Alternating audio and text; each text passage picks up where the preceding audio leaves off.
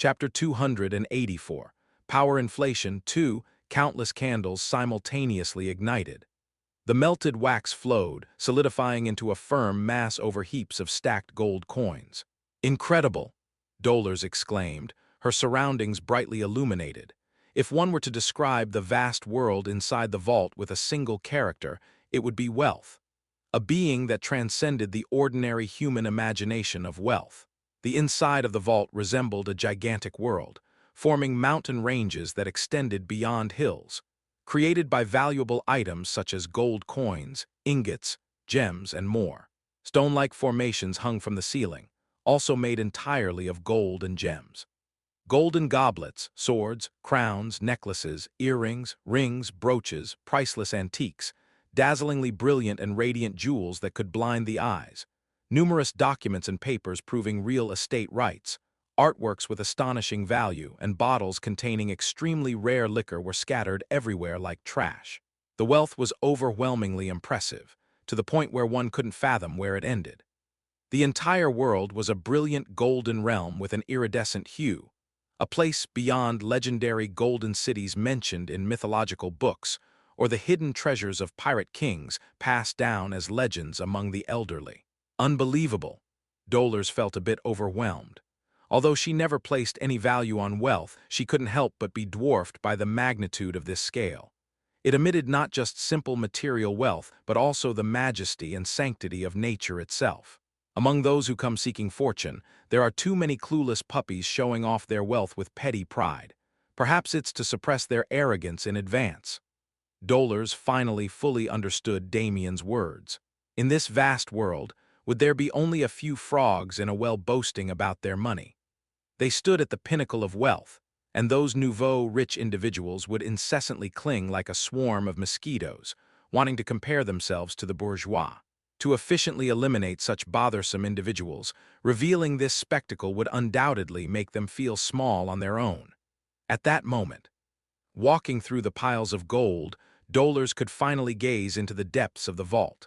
Amidst the dazzling and dizzying wealth, she could see a magnificent hillock rising at the end of the heaps of gold treasures. A mountain made of gold coins, stairs leading up, and atop it, a massive table carved entirely from ivory. Sitting across the table, a man greeted her. "Welcome, Saintess. No, the representative of the Oracle." A face with long white hair, a lush beard, gentle eyes, and a determined mouth coexisting.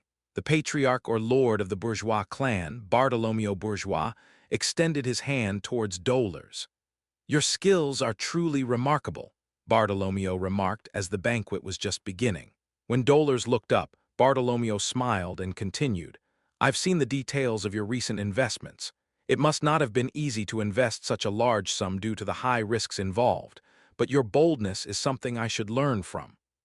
"I believed in the business idea of Cindy Wendy," Dolores replied as instructed by the night hound. Upon hearing her response, Bartolomeo nodded approvingly. "Cindy Wendy, a young entrepreneur making a name for herself in the West. I've admired the skill of that friend who outsmarted the savages in the Red and Black Mountains. However, not many recognize their influence in the world of wealth yet. You, my lady, have an exceptional vision. Your experience is impressive."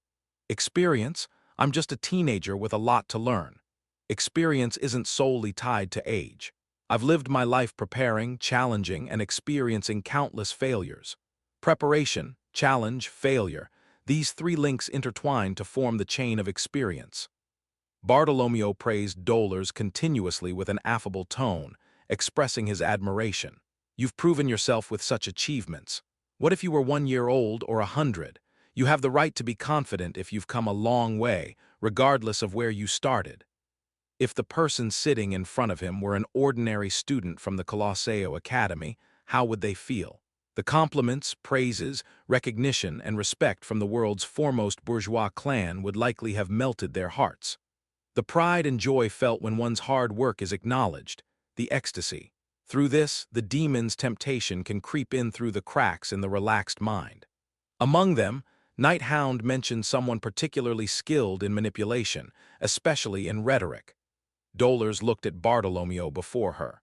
A gentlemanly appearance, a gentle voice, a likable tone, and sincere-sounding words of praise.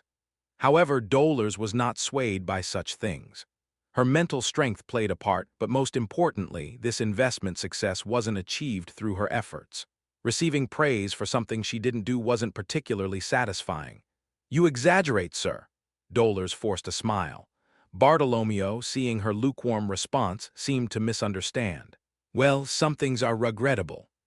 When Dollars looked up with a puzzled expression, Bartolomeo opened his mouth with a somewhat regretful expression. "By the way, the Saintess belongs to the New Testament faction, right? I have a deep friendship with the priests of the Old Testament faction." It seemed that Bartolomeo thought that Dollars, being a member of the New Testament faction, didn't like that he was close to the priests of the Old Testament faction. Bartolomeo offered apologies that sounded more like justifications. "But if that creates distance between us, it's truly unfortunate. As the Saintess sees fit, I'm friendly with the priests of the Old Testament faction.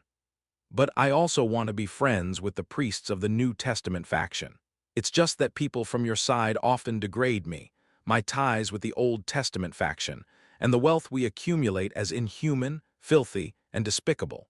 It's merely because they have been brainwashed by the ruling elite who have amassed wealth by controlling society." Bartolomeo spoke while cutting through the flesh with a knife. "In truth, wealth is a colorless, odorless, tasteless existence. It has no form, no taste, no aroma. It's painfully neutral. Whether it is considered good or bad depends on how it is used.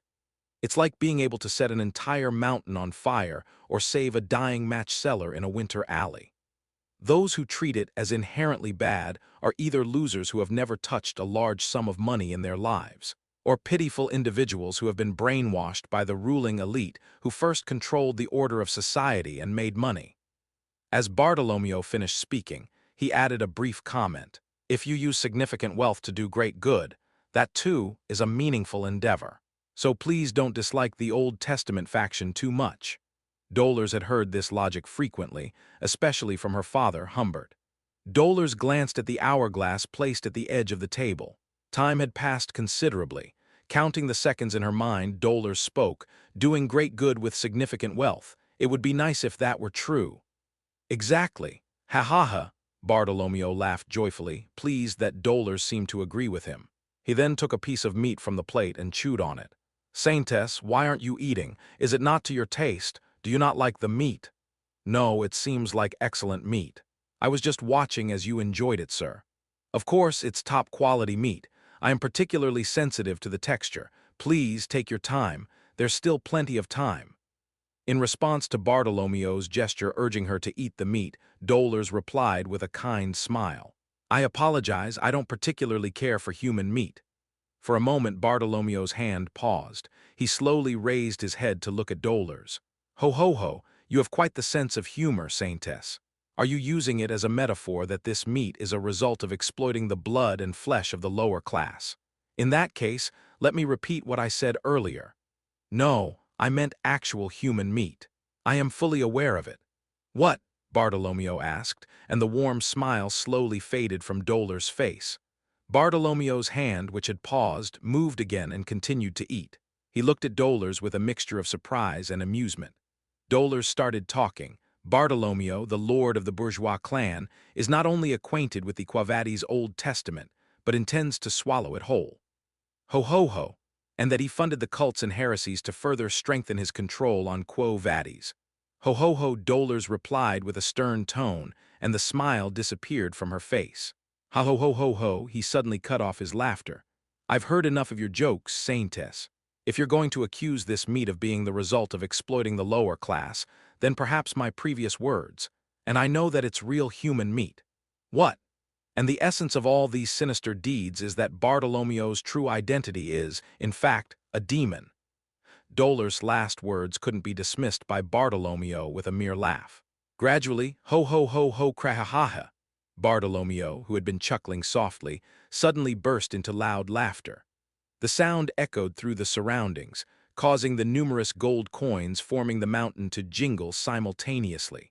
Without a hint of hesitation, Dollars asked, "Aren't you afraid, the visitor who came knowing your true identity?" "Afraid? Hardly." Bartolomeo looked at Dollars with a laughing face, an expression that said he found it amusing.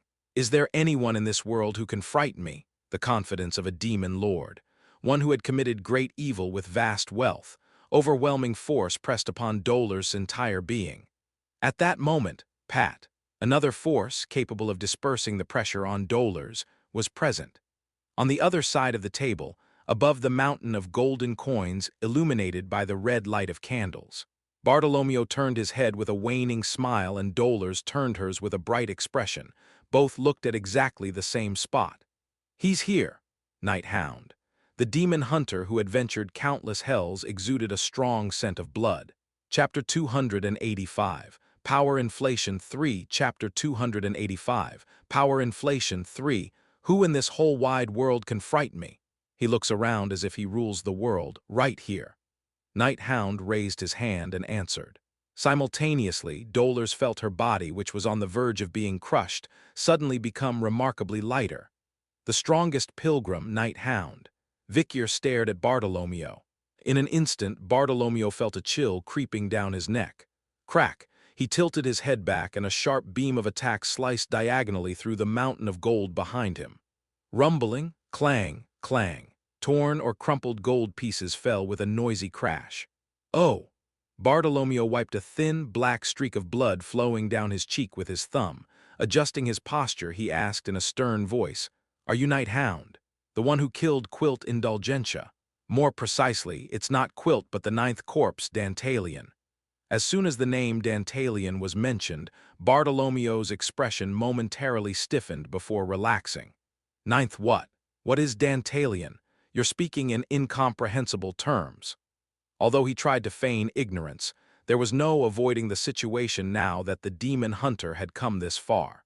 Andromalius, the inferior youngest son, Dantalion of the Thousand Faces, Seer, the King of Corpses, Decorabia, the Wall of Lamentation. I've taken care of them all, do you get it now? Vicyr's words silenced Bartolomeo. There was no need to pretend in front of someone who knew everything. Slink, finally, he pulled out a sword that had been haphazardly buried in the pile of gold. Bartolomeo observed the red blade extending from Vicyr's wrist and spoke, keeping his eyes on it. "Shall we use the swords?" "Aight." Bartolomeo smirked and demonstrated the sword. Vicyr recognized it at a glance. A black blade, a blue gem glowing ominously at the end of the golden handle. A long sword with golden cord decorations hanging down. Bamung, also known as Bamung of the Abyss or Bamung of Bahamut. It was originally one of the cursed swords passed down in the Baskerville clan, known as the Abyssal Sword. The sword possessed a sharpness that could cut through cold steel with just a swing. However, it was an ominous sword with a legend that claimed it could corrupt the wielder, turning them into a tyrant. Once belonging to the prestigious Nibelungen clan, renowned for their swords during the chaotic era, it later fell into the hands of their rival Bamung clan, and after their merge with the Baskerville clan, it became the arsenal of Baskerville, stored deep within their stronghold. Why is it here? Vicyr momentarily harbored confusion. However, the question was soon answered as Bartolomeo took the initiative to speak. "In my youth, I was a highly regarded swordsman. The head of the Baskerville clan in those days admired my talent and even gifted me this sword. Do you think you can challenge someone like me? Hu-hu-hu, well." Bartolomeo tilted Bamung horizontally and stood facing Vicyr. Then, with a swift movement, he leaped towards Vicyr's body. Swoosh! Blade against blade, Bartolomeo and Vicyr's auras collided in midair. The shockwave shattered the surrounding gems and gold into dust and fragments, creating a dense fog that spread in all directions. Crash! Above two partially collapsed piles of gold, the shadows of Bartolomeo and Vicyr intersected as they swapped positions. Each returned to their original places. The first to flinch was Bartolomeo. Drip blood trickled down from his nose and mouth. Bartolomeo's physique, once comparable to the head of the Baskerville clan Hugo in his youth, had aged significantly. The disciplined body had become frail and the brilliance of his talent had corroded with time. However, a wry smile formed on Bartolomeo's lips. Form may be temporary, but class is eternal. Simultaneously, a fountain of red blood erupted from Vicyr's waist. Undoubtedly, Bartolomeo's counterattack was effective. The razor-sharp blade of Bamung pierced through the protection of Styx's river blessing, and the S-rank monster Basilisk's high-level regeneration ability, invincibility. Vikir, bearing deep wounds revealing internal organs, had to retreat. Thud, thud, thud. The golden soil was stained red by hot droplets of blood. Bartolomeo approached the injured Vikir. Financial relationships are all about give and take, aren't they? I'm the type who never incurs debts. I always repay it immediately. There's a saying that there's no such thing as a free lunch. Everything comes with a cost, a balance between expenses and outcomes. Even things that seem like freebies or losses due to bad luck eventually come with a price. Bartolomeo paused briefly in his speech. Seizing this moment, Vikir spoke concisely. I agree. Simultaneously, splat, splat, splat, splat, an immense fountain of blood surged from various parts of Bartolomeo's body. What the? It was to the extent that he didn't realize how sharply the canine fangs had cut him, with blood belatedly oozing from the wounds. The hound's teeth were indeed sharp, causing blood to flow even after the initial strike. Bartolomeo staggered backward. Heh, what a cliché scene. You should feel embarrassed if you didn't know it was coming. Vikir recalled memories from before his regression. Among the countless comrades with whom he had fought on numerous battlefields, there were a few exceptionally skilled swordsmen. Their swords were so fast and sharp that, after they cut down an enemy, it took several steps before blood would start to flow from their enemies. Vikir remembered an incident during training when he had cut his thigh slightly. Despite not bleeding immediately, by the time he walked 3 kilometers back to the dormitory, blood suddenly gushed out, causing a loss of a small chunk of flesh. And all of this happened without using his aura. Vikir had trained rigorously in the gravity chamber of the academy to reach such a level. Now, he was reaping significant results at this moment. Thud. Having finished his thoughts, Vikir swung the legendary demonic sword Beelzebub. Despite colliding with the legendary sword Bamung, Beelzebub showed no signs of being affected. It was only natural, as it was a blade created from the remains of the ancient demon king that had dominated the demon realm long ago. On the other hand, Bamung seemed to be whimpering. Die already. Vikir infused his aura into the sword. Swordmaster. Solid aura extended, creating an unimaginable-sized onslaught. Quack-quack-quack-quackung, Baskerville style, 8th form. Thanks to the deep understanding gained from encountering Cane Corso in the Sword Tomb, Vikir could create 8 fangs. Meanwhile, Dolores, who observed this, was genuinely surprised. You've become even stronger than when I last saw you. When they first met at the orphanage, Night Hound couldn't break the trajectory of that onslaught more than 6 times, corresponding to the number of fangs he had at that time. Only when she awakened and applied buffs did they manage to break Dantalion's trajectory 7 times. The peculiar swordsmanship displayed now might be of an unknown style, but one thing was certain: Night Hound had become significantly stronger compared to when they fought Dantalion. NGGH. Bartolomeo twisted his body and retreated. However, due to the venom already infiltrating his body through the bloodstream, he couldn't go far and slid under a pile of gold. Die. Vikir thrust the sword deep into Bartolomeo's abdomen. Squelched despite spewing blood, Bartolomeo tightly gripped Vikir's arm. Do you think you'll get away with this? As soon as the vault door opens, soldiers will rush in, and the royal guards will be notified. At that moment, splat, a white light descended from above, enveloping Vikir and Bartolomeo. While Vikir's wounds rapidly healed, the wounds on Bartolomeo's body worsened even more. It seemed as if they were searing, akin to being burned. Will people believe your words when they see you like this? Dolores stood on top of the mountain of gold, emitting white light. She used the Mirror of Truth, a prize she had won for winning the University League, to reflect Bartolomeo. In the small mirror, Bartolomeo's true form was clearly visible, endlessly deep and endlessly dark evil. His true nature. Vikir quickly turned his head away from the mirror, distancing himself. Dolores, too, did not insist on uncovering Night Hound's identity. Soon after, Bartolomeo began to laugh. Hey, I see. You've prepared quite a bit. His recent agony and screams seemed like a distant memory. Vikir retrieved his sword and stepped back. TSS, TSS, TSS, TSS. An obscure energy enveloped Bartolomeo's entire body, lifting him into the air. A warning came from De Carabia, which had been on Vikir's chest. The play has ended. The sixth corpse is about to reveal its true colors. I can see that much. Vikyr pressed de Carabia back into his chest. Shortly after, amidst Dolar's anxious expression and Vikyr's composed demeanor, the sixth demon lord descended onto the Golden Hill. The sixth corpse, Belial, danger level, S+ size, location. Depths of the abyssal gate, Snake's womb, also known as the sixth corpse. One of the 10 supreme demon lords, an enemy of humanity, invincible and indestructible. Your body and soul will boil with agony. Decalogue 10. Above Belial, the lord of greed and falsehood. The arrival of the sixth key player leading the era of destruction.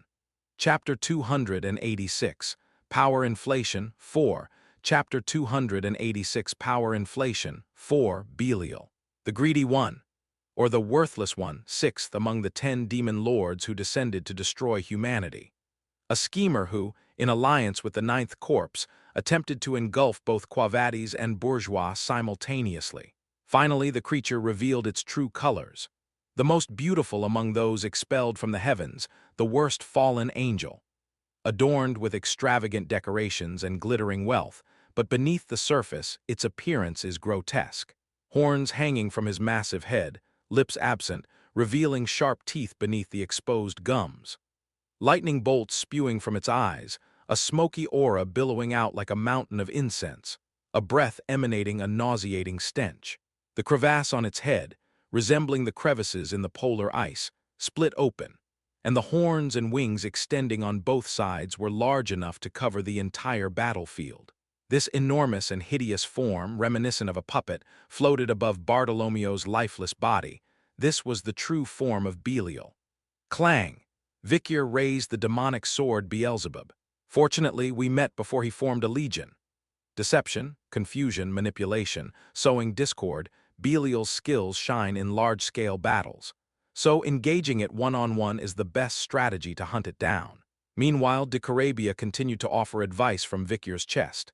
It's been a while since I've seen that fellow. The name Belial is from the ancient magical nation's dead language, meaning worthless. Ha-ha-ha, baby madam, too, clung to Vikyr's shoulders, her body covered in bristling fur. Her eyebrows raised defiantly. It was clear she considered her master's enemy as her own enemy. Saintess, come here. Vikyr positioned Dolors behind him. Dolors cautiously moved closer to Vikyr. Then Belial spoke, its mouth opening. When the priests turned into a rebellious mob, abandoning their faith, there was no entity more worshipped than me in the temples and altars throughout the old magical nation. A mocking tone filled its words. Indeed, Belial had already consumed nearly half of the Quo Vadis clan. Humbert, Dolors gritted her teeth. Was Cardinal Humbert aware of Bartolomeo's true identity as Belial and still collaborated with the creature? Was he intentionally weakening the family while in alliance with the demon? Recalling the unpleasant gaze of her father, Dolors shivered. Humbert, undoubtedly human, was more fearsome to her than a demon. Just then, a calm voice echoed. Do not be afraid. Dolors turned her head to find Night Hound standing confidently. In an instant, Dolors recalled the time during the fight with Dantalion. Yes, it was the same back then. When Dantalion, with those bizarre pouches, extracted Humbert's illusion, Dolors momentarily lost her strength, overwhelmed by fear and unease. There's nothing to fear. Back then, with a word of encouragement from Night Hound, Dolors could dispel all her fears and find peace of mind. Thank you, Night Hound. Dolors clung closely to Vikyr's back, offering prayers while preparing for Belial's demonic onslaught. The Lord is our strong fortress, a shield and weapon in times of great trouble.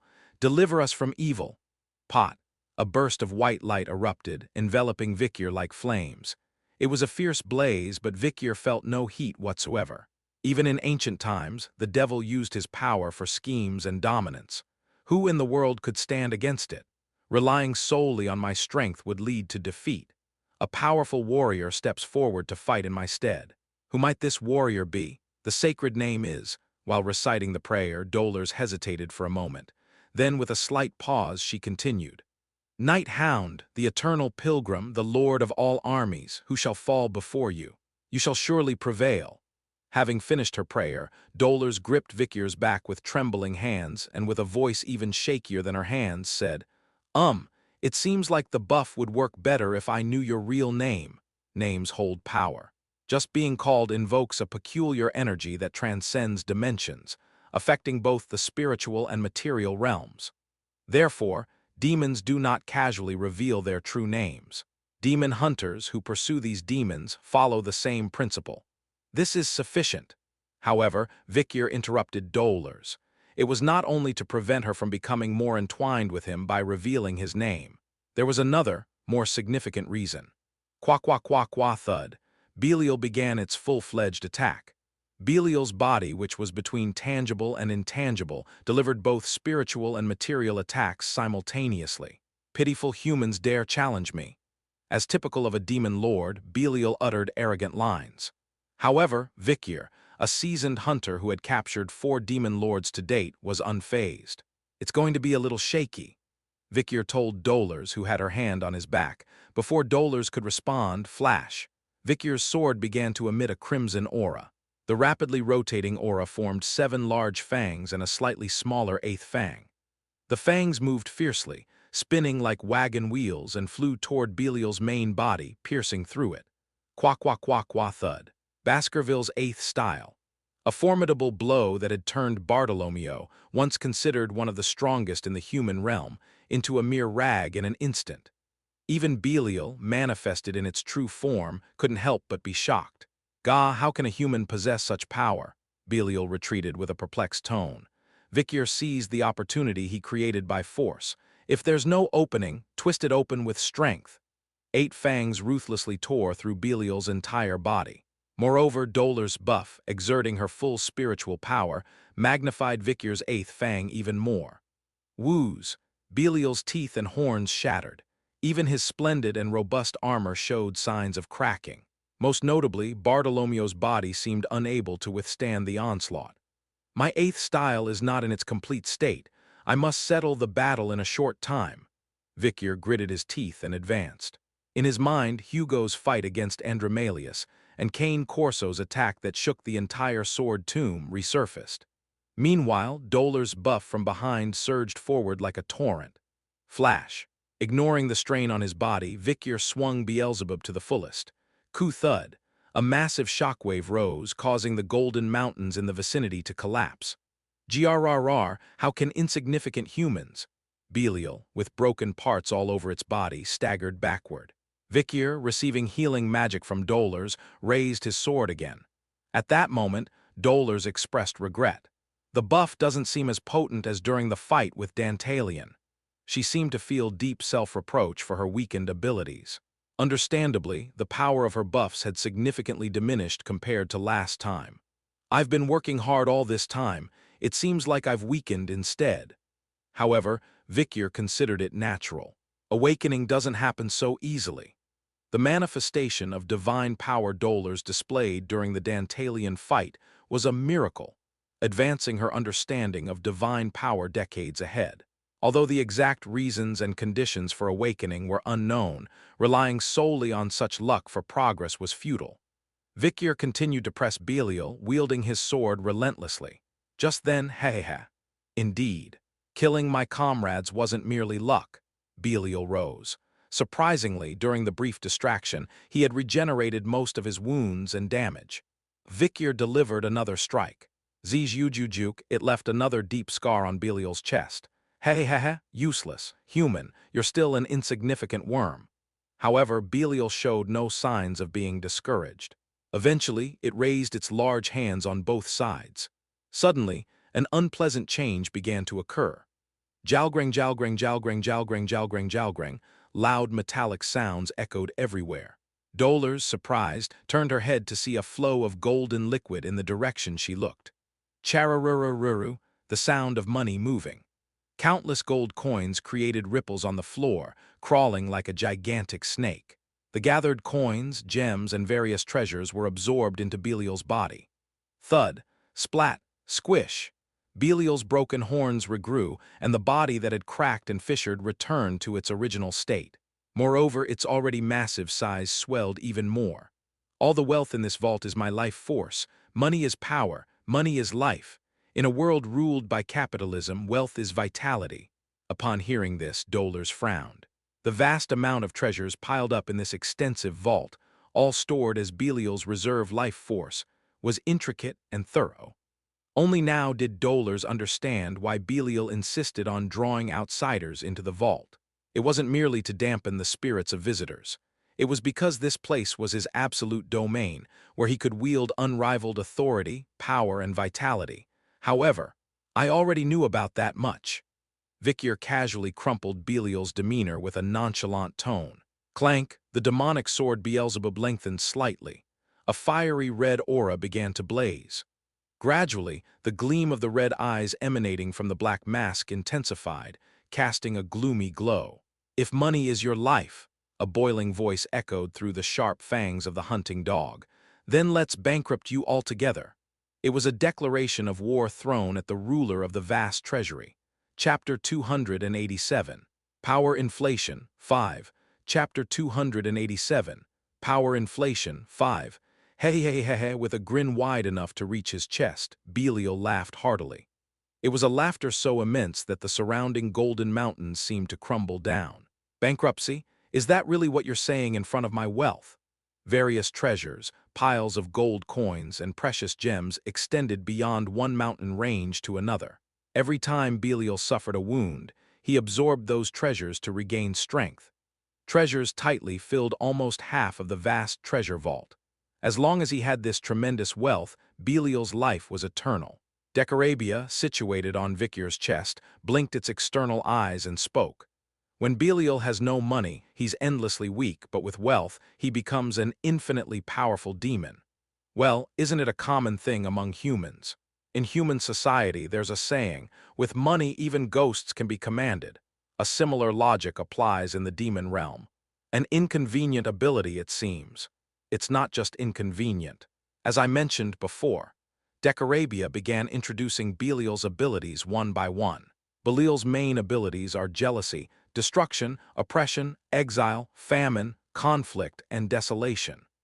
Dark energy emitted from his body disturbs the enemy's vision with jealousy, transforming wealth into strength and releasing it as punches with destruction, blocking the movements of enemies and separating them with a whirlwind of gold coins with exile, draining the opponent's wealth by spreading famine, emitting powerful waves from his mouth with conflict, and annihilating the surroundings with desolation. Q. Vikyr had to constantly retreat to avoid the destructive power that swept over.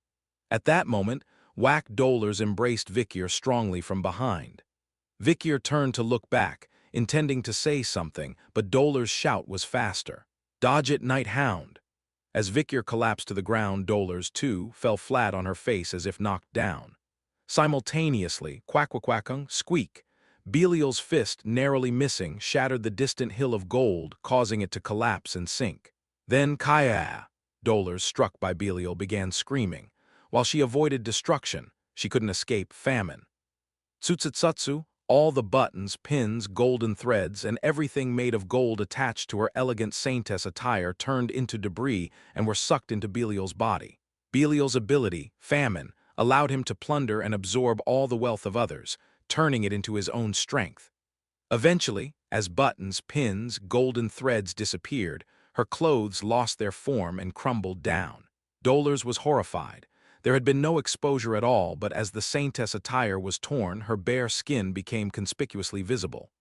Night hound D, don't look." Her face and ears turned an intense shade of red. But Dolores' ordeal did not end here. "Your body and clan both shall boil with anguish." The power of famine that Belial possessed wasn't merely about seizing the opponent's wealth. There's a saying that health is the most valuable thing, and one's body is their asset. It wasn't just about devouring the opponent's wealth. It was the ability to consume their body and lifeblood as well. That was the true nature of the grotesque power that Belial wielded. Bubbling sounds echoed. Soon, these things began crawling around Dolores' body. These white bloodsuckers burrowed into Dolores' fair and soft skin, sucking blood with their sharp fangs. Yuwa! Dolores involuntarily scratched her body with her hands. A distressed expression. With one hand desperately clutching her falling clothes and the other scratching her body, Dolores' appearance made Vikyr momentarily think. "She looks eerie." As Vikyr remained silent for a moment, Dolores shouted, I feel unjust. I definitely bathe and shower every day, so why are there lice? All right, I get it. Wait, did you say all right? Just all right. Ignoring Dolar's mixture of confusion and injustice, Vikyr neatly dismissed her defense. Since she ended up in this state trying to protect herself from Belial's attack, it was only natural to help her. Go and help her, Vikyr asked with his friend perched on his shoulder. Hap, baby madam. The little one with crooked eyebrows saluted in a playful manner. This reliable fellow bounced energetically and attached himself to Dolar's back. And then coo-oo. As the absolute ruler at the pinnacle of the insect ecosystem, he began emitting a terrifying aura. Trembling, spiders are their natural enemies. In front of the formidable aura, they trembled as they began to escape from Dolar's body. Regardless of being in Belial's presence, the orders of the spider species were absolute, at least within the insect realm. Madame Eight Legs was a formidable creature that even high-ranking demons like the demon lords would have to contend with. Vikyr nodded his head. Although the baby madam was young, it undoubtedly possessed the potential to become a demon lord in the future. If raised well, it would undoubtedly be a great help in battles against the demon race. Meanwhile, thud, thump, whoosh. Belial was recklessly unleashing his immense wealth and strength, rampaging around. Hey, guilty without money, innocent with money, who dares to oppose the power of infinite wealth? The vast treasury was filled to the brim with riches. Belial, looking at the golden horizon forming the mountain range, shouted as if intoxicated. You've killed quite a lot. When this vault is full, I might as well open the gate by myself. I don't need any mediocre companions. Belial shamelessly insulted the other demons without hesitation. Money, more precisely the value of money, even more precisely the greed of humans who desire money. The importance of money lies in its value, and its value exists because of human greed. As long as the human world overflows with greed, Belial's power is infinite, and his growth potential is boundless. While Belial wore the mask of a bourgeois in the human world, how much wealth and greed had he accumulated so far? Die, you bugs! Belial successfully cornered Vikyr into the corner of the treasury and immediately swung his massive fist. Boo-woong! It was a spectacle akin to a falling meteor. However, the unique difference was that the meteor's tail burned not in red, but in black. At that very moment, the demons are on this land attempting to swallow us. Dolars once again stood in front of Vikyr. Do not be afraid, stand firm, for truth will prevail.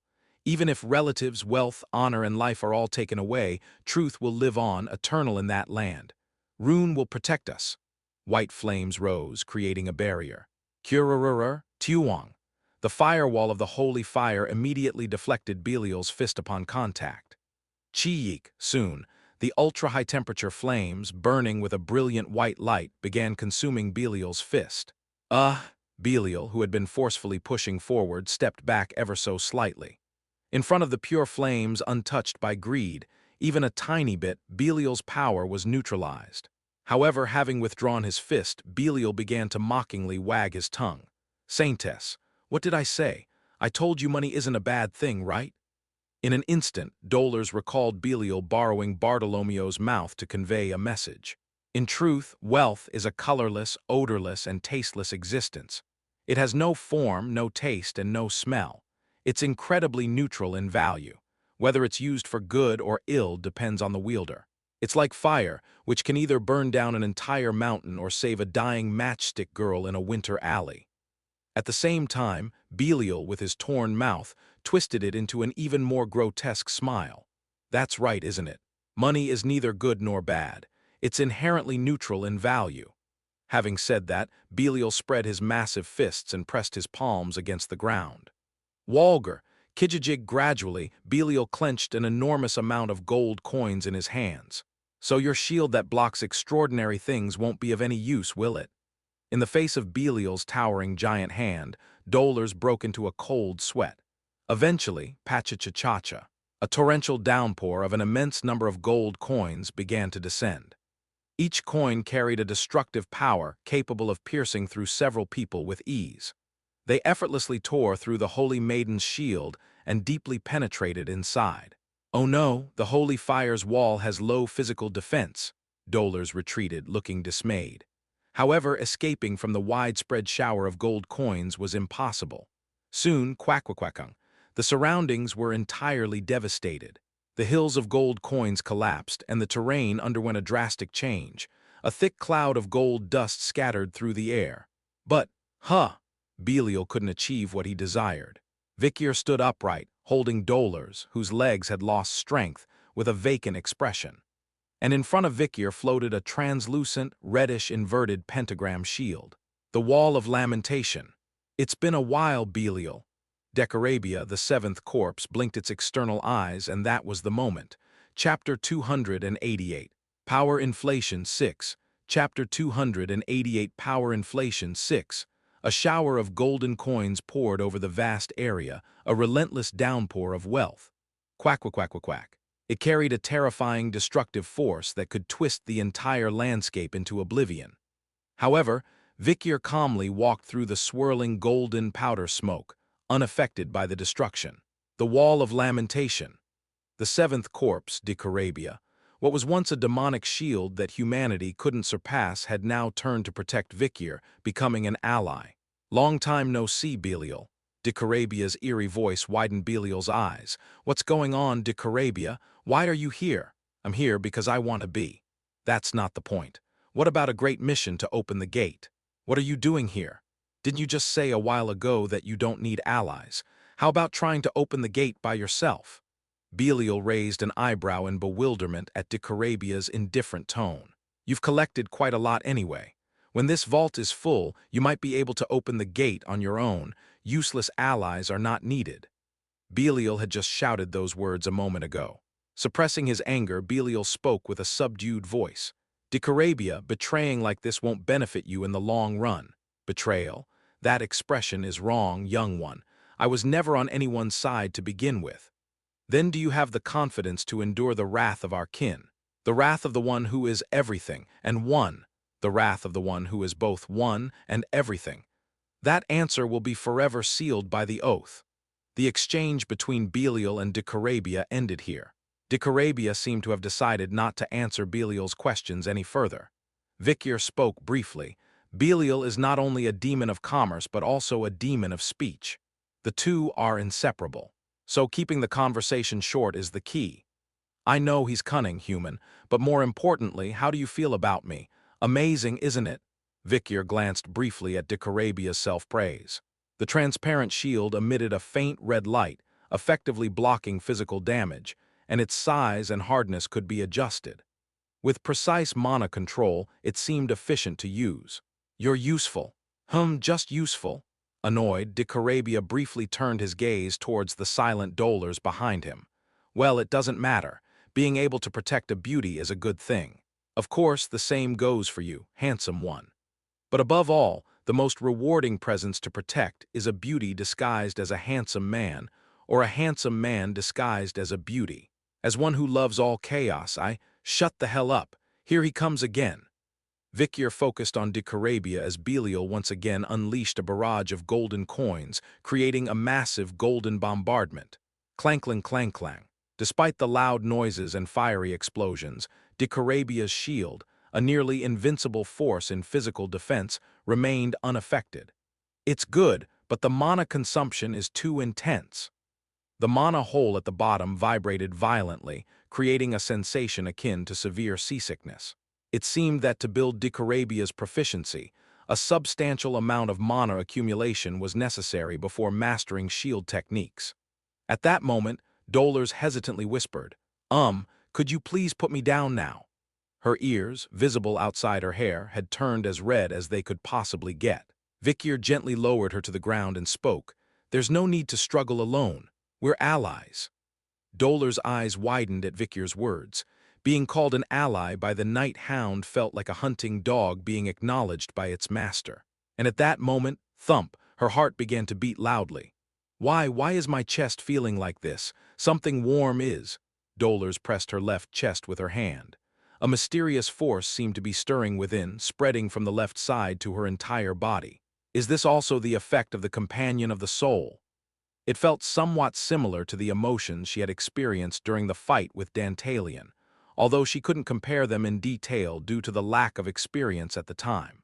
Then Belial once again threw gold coins. Metallic showers flew like a barrage, and this time, black wave patterns emitted from Belial's mouth were added to the mix. Q-woo?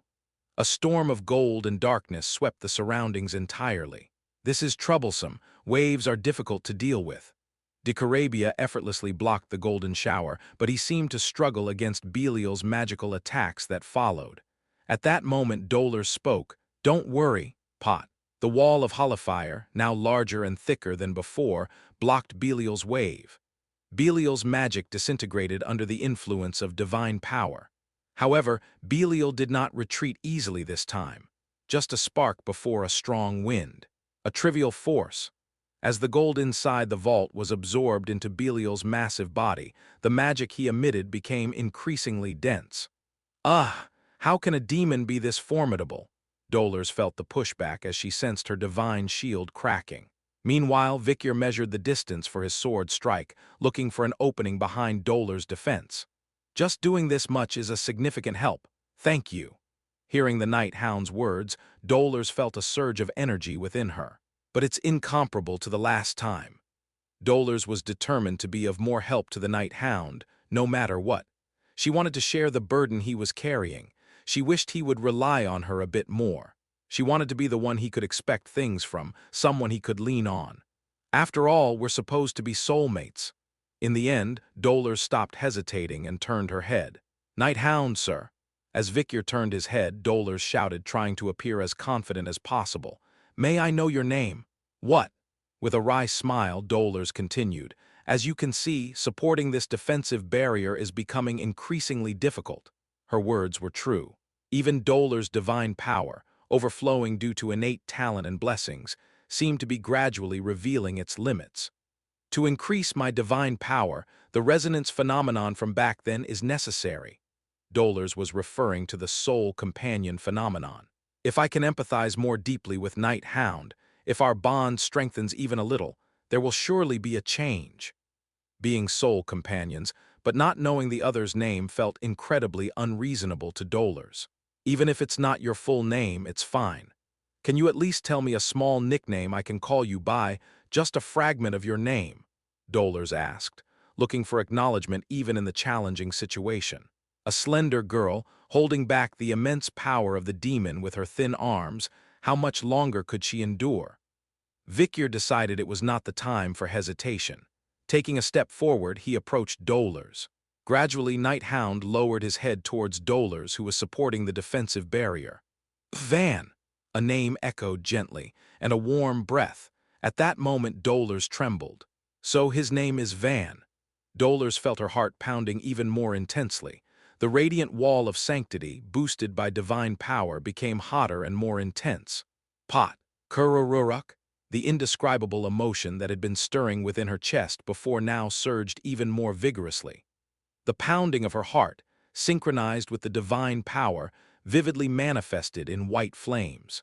It was the moment when the soul companion once again awakened. "Yah!" Dolores expelled the sanctity with all her might, completely pushing away and dispelling Belial's wave of darkness. Ugh! At the same time, his attacks shattered, and a scorching heat rushed in, engulfing his mouth in flames. For Belial, it was an event that could only be described as terrifying. "Done, it's completed," Dolores shouted, looking down at her two hands. A phenomenon that couldn't be experienced or explained by anyone else. A miracle that only occurred when she was with the Night Hound, no, with Van. Victor wanted to congratulate Dolores for once again causing a miracle as the Steel Maiden. But unfortunately, time was not sufficient. Die, Baskerville 8th style. 8 streaks of tearing air flew towards Belial, quack quack quack quack. With a terrible scream, a deafening explosion erupted. It was a fierce exclamation of a devilish demise. However, char-ra-ra-ra-rumph. Once again, the gold coins began to move rapidly.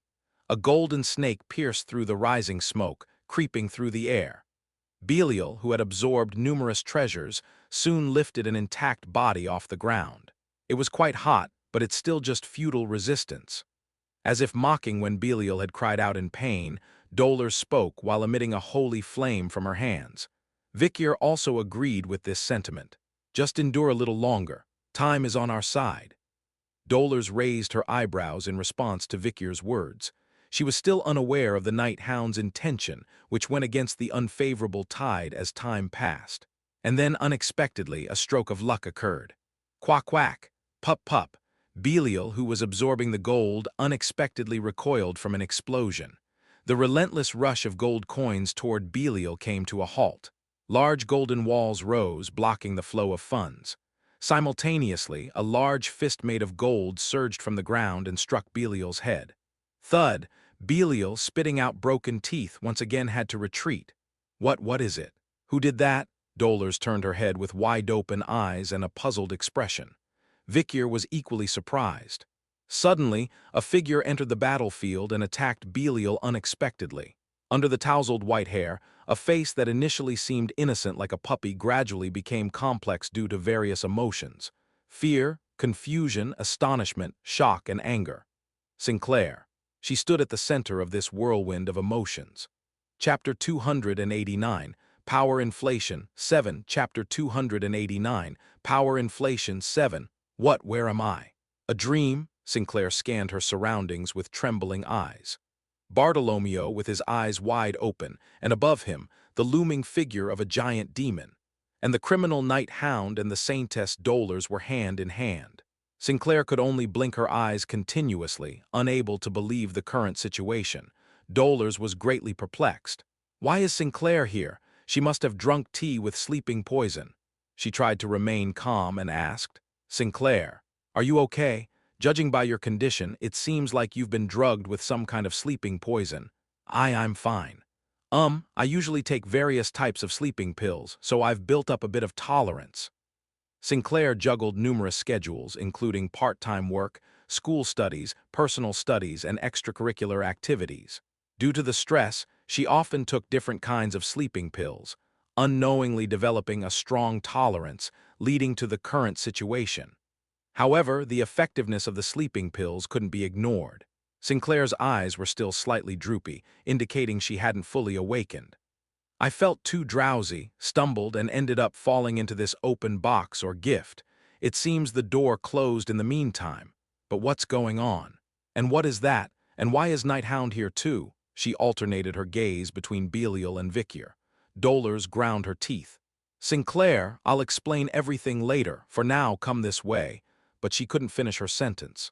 Belial grinned and raised a massive fist. It wouldn't be a bad idea to eliminate useless connections at this point. From now on, all dramas must end. Bartolomeo's body twisted again, unleashing a terrifying magical explosion. Sinclair's eyes narrowed as she witnessed it. Boom, boom, boom, crash. Finally, Belial's fist descended toward Sinclair. As if witnessing a meteorite fall, Dolores screamed in horror.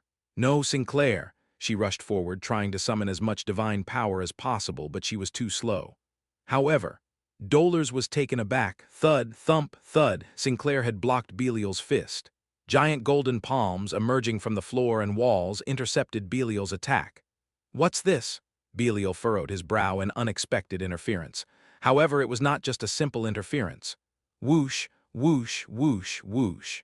Unexpected golden thorns sprouted from the back of the golden hand, piercing through Belial's fist. As Belial hastily withdrew his hand, the changes around him began to catch his eye. Swish, swish, swish, swish, waves of gold coins. Treasures piled up like mountains, creating waves as they surged in this direction.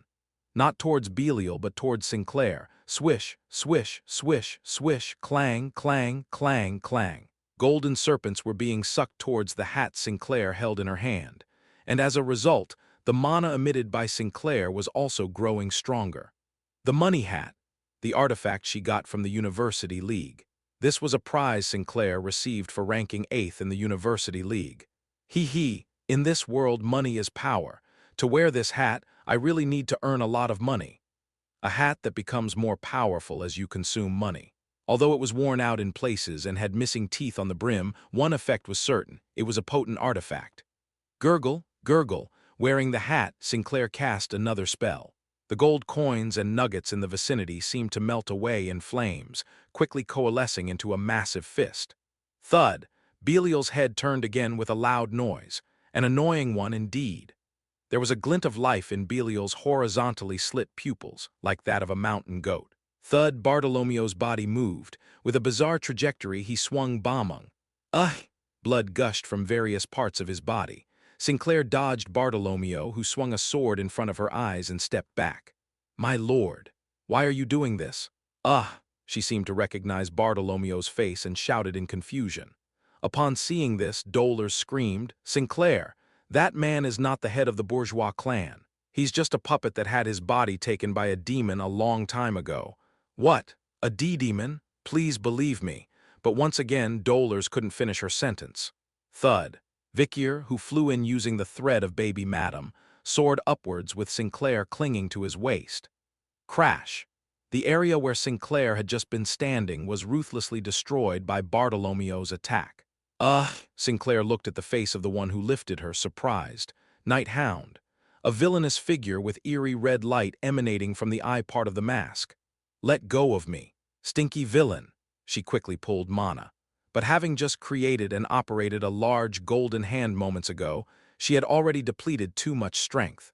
Although the hat becomes stronger when it can smez money, there's a limit to how fast it can consume it. Vikier gently placed struggling Sinclair back on the ground. Huh! Sinclair momentarily had a bewildered expression at the unexpectedly gentle landing. Vikier intentionally spoke with a more harsh and raspy voice. There's nothing good about getting involved.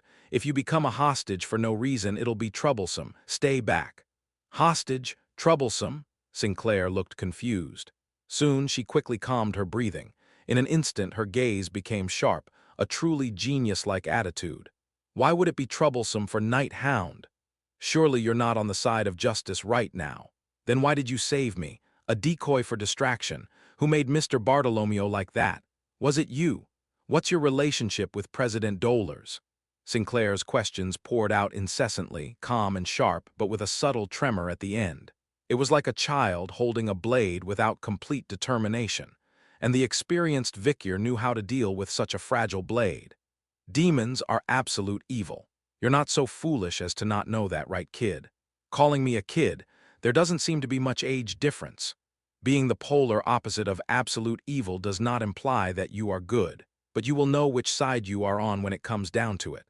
What to see, what to believe, and what choices to make are entirely personal matters. It was originally about not getting involved. No need for persuasion. No need for influence. Just each person walking their own path. After finishing speaking, Vikier turned his head, and in front of him Bartolomeo, his eyes glowing, was rushing forward with a magical sword in hand. Swoosh, thud. Vikier swatted away Bartolomeo's right hand, which was charging at him with the sword. Furthermore, he left deep scars on Belial's main body beyond that. NGGH, but it's useless. Belial suffered, but it was brief.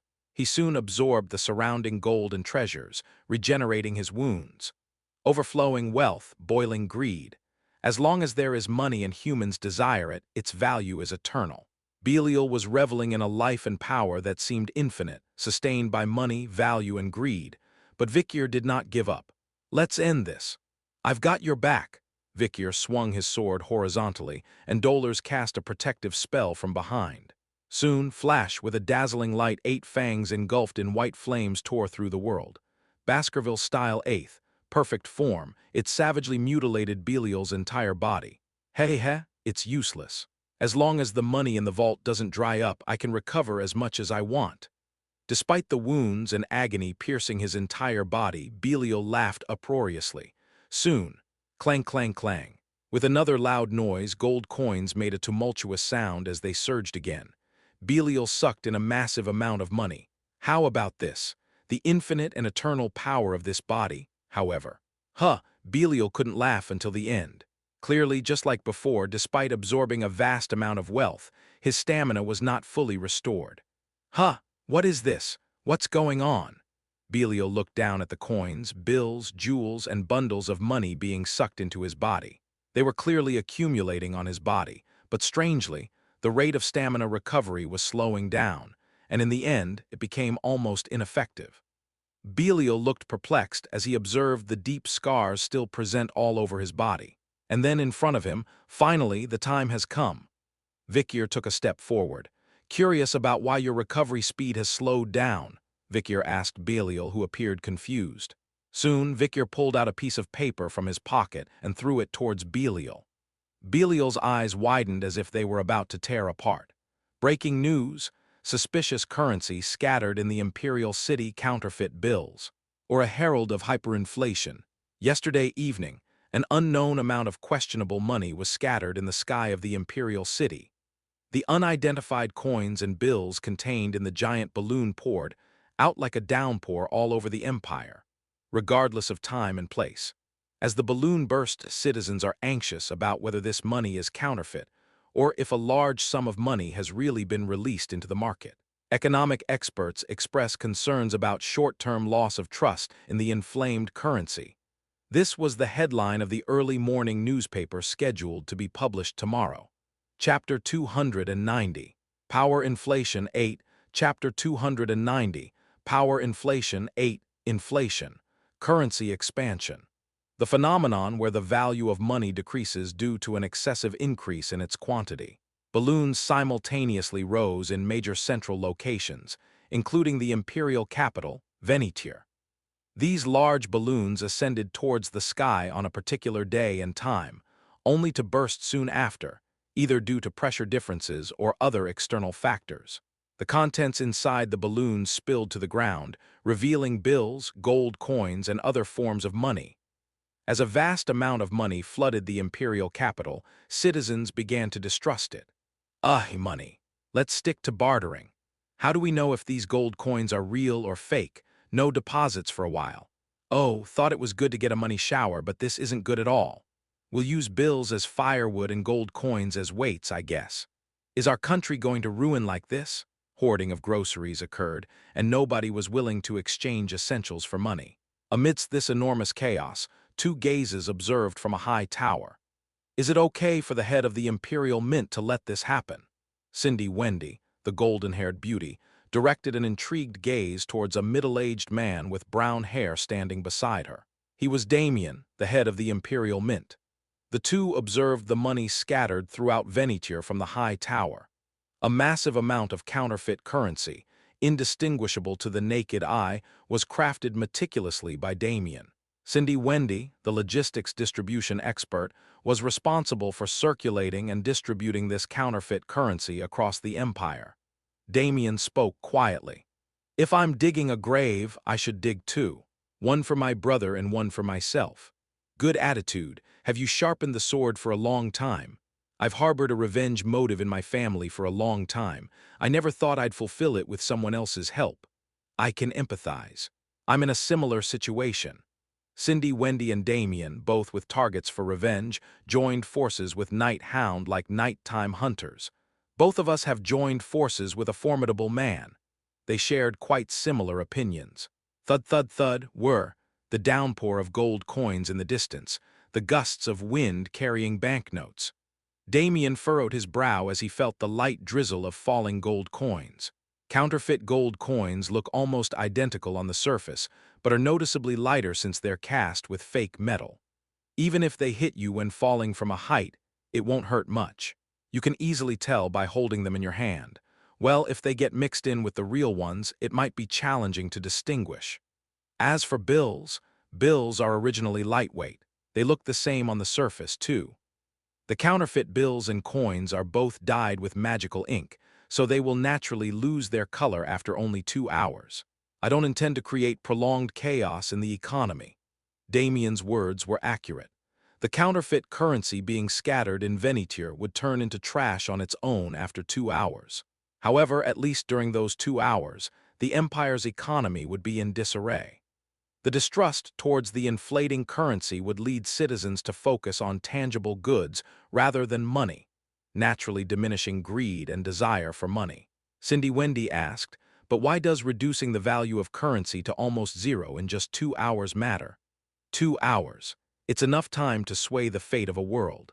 Of course, it might be challenging for ordinary folks like us. Damien stroked his chin and answered with a subdued voice.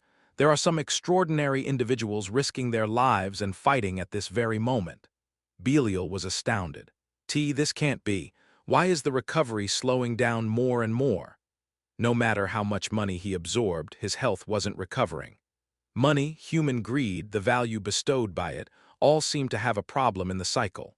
Humans can't resist the temptation of money, can they? Their greed is endless. But why? Belial seemed confused. There had never been anything money couldn't achieve until now. However, gold isn't omnipotent. Vikier took a step forward and spoke. The following phrase, at least for 2 hours, was omitted. Time was running out until the vault would open. During this time, the numerous treasures inside would gradually lose their value.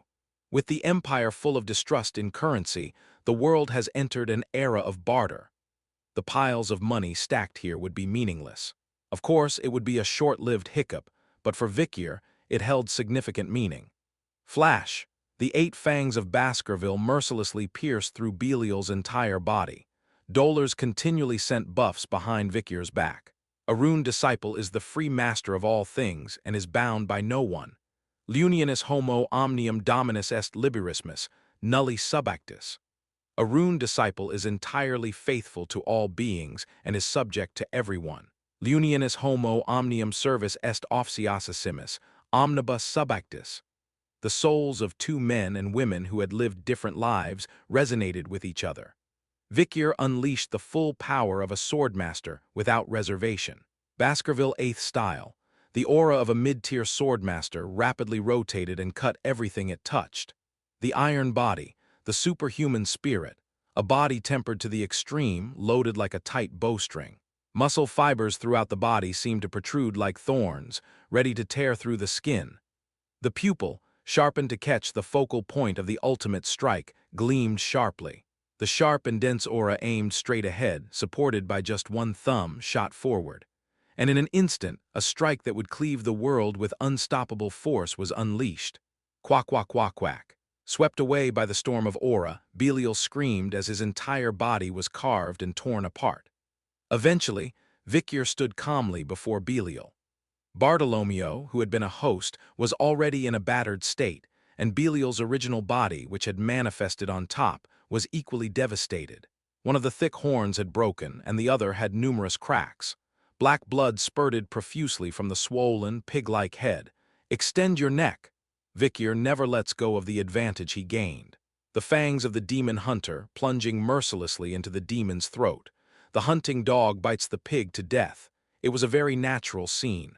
However, in the final moment, Belial burst into laughter. Seeing his large pig nose twitch, Vikier narrowed his eyes. "What's so amusing?" "Because I look forward to the faces of you miserable beings contorting soon."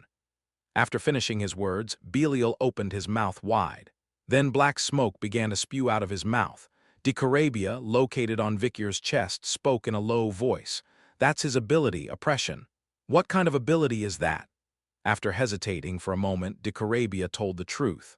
"It's an ability that makes the one who killed him pay an equivalent price in punishment." "That's right.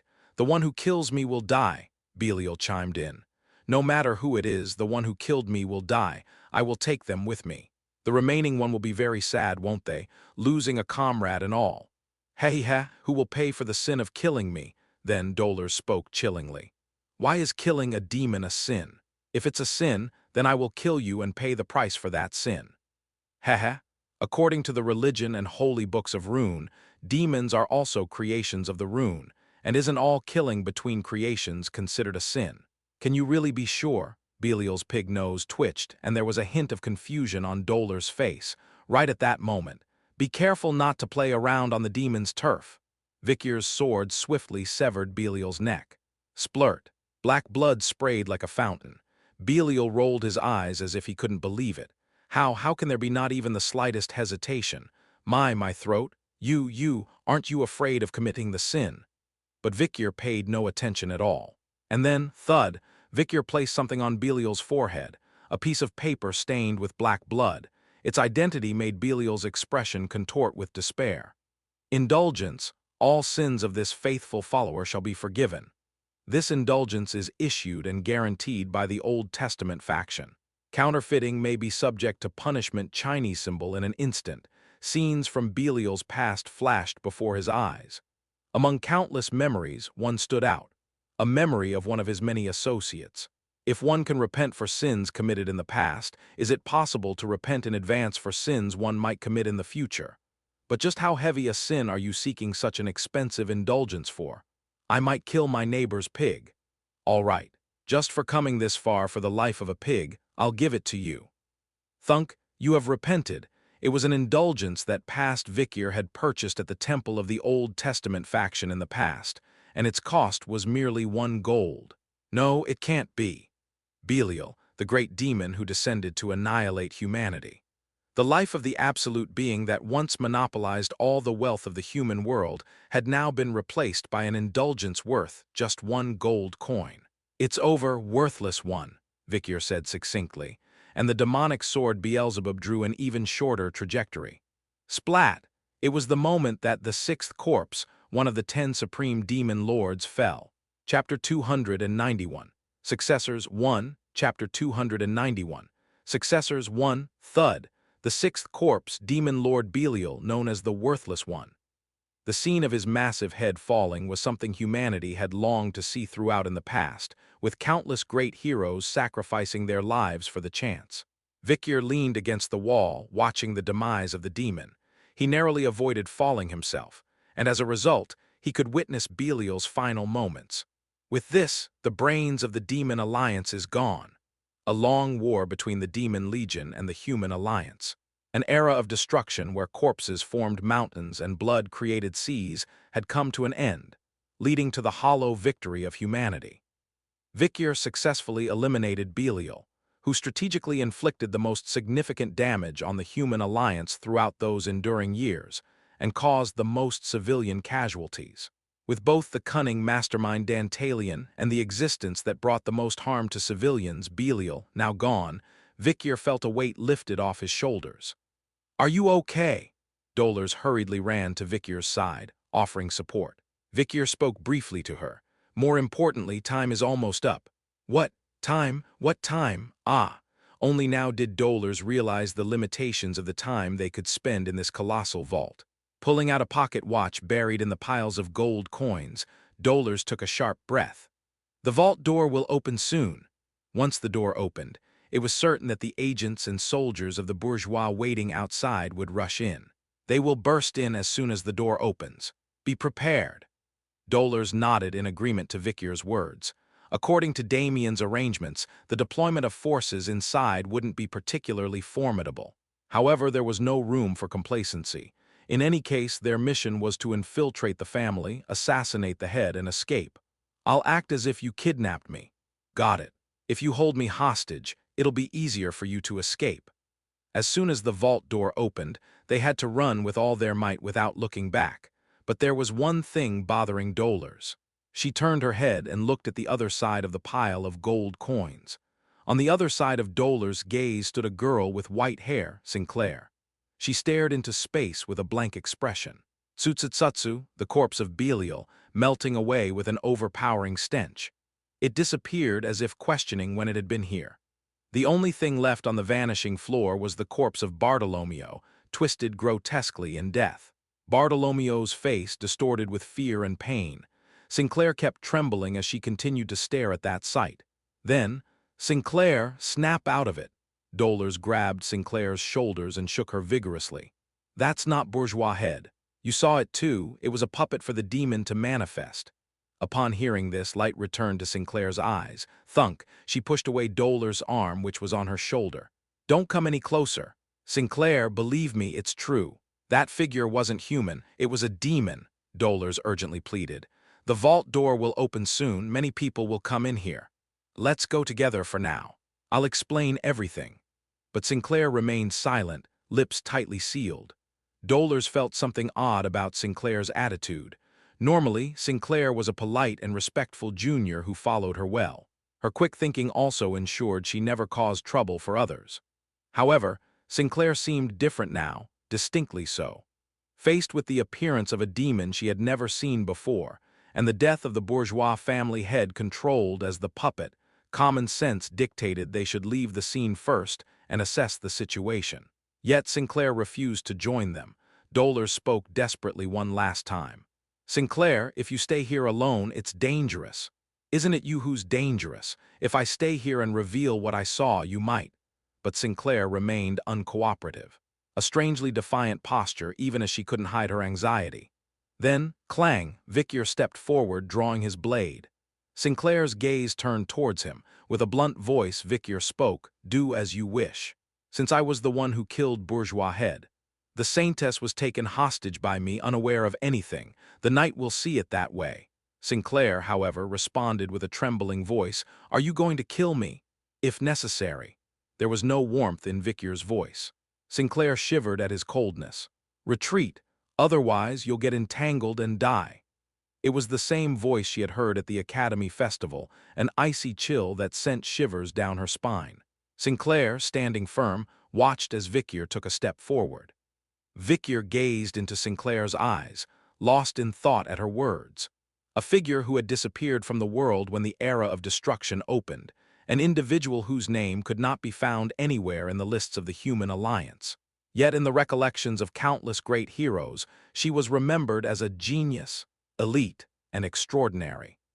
A mysterious female student who suddenly vanished from the world after graduation, leaving no trace of her name. Should she be spared or should she be eliminated here? Vicyr's judgment and decision were swift. "Decide for yourself," his voice with a sharp cut. "What to see, what to hear, what to believe." It weighed heavily on Sinclair's heart. She had to decide what to believe in.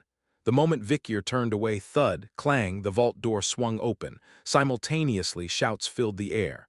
What's going on?" "Ah, an ambush. Find the family head." "All troops to the vault." Confused cries echoed from the bourgeois forces. Crash! With a loud explosion, Hound leaped out of the vault. Clattering, precious gems and gold nuggets scattered in all directions. As the pursuers with weapons and magic staves approached, their attention momentarily shifted to the fallen wealth on the ground. In an instant, Hound escaped, carrying the seemingly unconscious Saint Dolors on its back. "Hey, it's bad. The family head is gone. Moreover, even the Saintess has been taken hostage.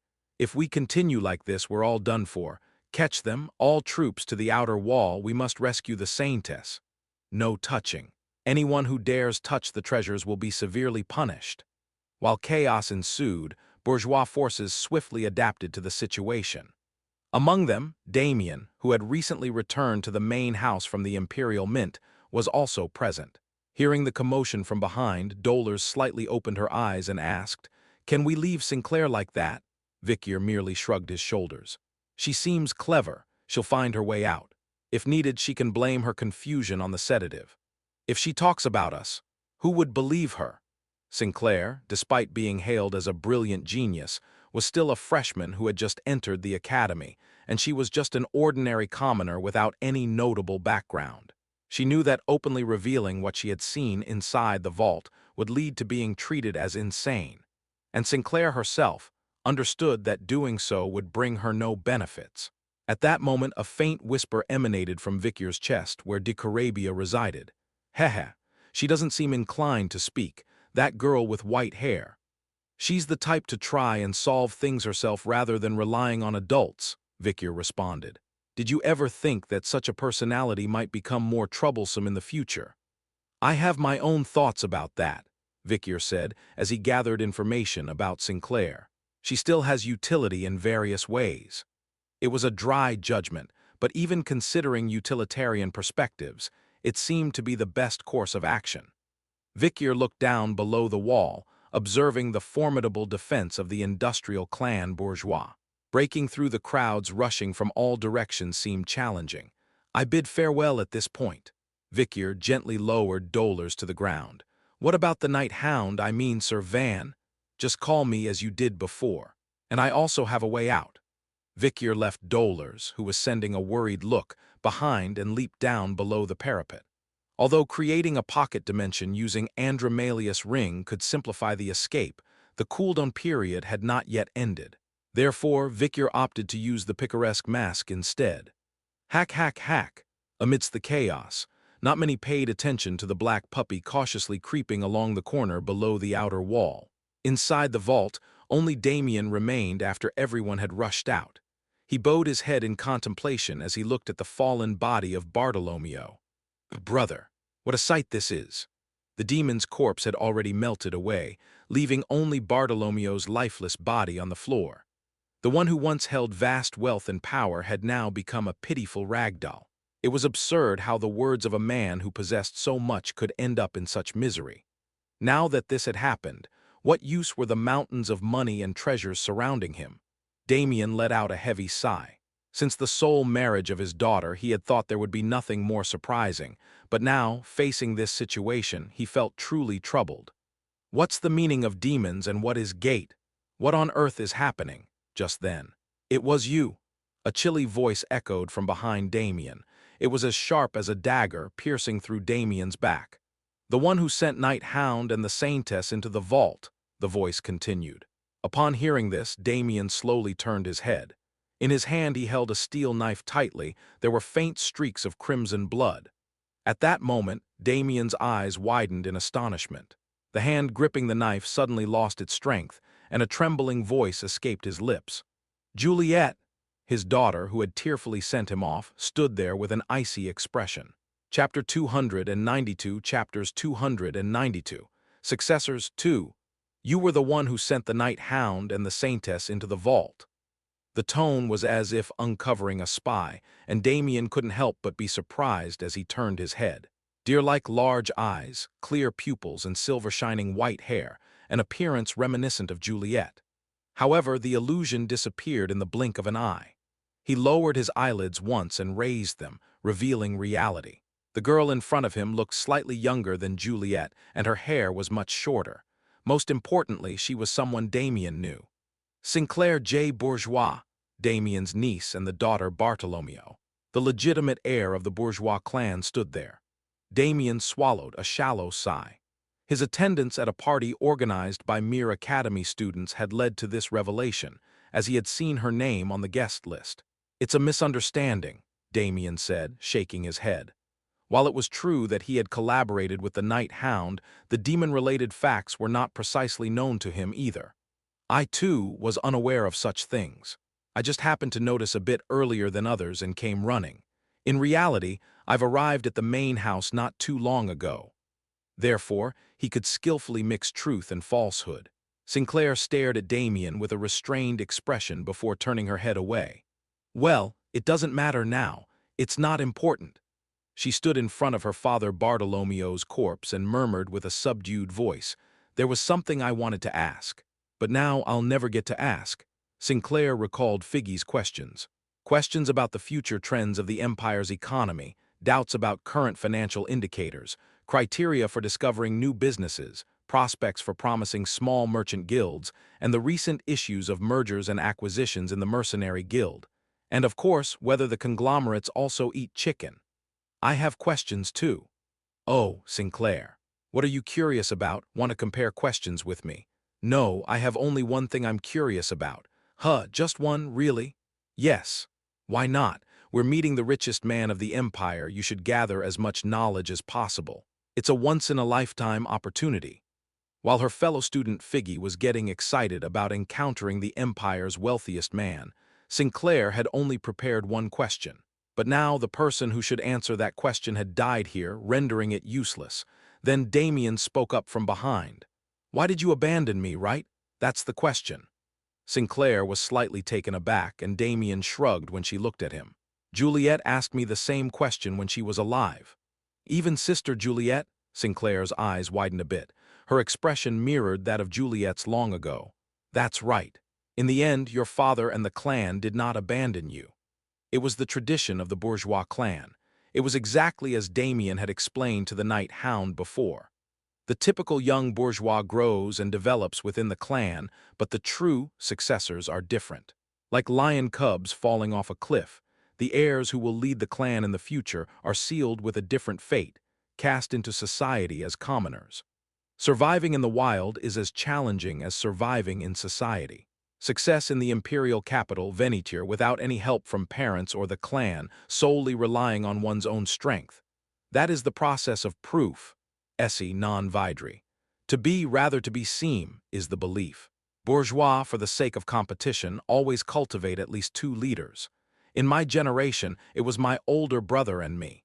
In the next generation, it was you and Juliet, Damien explained to Sinclair, and hesitatingly added, originally, you should have been told much earlier. I don't understand why my brother didn't do that. Suddenly, Sinclair felt a throbbing headache. Blood was flowing from the spot grazed by the golden coin fragments earlier. Seeing the blood triggered memories.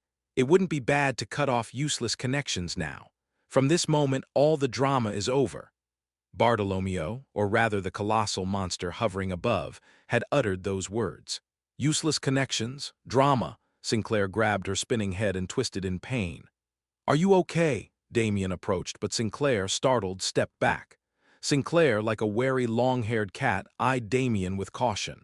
She slowly withdrew, showing her palm towards Damien, expressing her distrust as if saying she believed in nothing in this world. If my father's body was really taken over by a demon, then who raised me when I was young? Which one is my real father? When did this happen? She muttered, her eyes full of disbelief. Damien didn't understand what Sinclair was talking about, but Sinclair continued to murmur, whether Damien understood or not. If my father wasn't my real father from the beginning, then what will happen? If what died wasn't a demon but my father, or if it's not my father but a demon, I don't know what's what, it's so unclear. Sinclair, with disheveled hair, tormented herself. Suddenly she raised her head. Night Hound, I have to meet that person again. Whether the one killed by Night Hound was a demon or her father, everything would be resolved. Standing up, Sinclair approached Bartolomeo's lifeless body and closed his eyes with her outstretched hand. Goodbye, father. I will inherit the clan legacy. Damien, standing behind, was silent, not considering the words that were never in his thoughts. Eventually, Sinclair's eyes sank deeply. Her expression seemed to have made a significant decision. Huff, Hugh Huck. Far from the bourgeois in the outskirts, a side road leading to Venetier. A middle-aged man was running through the mountain path, his once neat face now marred with scars and his clean white attire completely dirtied by mud. Humbert, the cardinal of the Rune religion, ran hastily, abandoning his carriage. Oh my God, you bitch! Bartolomeo was a demon. I truly didn't know. With a frightened expression, he pushed through the thickets. Before the dinner with Bartolomeo, Humbert had shared a meal with him. The investigation by the imperial clan had begun as the links to cults, heretical sects, and the chain of crimes leading to the bourgeois clan surfaced.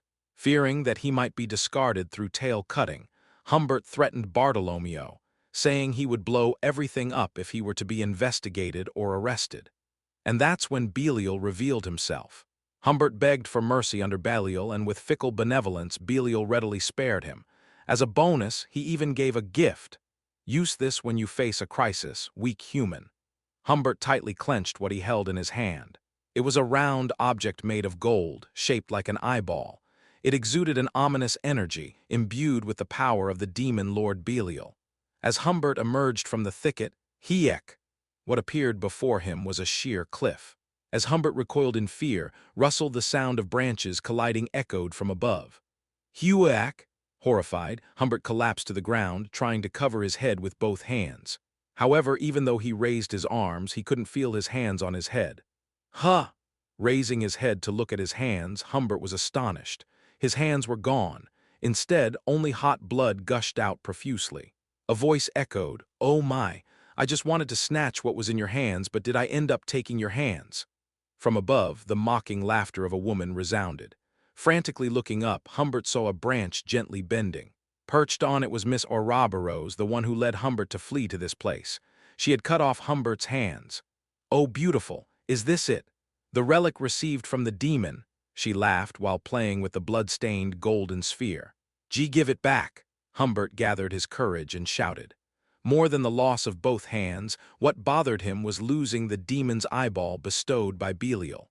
And of course, Miss Ouroboros had no intention of returning it. The Grand Cardinal of Rune, selling children for money behind the scenes, now cozying up to demons. Quite a character, truly. As if penetrating his inner thoughts, her words made Humbert shudder. But Miss Ouroboros still wore a seductive smile. "But still, I don't mind. Criminals like you, I'm collecting them." "What, collecting?" Humbert made a puzzled expression, and at that moment, swoosh. Suddenly, something like a snake flew in from behind, wrapping around Humbert's neck. It was Miss Ouroboros's whip. Keck! As Humbert was lifted, choking, he couldn't resist much. Both wrists had already been cut off. While struggling in midair, Miss Ouroboros, with a laughter-infused voice, spoke to the floundering Humbert.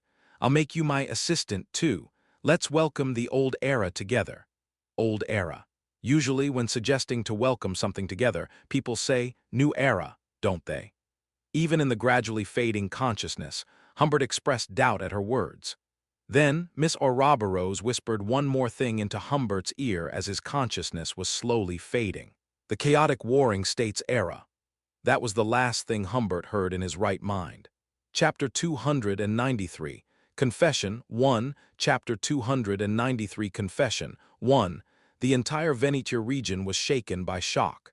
The heir of the conglomerate bourgeois clan, Bartolomeo, was assassinated, and the high priest Humbert of the head of Quavati's clan went missing. The enigmatic figure dubbed the Night Hound was implicated in the incident. The Night Hound allegedly infiltrated a banquet attended by Bartolomeo and academy students, orchestrating a cowardly hostage situation with the Saintess Dolores as the focal point. In the process, Bartolomeo heroically sacrificed himself to save all the students. Truly a sacred, heroic demise. Unfortunately, the survivors, saved by Bartolomeo's sacrifice, claimed to have no recollection of the events. Student Figgy, who fell asleep, stated that he saw nothing. Sinclair, who was present at the scene, exhibited selective amnesia and short-term memory loss due to excessive use of sedatives, head trauma, and psychological shock. Lastly, Dolores, who was directly held hostage, also attested that she saw nothing as she had a blindfold over her eyes. Acting head Damien, representing the bourgeois clan, released an official statement assuring that they would promptly handle the situation, stating that with the designated successor in place, order would soon be restored. However, no matter how significant the national incident may be, humans and commoners tend to prioritize immediate, smaller concerns. Colosseo Academy became the focal point, as the upcoming final exams and the parents' visitation day were the most significant issues for the students. All right, let's begin the preparations for the final exams. Check the magical stones in advance for any potential accidents. Will the promenade route for parents be aesthetically pleasing? Let's plant more trees. If we're planting trees, let's go for big ones. Scatter plenty of flower seeds too. With parents soon visiting the school, large-scale beautification projects were underway throughout the campus. Principal Winston initiated an extensive landscaping project upon his return. He planted large trees and beautiful flowers across the entire campus, creating a serene atmosphere with subtle background music. Additionally, expressing regret for the magical barrier malfunction during the recent midterm exams, Principal Winston reinforced the barrier with newly placed magical stones. Beautification and security were the two main focuses of Principal Winston's agenda, garnering various opinions from the students. Why is the principal launching such massive construction as soon as he returns? It makes the school look chaotic.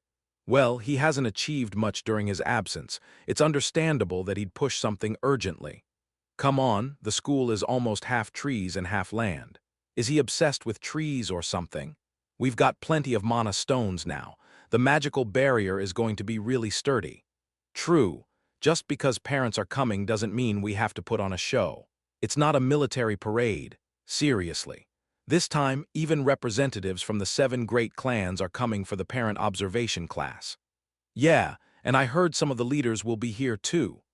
Meanwhile, Dolores overcame the shock in the aristocratic circle and returned to the forefront as the student council president, handling contacts with businesses, selecting magical stones and landscaping, negotiating prices, overseeing transportation and landscaping, and various other responsibilities. She was directing all these complex tasks. Parents will soon be visiting the campus. Let's not be negligent in hospitality, considering the many high-ranking figures, including representatives from the Empire's 7 great clans, will be coming. Dolores instructed the student council executives. The executives diligently worked in response to Dolores' words. Most families sent high-ranking representatives, but considering that occasionally the family head might personally attend, attention to detail was crucial. While numerous students prepared to welcome the distinguished guests, Dolores sighed inwardly. I need to meet Figgy and Sinclair soon. Since the incident in Bourgeois, she had seen Figgy a few times, but Sinclair had remained elusive. The diligent girl had withdrawn into her dormitory, neglecting part-time work, volunteer activities, and club participation. Everyone was surprised by the sudden change in Sinclair, who had always been diligent. She seemed quite disoriented. Well, witnessing someone die in front of you would naturally be shocking, Dolores thought. As a saintess, she had witnessed many suffering and dying individuals, making her less psychologically resistant. However, Sinclair was an ordinary girl who grew up without any apparent hardship. Naturally, the shock would be significant. Still, it's fortunate that Sinclair hasn't said anything in front of the reporters. Sinclair was intelligent and not the type to recklessly make explosive statements during interviews. Come to think of it, she shares a room with Bianca, right? But Bianca mentioned that her relationship with Sinclair had deteriorated lately, and Sinclair doesn't return to their room much. This won't do. Dolores decided that she needed to visit Sinclair's room tonight. To do that, she had to quickly catch up on her backlog of tasks. All right, let's gather our strength again. Dolores encouraged herself and, holding a pen, began working on the paperwork. Amidst all these significant and minor changes, ranking battle schedule announcement, the final exams for the freshmen of the class of 20 have begun. A week later, as the final exams were nearing completion, the results of the ranking battles were also almost out. The final exams were conducted by dividing students based on their scores from the midterm exams, and having them compete in practical battles within their score brackets to accumulate partial scores. The rule was simple: promotion for the top, demotion for the bottom. This straightforward rule motivated all students. Vikier, who had ranked first overall in the midterm exams, suffered defeat against the high-level fighters Lowbro and Middlebro, facing humiliation in the high-level bracket.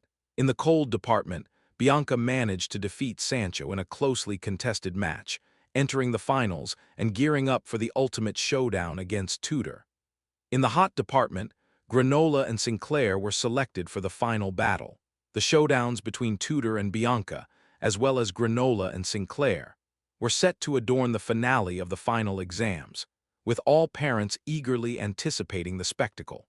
For this highly anticipated final battle, the four students were putting in extra effort in preparation. Among them, Sinclair's enthusiasm and determination stood out, impressing everyone. Sigh. The door to the gravity room opened, and Sinclair, drenched in sweat, walked out. Wearing a black sleeveless shirt and combat pants, her body, devoid of any mana, had endured the pressure of 11 times gravity. Sinclair, with an exhausted expression, sat down on a chair. No one dared to approach her. For a while now, Sinclair, who had confined herself to the dormitory during the exam season, had finally emerged. She displayed an unprecedented fierceness that left everyone astounded. In the final exams ranking battles, Sinclair faced elite fighters from the hot department and defeated them all within a minute, even though they were also top-tier students with excellent midterm grades. Sinclair became extremely reserved and all her actions became monotonous. Sleep, meals, training, sleep, meals, training, sleep, meals, training. She rarely spoke to anyone around her and focused solely on the immediate tasks in front of her. Her relationships with friends also became strained. Her tone of voice and eyes were cold, as if she was intentionally trying to distance herself from them. It seemed as if she had become an entirely different person overnight. Sinclair had abandoned even the forced volunteer work at the orphanage that she used to go out for. Letters expressing the children's longing for the orphanage were crumpled without being read. She had also quit all the responsible part-time jobs she used to do. Even Bianca, who shared the same room, was met with silent responses when expressing concern. At that moment, something changed.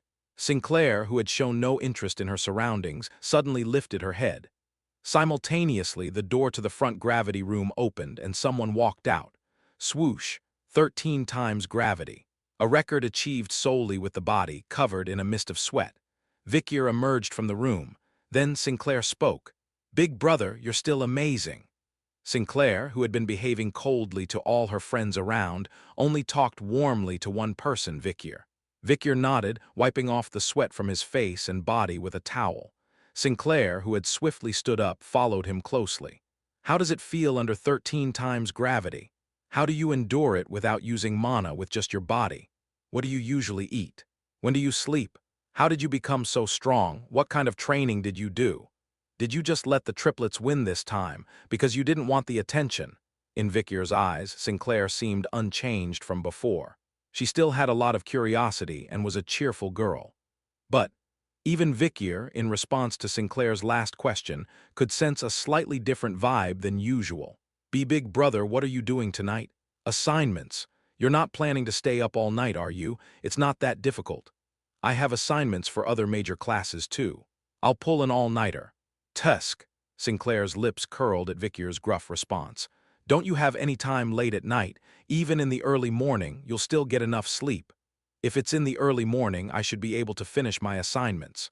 Why, when Vicyr asked, Sinclair hesitated for a moment, then spoke with a hint of courage. If you're okay, would you like to have a late-night snack in my room? Chapter 294. Confession 2, Chapter 294. Confession 2, the night sky is dyed in shades of blue. A faint knocking sound echoed softly through the dimly lit corridor of the early dawn. Tap, tap, tap, click. The sound of a door handle turning can be faintly heard. However, despite that, the door did not immediately open. Vicyr glanced around for a moment. The women's dormitory at night was eerily quiet. A lingering scent, perhaps due to sweaty feet or improperly dried laundry, permeated the air. The sound of a muffled sniff, audible even through closed doors, and communal lockers with visible signs of wear and tear. Overall, the scene wasn't much different from the corridor of the men's dormitory. The moment Vicyr confirmed that no one seemed to be awake, with a creak the door opened with a small sound. Big brother, Sinclair poked her head out from inside. Confirming Vicyr's face, Sinclair greeted him with a wide smile. Come on in. The door opened, and the warm air inside touched Vicyr's skin. The room, filled with an indescribable sweet berry scent, didn't seem heavily decorated, but it exuded a cozy and antique atmosphere thanks to various items. Wasn't Bianca in the same room? I think she went asleep in a friend's room. We haven't been getting along well lately. Weren't you two the closest? Why the sudden change? Just my fault, hee. Sinclair laughed awkwardly and welcomed Vicyr. She was wearing a white shirt and pink dolphin pants with a wet towel draped around her neck. The short hair, not yet completely dry, emitted a faint shampoo fragrance. Big brother, catch! Sinclair tossed something to Vicyr. After catching it, he noticed a can of beer with cold droplets on the surface. Smirking, Sinclair pulled out some snacks. It's late, but I can't resist a snack shortage. Hope you don't mind. No problem. Great. Oh, by the way, do you play board games, big brother? Sinclair clapped her hands and from under the bed brought out various board games. Simple rule games like Jenga, Rubik's Cube, and Uno. How about it? Want to try? It has been quite a while. Vicyr nodded his head. Board games reminded him of the monotonous plays he had with his mates in the past. However, for some reason, the memories from the time of volunteering at the orphanage surfaced before the memories from back then. Have I become quite numb? Vicyr keenly felt that many things had indeed changed.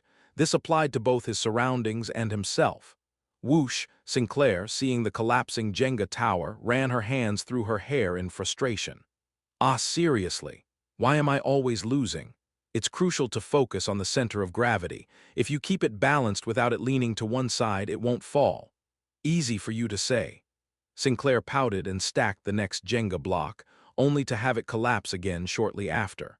I can't play board games with you, big brother. Why are you so good at this? It's like you practice this shit after meals. There was a time when I did. Huh, Sinclair blinked her eyes like a rabbit. Instead of an answer, Vicyr simply closed his eyes silently. Soon, the empty beer cans began to accumulate with a crinkling sound. As the alcohol took effect, Sinclair's expression relaxed slightly. A rosy blush gradually intensified on her unusually fair skin. I want to see the stars, Sinclair casually murmured, and Vicyr pondered for a moment. Whenever I feel down, I always come here to look at the stars. Something Sinclair had said once. Come to think of it, if she has concerns, she went to the rooftop. Drinking canned beer on the rooftop with a clear view of the stars is Sinclair's only stress relief method. But now that rooftop, the designated spot for viewing the stars of Milky Way, had become a restricted area. It was because Dolers, the student council president, personally blocked its access. During the preparations for the Belial hunt, that place was a meeting point. Vikier rubbed his chin once. Then, in a low voice, he asked, "Student council president closing off the rooftop must be disappointing." Suddenly, hearing Dolers' name, Sinclair visibly flinched. In her eyes, as vast and clear as a lake, there was a momentary flicker. Vikier didn't miss that hesitation. "What happened between you and the student council president?" Vikier asked again. He already knew of the recent events at Bourgeois. Yet there was something strange about it, prompting him to revisit the matter. Even witnessing the battle between a demon and a demon hunter alone should not break a mentally resilient character. Vikier looked at Sinclair with a hint of curiosity. However, Sinclair remained silent, bowing her head in response, maintaining a consistent silence. The room sank into stillness. Vikier patiently waited, burdened by the heavy silence. Eventually, an unexpected response came. "I'm planning to drop out." It was something entirely unexpected, deviating from the intention of the question, leaving even Vikier wide-eyed. "What?" In the past, Sinclair diligently completed all 4 years and graduated from the academy. Exactly as it was. Sinclair, who recorded a dazzling first place in the entire school upon admission, never missed being the top student from 1st to 4th grade. In the meantime, she took on the role of vice president of the student council in her 2nd year, and became the president in her 3rd year, only to graduate from the academy immediately after completing the 4th year, and concealing all her actions and traces from the world. But now reality had changed. Just before completing the 1st year, leaving only the final showdown of the final term exam, Sinclair declared her intention to drop out. "Of course, I haven't told anyone yet. You're the first one I'm telling, big brother." Sinclair smiled weakly. Vikier asked briefly, "Is it because of the student council president?" "Not at all. It has nothing to do with the president. I'm just exhausted and tired." It was obvious that Sinclair's words were a lie. Vikier knew that she had graduated straight through all 4 years without taking a single break before the regression. "It seems like a burnout. I've been wanting to quit school for a while now. So I deliberately acted coldly towards the other kids to push them away." Sinclair continued to speak. However, Vikier didn't listen to her words. He only asked the essential question. "Looks like there was an issue with Dolers." "Oh no, that's not it. Is it because of what happened in Bourgeois?" In an instant, as Vikier's words came to an end, Sinclair's expression stiffened ominously. As expected, Vikier realized he had hit the bullseye. The significant incident that occurred in the Bourgeois clan, the night they hunted the 6th corpse Belial, it seemed like Sinclair had been particularly shocked. "Ah, no. Nothing happened that day," she said in great confusion, waving her hands. However, Chin Vikier silently reached out and grabbed Sinclair's wrists. "What happened? What made you so distressed?" Sinclair's pupils momentarily expanded, then trembled slightly. Observing this, Vikier was once again sure. Battle with the demons inevitably left horrifying memories for humans, especially if the demon who was hunted was of high-ranked one, and the battle was long and intense. Having seen many comrades suffering from severe post-traumatic stress after demon hunts, Vikier was quite familiar with this type of counseling. "If it's trauma from post-battle, I can help her overcome it." Vikier didn't want Sinclair, who could be a great asset to the human union, to withdraw from the world. However, Sinclair's subsequent response was something that even Vikier had never expected. "He killed him." "What?" When Vikier asked again, Sinclair, with a severely trembling voice and a pronunciation different from her usual, opened her mouth again. "Night Hound killed my father." The moment Vikier heard those words, a shock as if lightning had struck him surged through his mind. Night Hound killed someone in Bourgeois that night, and it was undoubtedly Belial. And the human body Belial occupied, the host, was none other than Bartolomeo, Sinclair's father. That means... Just as Vikier was organizing, countless thoughts flooding into his mind and was about to speak, whoosh, there was a weight leaping into his arms. Sinclair had lowered her upper body and jumped into Vikier's embrace. Feeling the warmth spreading in his chest, Victor realized Sinclair was crying. He couldn't push her away, nor could he respond. He was frozen in place. They remained like that for a while in silence. How much time had passed? Eventually, Sinclair's trembling gradually subsided.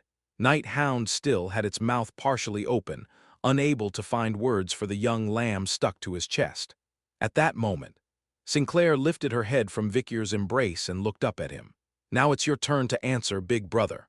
Then, with moist eyes and a trembling voice, she asked, "Big Brother, what do you think of me?" Chapter 295.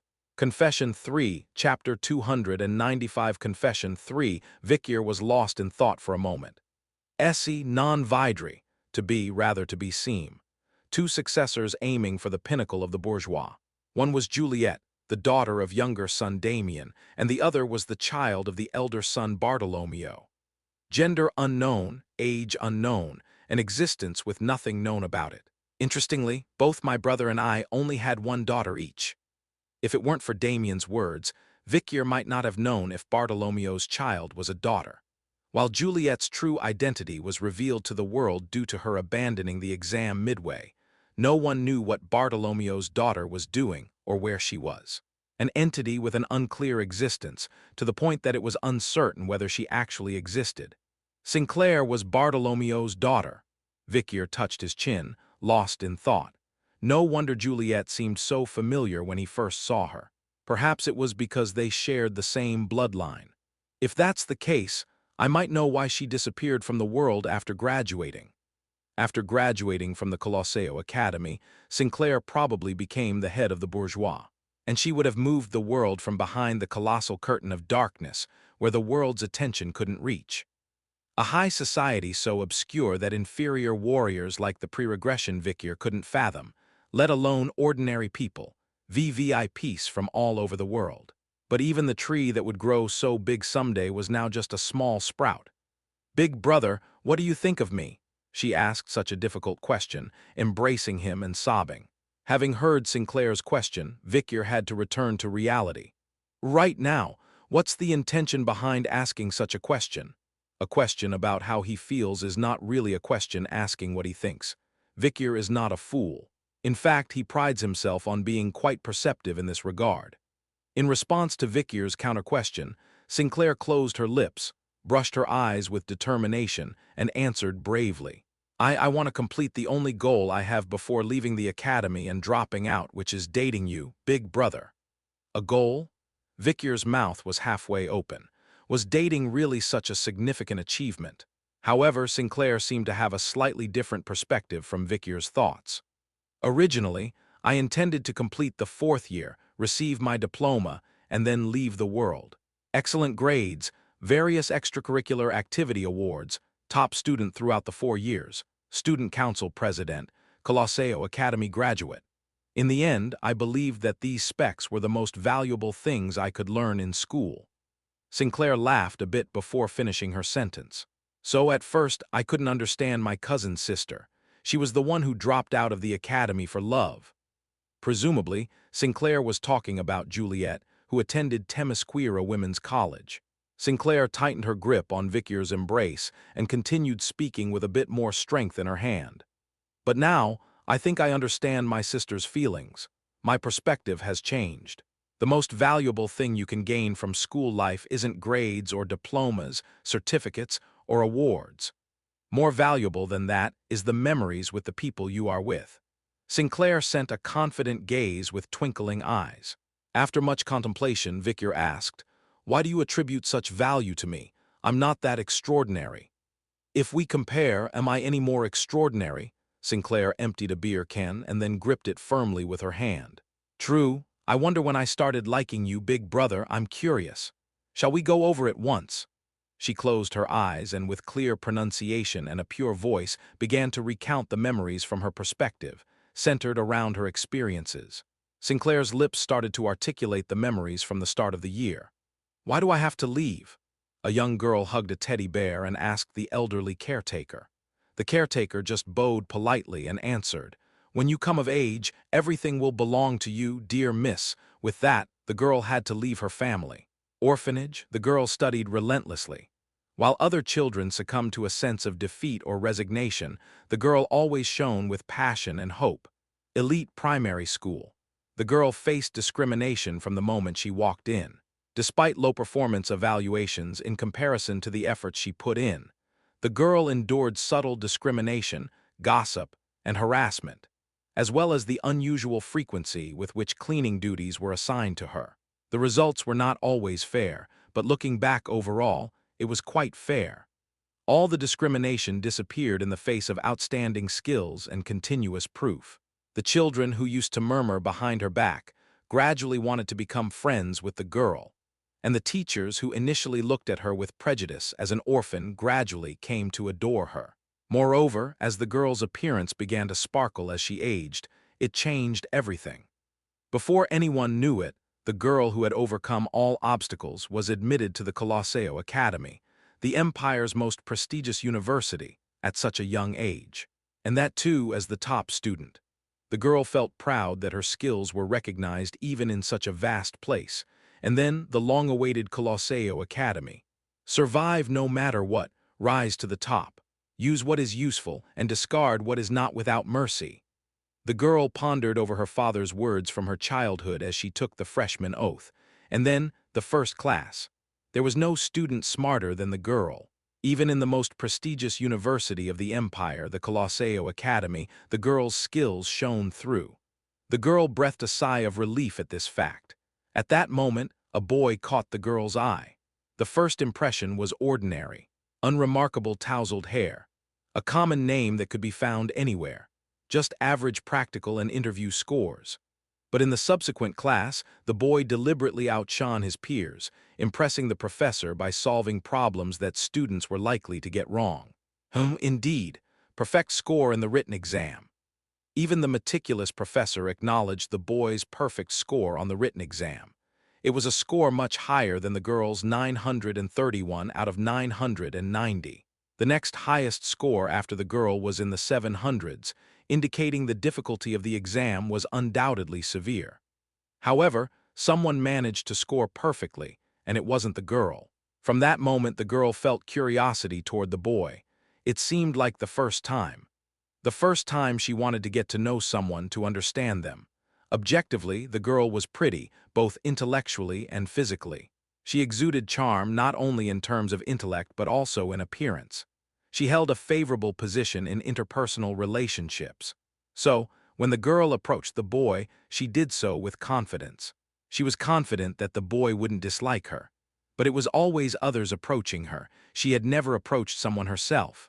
So, when the girl spoke to the boy, it felt a bit awkward. Excuse me, a question about why he chose volunteer work. The boy's answer was simple. I'm here because of detention. Ah, the usual answer one receives when asking why someone chose volunteer work is cliché. Words like a sense of accomplishment, a giving heart, a spirit of sacrifice, and so on pleasant phrases. But the boy was different. He seemed to find it bothersome and left the place as if avoiding it. For the girl, receiving such treatment was a first, so she felt somewhat unfamiliar as she followed him. It's a coincidence that we're assigned to volunteer in the same place. Is it? In reality, it wasn't. The girl had put in considerable effort, pleading with the person in charge to be assigned to volunteer in the same place as the boy. And that day, the girl thought she had become somewhat friends with the boy, because she initiated the conversation. She bombarded the boy with many questions related to his written exam scores, but the girl didn't hear answers that satisfied her. She thought the boy seemed somewhat blunt. But, contrary to his claim of being there due to detention, the boy really worked hard during the volunteer activity.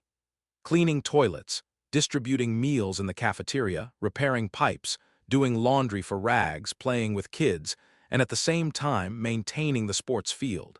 Handling dozens of challenging tasks that require sticking together, left the girl in awe of the boy. He's a good person, the girl muttered towards the boy. It was the first day the girl sincerely praised someone.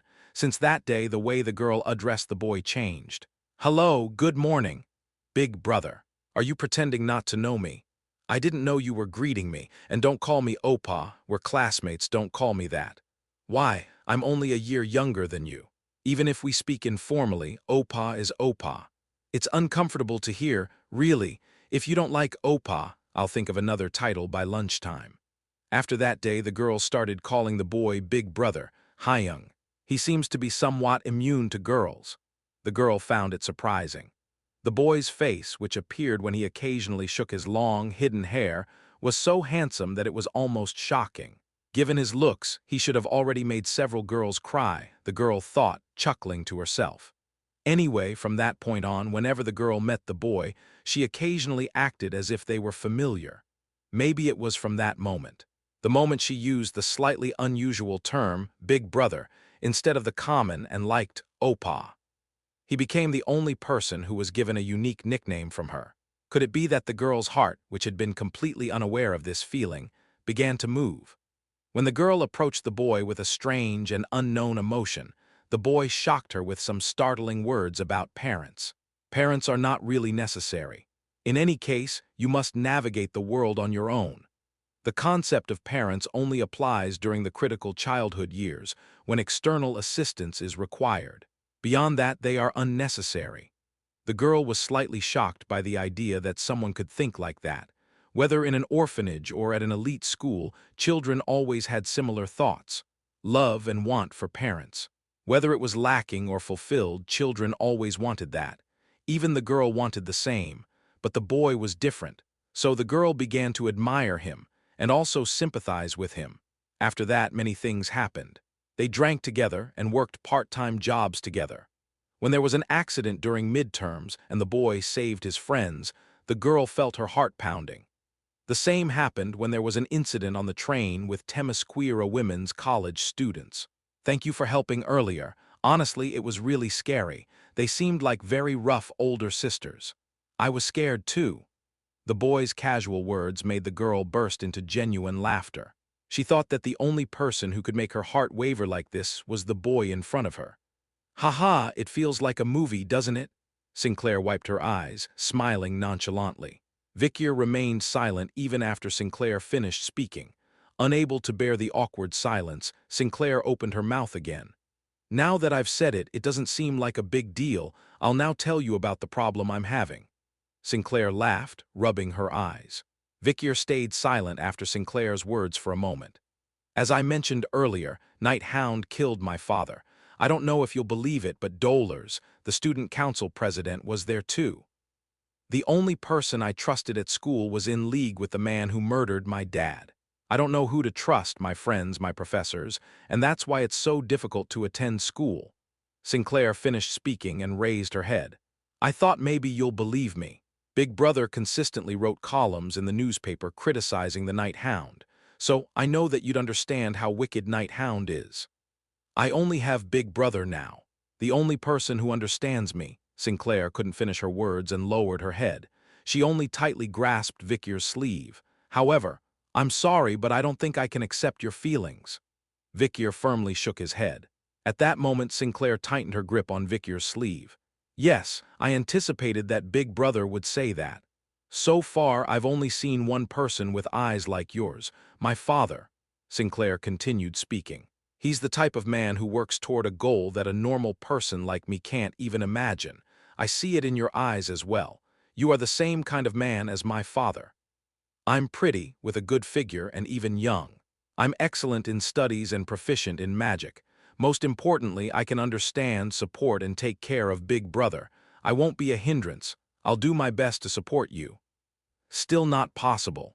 What should I do to make you—" At that moment, Vicyr interrupted Sinclair's words. "Now is not the time to think about things like dating." It was a natural statement. A demon hunter thinking about love. His comrades who died would laugh in their graves. Nothing is more unsettling than an unpredictable human starting a family. What needs to be protected becomes a major vulnerability. When Vicyr sternly shook his head, Sinclair's expression brightened slightly. "Not now. If not now, then when? Until when is it not now? Then will you maybe consider it after achieving your goal?" Vicyr raised his head at Sinclair's questioning tone. "My goal is in a very distant and challenging place. To achieve it, there is still a long— I understand. If someone like you says that, it must be an ambitious goal." Sinclair spoke with a determined expression. "So when you achieve everything you want, At that time, can you accept me? It was indeed a difficult question. After a long moment of contemplation, Victor nodded his head. If such a day comes and I survive, I will. Alrighty then, Sinclair released herself from Victor's embrace, knelt down and nodded. Then she raised the beer can in her hand and downed the remaining drink in one go. Victor quietly stood up. It's late, so I'll be going now. At that moment, Sinclair also stood up, following Victor. Then she spoke. Big brother, before you go, can you hug me once? Victor swallowed a sigh at those words. Still a small and young girl. Yet someday, she would stand at the pinnacle of the bourgeois clan, one of the 7 great clans of the empire. How many hardships and trials did this fragile child endure to become an unsung hero in the past? Feeling guilt and indebtedness to Sinclair, Victor closed his eyes tightly. Then it happened. With a soft sound, Sinclair embraced Victor, wrapping her hand on his waist. You can push me away for the rest of our lives. So, just for now. Please stay like this for a moment. Her voice, trembling thinly, carried a hint of moisture. Ha, I wasn't originally like this. Her expression, murmuring unexpectedly and awkwardly, was hidden behind Victor's chest. Victor paused for a moment, lost in thought. I, too, don't have much time left in this place, he thought, just as Sinclair had said. Like Sinclair, Victor also planned to leave the Colosseo Academy soon. The next destination would be a place harsher and more brutal than the Academy, to the extent that the Academy feels like a cradle. A fearsome structure, similar in appearance to the Colosseum, symbolizing glory and prosperity, but with an entirely different meaning. Nouvelebeg prison and the era of destruction. Soon, the full-scale war against the other demons would begin. Chapter 296. End of Semester 1, Chapter 296. End of Semester 1. Gah! Professor Banshee, the homeroom teacher. As he got up from bed and faced the morning sun, his expression immediately furrowed. Throughout the process of discarding his overly cute sleep hat, eye mask, and pajamas, his face remained unfazed. Weird-ass dream. He had a strange dream last night. An unpleasant nightmare that left not only his clothes but also his bed drenched in cold sweat. It was a dream where a giant snake with multiple eyes and a unicorn were locked in a fierce battle. The snake wrapped its colossal body around the unicorn, attempting to swallow it in one bite. Despite the unicorn resisting, everything became futile. The snake, with its left eye shining remarkably golden, wrapped around the unicorn and promptly swallowed it whole. Of all days, to have such a nightmare on the day I have to report to the principal. Is it because of stress? Professor Banshee muttered while preparing for work with a disgruntled tone. Leaving the faculty lounge and heading towards the lecture hall, he ignored the greetings of his students without a second thought, even dismissing the hellos from his fellow professors. He headed straight to the principal's office, documents prepared from the previous night in hand. Knock, knock, knock. As soon as the knocking ceased, the door opened by itself. Inside, Principal Winston, always wearing a mild expression, was sitting. Oh, Professor Banshee, you've come early. Yes, I arrived about a minute and 30 seconds early. If you're busy, should I wait outside until our appointment time? No, just come in. Winston welcomed Professor Banshee with smile, and Banshee placed the reports in front of him. This is the summary of the progress on the on-campus redecoration project. As soon as Principal Winston returned to his position, he redesigned the academy's landscape, a project to increase the number of trees and plants on campus to more than double the current amount. Winston, originally known for his mild temperament, particularly enjoyed planting trees. The principal's office was filled with various types of plants, so no one found it particularly strange. In addition, we've reinforced the new magic stones. Not long ago, during the midterm exams, a student named Victor discovered a gap in the magic barrier and entered the stadium. As it could lead to a serious incident if misused, Winston enhanced the academy's security with newly developed magic stones. However, Professor Banshee remained quite skeptical about this. The new magic stones have the advantage of better mana efficiency and higher magic barrier hardness compared to the old ones, but there hasn't been a clear verification of their durability yet. Ha. So you've alternately arranged the old and new magic stones, haven't you? Intruders won't know where the old magic barriers are and where the new ones are, causing confusion. Well, not that there would be any intruders in the first place. Winston chuckled and looked at Professor Banshee with approving eyes. You always seem to care a lot about the student's safety. Admirable. I'm just a worrywart who is overly concerned with keeping things in order. Oh, come on. Professor Banshee, even though you say that, I know you don't truly feel that way. That's why I've worked hard to align with that sentiment. After finishing his words, Winston handed something to Banshee. It was a bracelet adorned with a black seed that looked like a jewel, designed to be adjustable on the wrist with thin, gray roots growing beneath the seed. It's a key that can get through the new magical barriers, in bracelet form. According to reports, many people are now using this. It seems secure. An artifact with contained magic. Is mass production possible? I make them by hand whenever I have time. I've already made ones for the students, so all that's left is distribution. If conditions allow, I'll gradually make ones for the professors too. As Winston spoke with a warm smile, Banshee made a groaning sound and sighed. Then Winston extended a new document toward him. That should be enough for security matters, the next agenda. What is this document? It doesn't seem to be something I was briefed on beforehand. This isn't an official report. However, there's something I personally want to inform you about. Oh, what is it? Winston, appearing intrigued, leaned forward towards the document. Banshee hesitated for a moment before speaking. The atmosphere within Venetia region has been unusual recently. Unusual, you say? In what way? Take a look at the statistics. Banshee pointed to various graphs, charts, and diagrams on the document. Recently, there's a subtle increase in criminals within Venetia. Well, when there's a big event in Venetia, a lot of people tend to gather. No, it's not that. Look at the crime rate increase relative to the influx of population. The crime rate is rising higher than normal. Banshee narrowed his eyes and, in a cold tone, analyzed the current situation. Recently, criminals from all over the empire have been flocking to Venetia. There's also been an increase in reports of sightings of wanted individuals. That's a serious issue. What is the Imperial Guard doing about it? Strangely, the arrest rate for violent criminals has dropped significantly lately. It seems like the criminals are acting preemptively, as if they know about arrest plans in advance. Additionally, some wanted individuals seem to be getting assistance in evading capture, making their whereabouts mysterious. I see. But what does this report have to do with the Academy? Banshee asked, but still gave his insight. As you know, the final exams and the parents' observation day are approaching simultaneously, right? Considering the current situation, perhaps delaying the dates might be a good idea, Winston chuckled. What kind of place is this Colosseo Academy? Isn't it where the geniuses who will become the Empire's great heroes are educated? How skilled are the professors who teach them? Also, each student's parents are accomplished individuals themselves. They are the central figures of the Empire's military.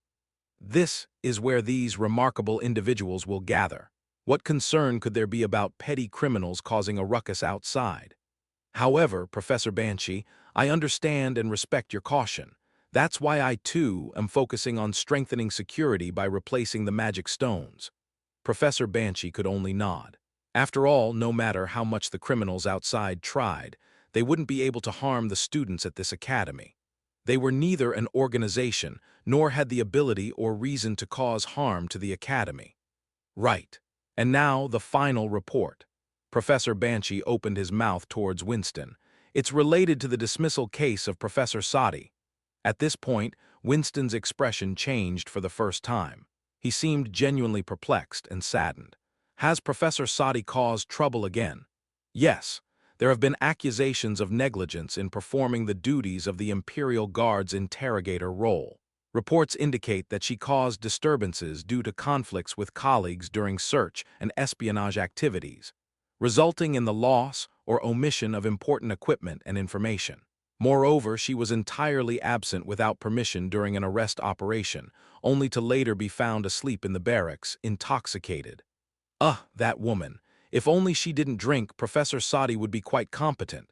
That's ancient history now.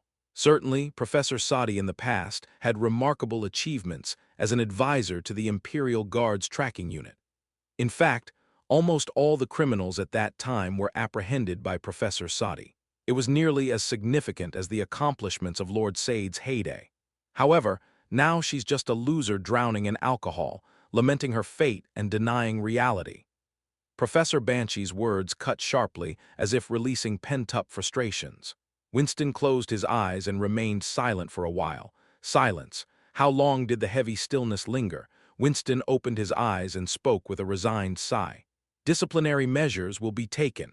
It shouldn't be something light like a suspension or a reprimand. I understand.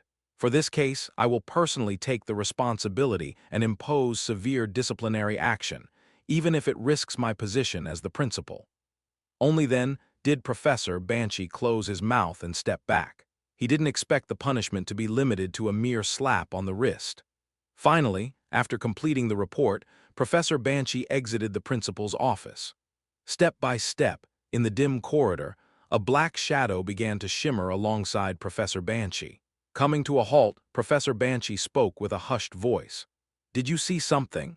The shadow behind responded, bowing respectfully.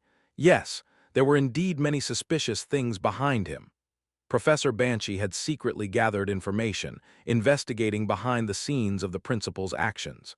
I need to find out why Winston is so protective of Professor Sadi. He had intentions to eliminate her, a constant thorn in his side. Then, unexpectedly, Professor Banshee's confidant revealed something astonishing. Principal Winston's fondness for Professor Sadi stems not from courtesies to nobility, her tracking abilities, or adding to the principal's faction's already small personal. It is not for trivial reasons.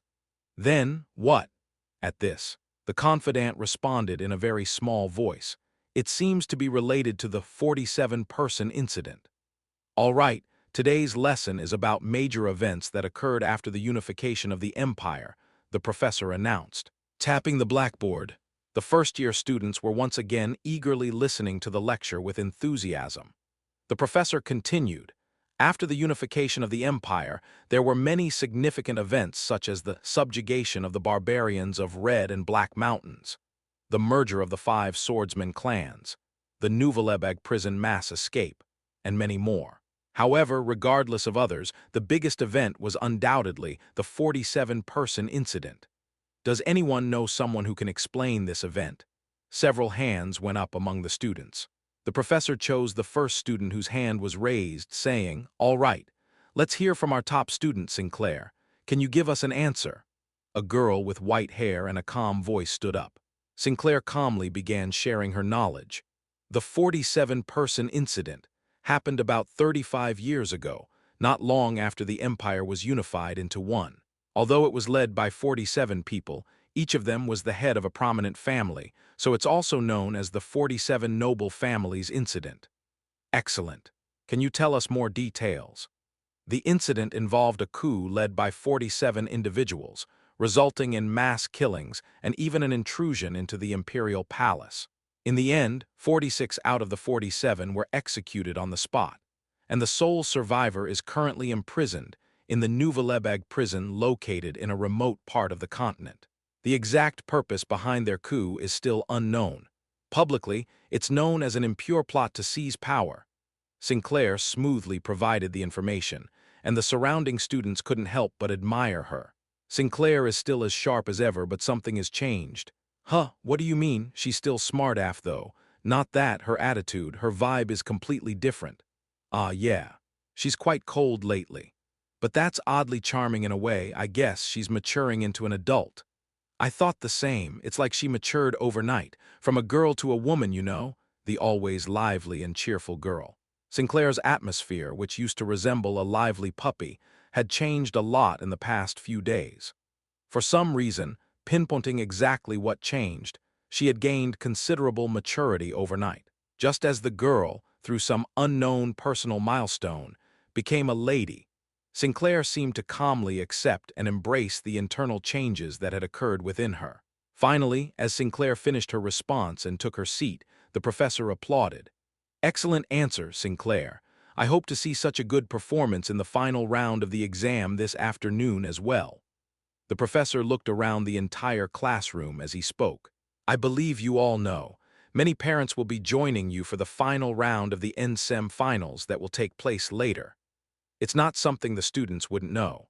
There has been quite a commotion with landscaping and security work by the principal, personally planting trees and rearranging magical stones, among other things. As a result, most students were indifferent. After all, the finals were between Tudor and Bianca of the cold department, and Granola and Sinclair of the hot department. They were the main actors, and the students were just spectators. Some students were excited about seeing their families after a long time, but many were worried about receiving criticism for their poor grades. Perhaps for this reason, the professor announced another piece of news to capture the students' attention. And another news for y'all, we have a new student joining us, a transfer student. It's always a fresh topic of interest. A student raised their hand and asked, "Professor, is a transfer student coming?" Good question. Unfortunately, it's not a transfer student. The professor shook his finger and continued. It's more accurate to call her a transfer-in student. She's not transferring from another school but entering our school entirely during the semester. Anyway, having a new friend is always a good thing. Wow, who is this friend? Is it a girl? How old is she? By the way, which department will she join? Curious expressions filled the faces of the students as they asked questions. With a smile, the professor responded, "She's a girl. 19 years old, 1 year younger than the average age of typical freshmen. She belongs to the hot department. She's from the famous Morgue clan, so I think you all will learn a lot from her. The student's name is Chapter 297. End of Semester 2, Chapter 297. End of Semester 2. Soon, the parents began to flood in. The venue was the arena where the final exam rankings were determined. Tudor versus Bianca for the cold department, and Granola and Sinclair for the hot department took the stage to compete. Additionally, the top-performing students from the second and third years also joined the competition. Dolers, the student council president and senior, was no exception. Parents, meeting their children inside the academy after a long time, hugged and asked about their experiences. "Our son, we missed you. Are you eating well?" "Well, daughter, why aren't you participating in the ranking match over there?" "What? Is that a place to determine the senior ranking?"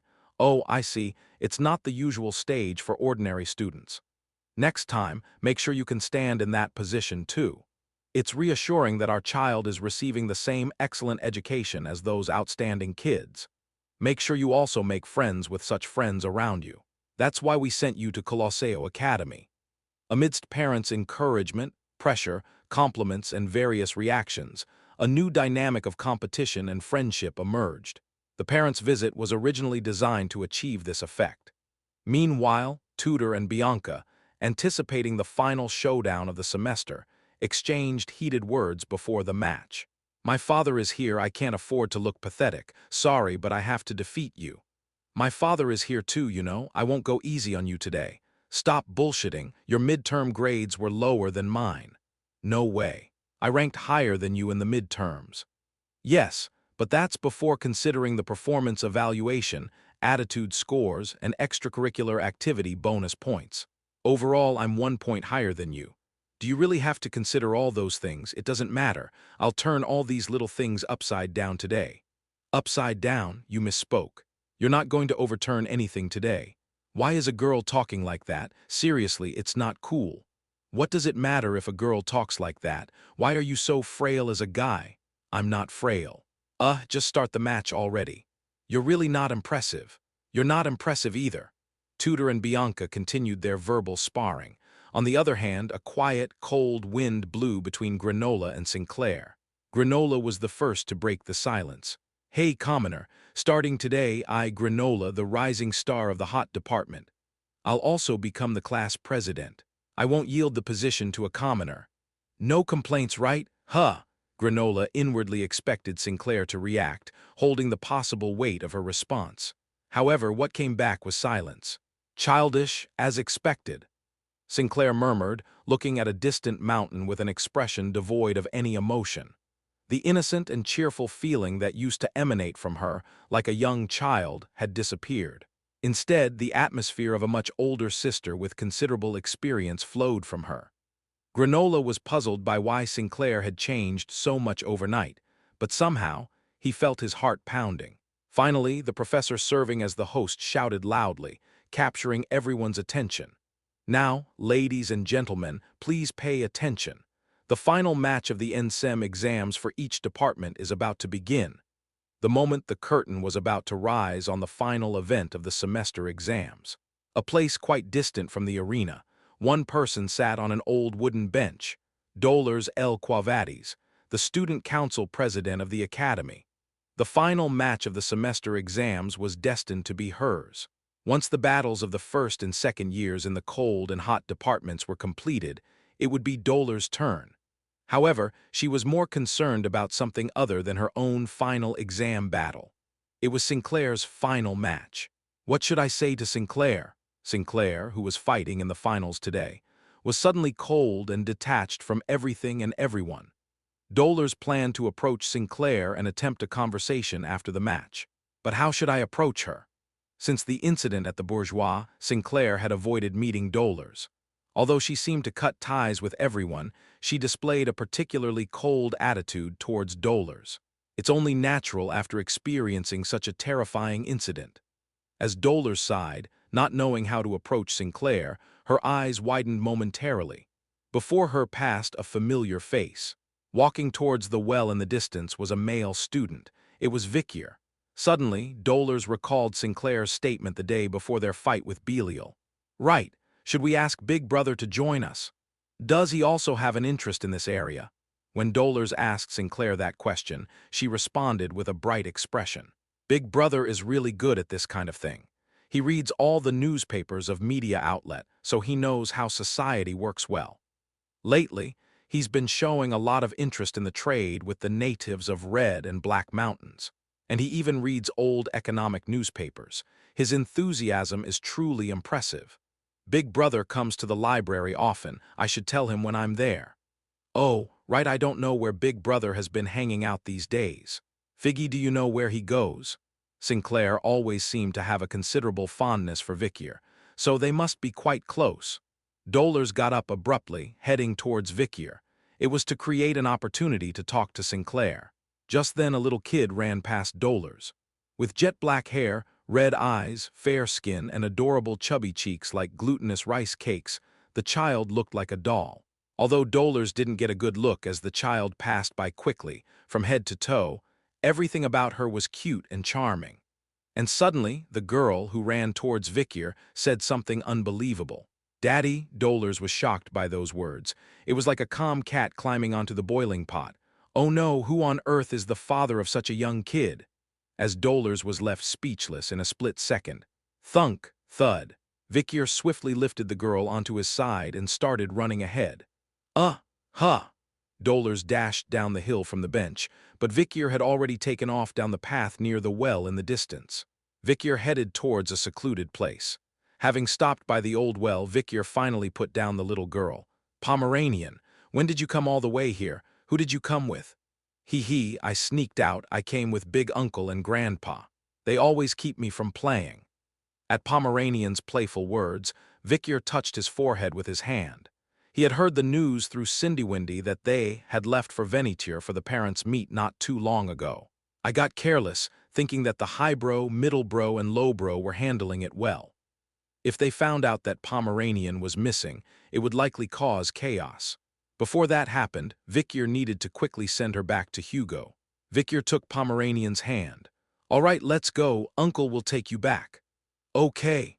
Pomeranian obediently followed Vikier as they walked down the path. Vikier cautiously asked about Pomeranian's well-being. How's your ghostwood doing these days? It's growing well, but sometimes I have nightmares at night and it annoys me. Nightmares, huh? What kind of nightmares do you have? When I have nightmares, demons keep coming out and they bite me. Pomeranian shivered once. Vikier nodded and gently patted Pomeranian's head. The demons in your nightmares also have nightmares. What do they see in nightmares? Me, Vikier, in a slightly eerie voice, showed Pomeranian the Beelzebub on his wrist. Pomeranian's eyes sparkled with admiration. Wow, Uncle, what's that? That's why you don't have to be afraid of things like demons. Uncle is here. So Pomeranian could continue raising the ghostwood without any worries. One day she would provide powerful support to the human alliance. And then, just as Vikier was about to leave the well area, someone grabbed the hem of his coat. Without any prior warning, a granny appeared, tugging at the edge of Vicky's coat. I'm thirsty. Where's the well, young man?" A somewhat out-of-place old lady with a shabby white priest's robe, a hunched-back, round face with only a slight bump on her nose covered by thin-rimmed glasses, and sharp, thinly spread eyes. She seemed like just an ordinary grandmother in every way. However, when Vicyr saw her face, he was so shocked that his stomach churned. This person, the biggest variable in this parent's meet, was right here. Chapter 298. End of Semester 3, Chapter 298, End of Semester 3. I'm thirsty. Where's the well, young man?" a plain-looking old woman asked Vicyr. But Vicyr couldn't treat her just like an ordinary old woman. Nabokov I Quavades, the Pope of the Rune religion, the leader of the Quavades clan. She was one of the oldest saintess from the earlier era. Alive for over 200 years, she had seen everything from the chaotic warring state era to the unified imperial era. I only knew her as history in my past life. Before Vicyr's regression, Pope Nabokov was an already deceased person. Originally, she was rumored to be assassinated by Humbert, who was blinded by power. But with Humbert missing and nowhere to be found, her life extended beyond the originally planned future. The future has changed. That's why she is considered the biggest variable in this semester's parents' meet. How much will Pope Nabokov contribute to the future of humanity that will unfold? Vicyr had no idea, as he had never experienced anything like this, even in his past. Now that I see her in person, it doesn't seem like she'll be much help. The state of Pope Nabokov I wasn't great. Judging solely by appearance, she seems not reliable. She had a frail physique, eyes so dull that she couldn't recognize objects properly, and even a hint of dementia. At that moment, "Water. Give me some water, young man." Pope Nabokov began to get upset. She used her trembling hands to pat Vicyr's head. Vicyr momentarily closed his mouth in response to the attack, which had no strength at all. My comrades who fought on the front line of destruction together always sighed whenever there was a chance. If Pope Nabokov had survived, the human alliance wouldn't have fallen so behind, they would say. Of course, Vicyr didn't believe anything at that time unless he experienced it himself. But no matter how you look at it, he felt no power from the old lady in front of him. It was a completely different atmosphere than when he met the similarly aged Count Cane Corso. In the end, Vicyr sighed and lowered his head. "If you're looking for the water source, it's this way. I'll fetch some water for you." "I'm thirsty, young one, hurry up." Vicyr led Nabokov to the water source in front of them. The large well was full of clear water, and next to it were bowls neatly placed. It looked like an ordinary spring. Vicyr picked up one of the bowls. The moment he scooped up the clear water with it, drip. Water started leaking under the bowl. There was a hole in the bottom. "Oh no, it's leaking. Let me get another one for you." As Vicyr put the bowl down and reached for another one, splash, suddenly another bowl sank into the water. When Vicyr turned his head, Nabokov, who had approached without him noticing, tossed another bowl in the water and covered the cracked bowl with the bigger one. "Now, this one won't leak." Nabokov chuckled, and Vicyr silently watched her. The gold-rimmed bowl, having completely submerged in the water, indeed wasn't leaking. Nabokov spoke to Vicyr. "Natural is always the best." "Natural? What do you mean?" "What's natural is natural, you know." "Do I have to explain that?" Nabokov's eyes, gently observing Vicyr's face, curled with kindness. "Bottoms with cracks or holes should be left as is. Just use something bigger and you can fill in the gaps. Ho ho ho, however. But wouldn't this make it undrinkable?" At Vicyr's words, Nabokov widened her eyes. "If you do this, won't the water become undrinkable?" Well, I suppose. And since it's a communal drinking water, such unhygienic actions shouldn't be done." When Nabokov was left somewhat speechless, dolers came running from afar. "Pope, you're here. I've been waiting for you." "Ho ho ho." Mozgus approached quickly and lifted Nabokov. "What about Luther?" "Unfortunately, today there's a performance for the elderly, so he couldn't make it." "Ah, that guy. Are you here to drink water? Shall I fetch a cup for you?" "It's fine. I won't drink." "Then why are you here?" Nabokov, taking her gaze away from the perplexed Mozgus, looked back at Vicyr. Her eyes, once again, softened with compassion at the sight of Vicyr standing still and the disheveled dolers beside her. "Don't force yourself to fill the gap. It's best to embrace everything naturally." "Thanks, young one. Thanks to you I can go in peace." After finishing her words, Nabokov patted Mozga's shoulders. Leaving behind cryptic words, she turned away, and the cracked bowl slowly submerged in the water. Vikyr and Dolores were left alone together. "Goodbye, uncle." Even Pomeranian, who had just held Vikyr's hand, had now scampered away. After a brief silence, about that," Dolores was the first to speak. "I saw earlier that you were talking about filling water in the gold-rimmed bowl. The Pope's mind has been a bit unclear lately. Don't pay too much attention. She often speaks strange things these days." However, despite saying this, Dolores seemed to be deeply pondering Nabokov's words from earlier. "I should be able to freely manipulate the resonance phenomenon I felt when casting a blessing buff on Night Hound. For that, the Pope's advice is crucial." The Pope, the oldest and most noble saint of the rune religion. Some of the feisty saintess used to talk about awakening-related matters in the old days. Don't dismiss those vague words as nonsense. Engrave them a little more. This was a part Dolores keenly felt when fighting against Dantalion. Since then, Dolores had been seeking Nabokov's advice to better aid Night Hound. Though there wasn't much advice due to Nabokov showing symptoms of dementia. Dolores clasped her chin with a serious expression, recalling the recent fight with Belial. "There's no need to struggle alone, because we are comrades."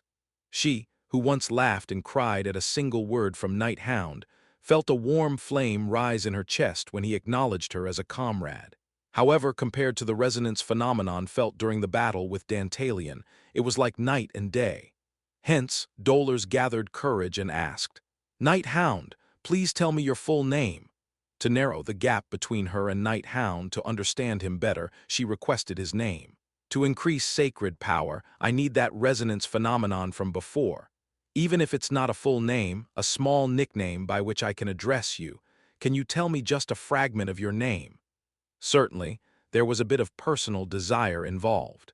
And at that moment she heard a fragment of his name for the first time. Van, the name she had been so curious about.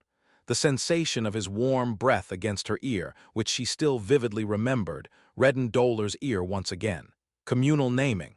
The process of getting to know each other through names. There was indeed a mysterious power embedded in names. Just hearing it allowed Dolores to lead her exhausted body and create incredible miracles. Done, it's done. A phenomenon that couldn't be experienced or explained to anyone else. Only Night Hound, no, Van can get her this excited. As Dolores recalled that moment, she felt her heart beating rapidly again.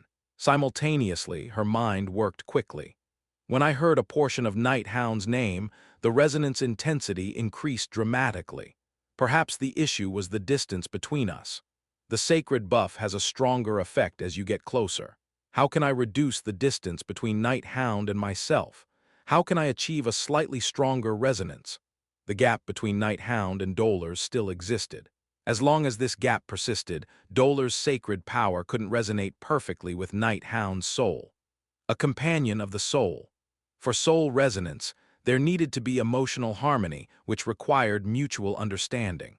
Dolores wanted to know more about Night Hound. She was prepared to understand his destiny, empathize with his pain, and sacrifice for him. Perhaps that's why Dolores was feeling anxious. The more anxious, the more uncertain the future became. This applied to dreams, hopes, futures, and human relationships. "Night Hound, I want to know more about you. I want to meet you," right at that moment. Yes.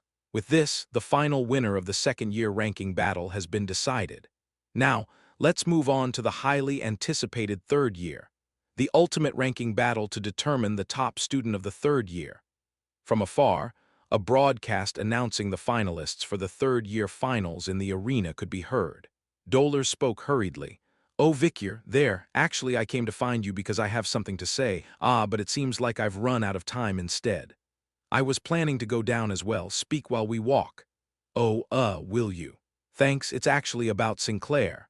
I wanted to talk to her, and I thought maybe you could arrange a place for us too." Vikyr nodded in response to Dolores' words. "Perhaps there won't be much gain even if they talk." Sinclair seemed determined, and a few words from others might not change that. So, instead of focusing on Dolores' words, Vikyr observed other things. The trees and magic stones. Throughout the path leading to the arena, there were densely planted trees and magic barriers rising along the academy's outer wall. Vikyr scanned them with a sharp gaze.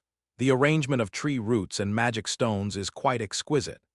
When trees and magic stones are placed separately, it doesn't matter much, but if they are cleverly intertwined like this, there's a risk of security incidents. Moreover, in these newly introduced magic stones, there was a faint but unmistakable smell. The demon scent that only Night Hound could detect. It's time to leave the academy. A considerable amount of time had passed since coming here.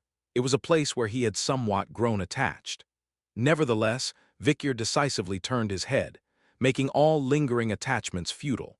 A desperate battle that might never allow him to return here again could unfold soon. Chapter 299. Age of War Enthusiasts 1. Chapter 299. Age of War Enthusiasts 1. With the conclusion of the ranking battles for the first, second, and third-year students, the final exams at the Colosseo Academy have come to an end. Now, the students, along with their parents, proceeded to the auditorium for the closing ceremony. From there, it's straight into the vacation.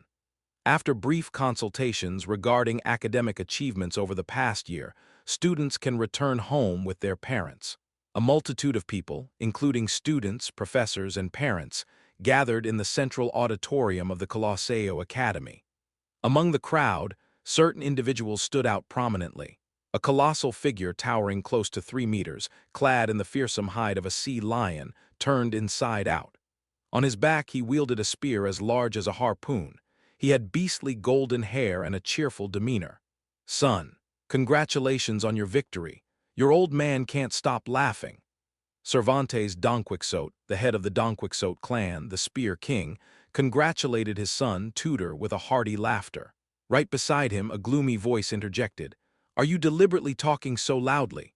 Despite being slender, with features comparable to Cervantes, a tall stature, a corpse-like pallor, large yet ominous eyes, bloodless thin lips, and long, spider-web-like hair. Roderick Usher, the head of the Usher house, the Bow Demon. He glanced briefly at his daughter Bianca, following which he fixed his gaze back on Cervantes. "Congratulations on your son's victory, Cervantes, though I'm not sure if his victory is worth celebrating." "What did you say? Every victory is worth celebrating. Are you complaining because your daughter settled for second place in front of my son? Huh, you're such a sore loser." "Sore loser? No way, surely not." Usher opened his mouth toward Bianca, trailing behind him. "Daughter, tell me clearly why you withdrew in the last moments." "Yes, father." Bianca followed Usher's gaze. There stood Tutor, looking somewhat embarrassed. "I don't enjoy showing off in front of the audience. It's not like we're performing monkeys in front of a street vendor." "What? A monkey? So why have you been fighting to the best of your abilities all this time? Are you really that clueless? Until the finals, we fought privately within the school. But for the finals, even though our parents were spectators, I didn't want to flaunt my family's archery skills to those with no understanding." So, in a crucial moment, Bianca skillfully dodged Tutor's spear and gracefully retreated, choosing to forfeit outside the ring. Roderick chuckled. "Haha, monkey in front of a street vendor. Be careful with your expressions, daughter. Remember, there is a legal offense for defamation." "Yes, father. The law is a stern thing, so it must be obeyed." Usher and Bianca rushed towards the main auditorium, with the attendants following suit. Left behind, Cervantes, Tutor, and Donquixote's attendants all snorted, almost synchronized. "Stay right there. Hey, Usher bastards, arrogant monkeys, you said. How about a showdown with me right here? You who? Bianca, you. No wonder you forfeited so anticlimactically. Come here, let's go at it again." Both father and son were the same. However, the surrounding people quickly shifted their attention elsewhere. Besides the notable figures of Usher and Donquixote, there were many other remarkable individuals. For instance, the head of the Revieden clan, Hops de Revieden, and his youngest son, Granola de Revieden. Quavades clan, Pope Nabokov I Quavades and Saintess Dolores L. Quavades. Baskerville clan, Lord Osiris Le Baskerville and his half-siblings. Highbro Le Baskerville, Middlebro Le Baskerville, and Lowbro Le Baskerville. Apparently Lord Hugo came as well, but he left to do some work. Each clan wields power comparable to a nation, supporting the empire and forming the 7 pillars. Except for the bourgeois clan and the Morgue clan, the leaders of all other families were gathered here, creating a truly spectacular scene. Meanwhile, the crowd, enclosed by magical barriers and trees, finally reached the auditorium. The preparations for the professor's speeches were already complete.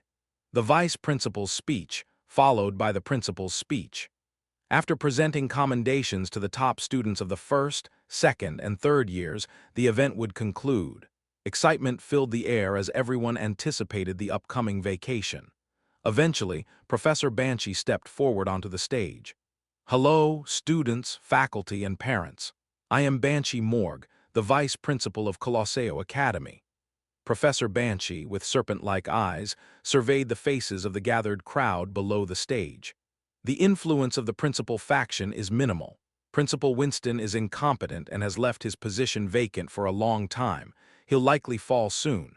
If so, the next principal is undoubtedly me. It was only natural for Professor Banshee to make such a judgment.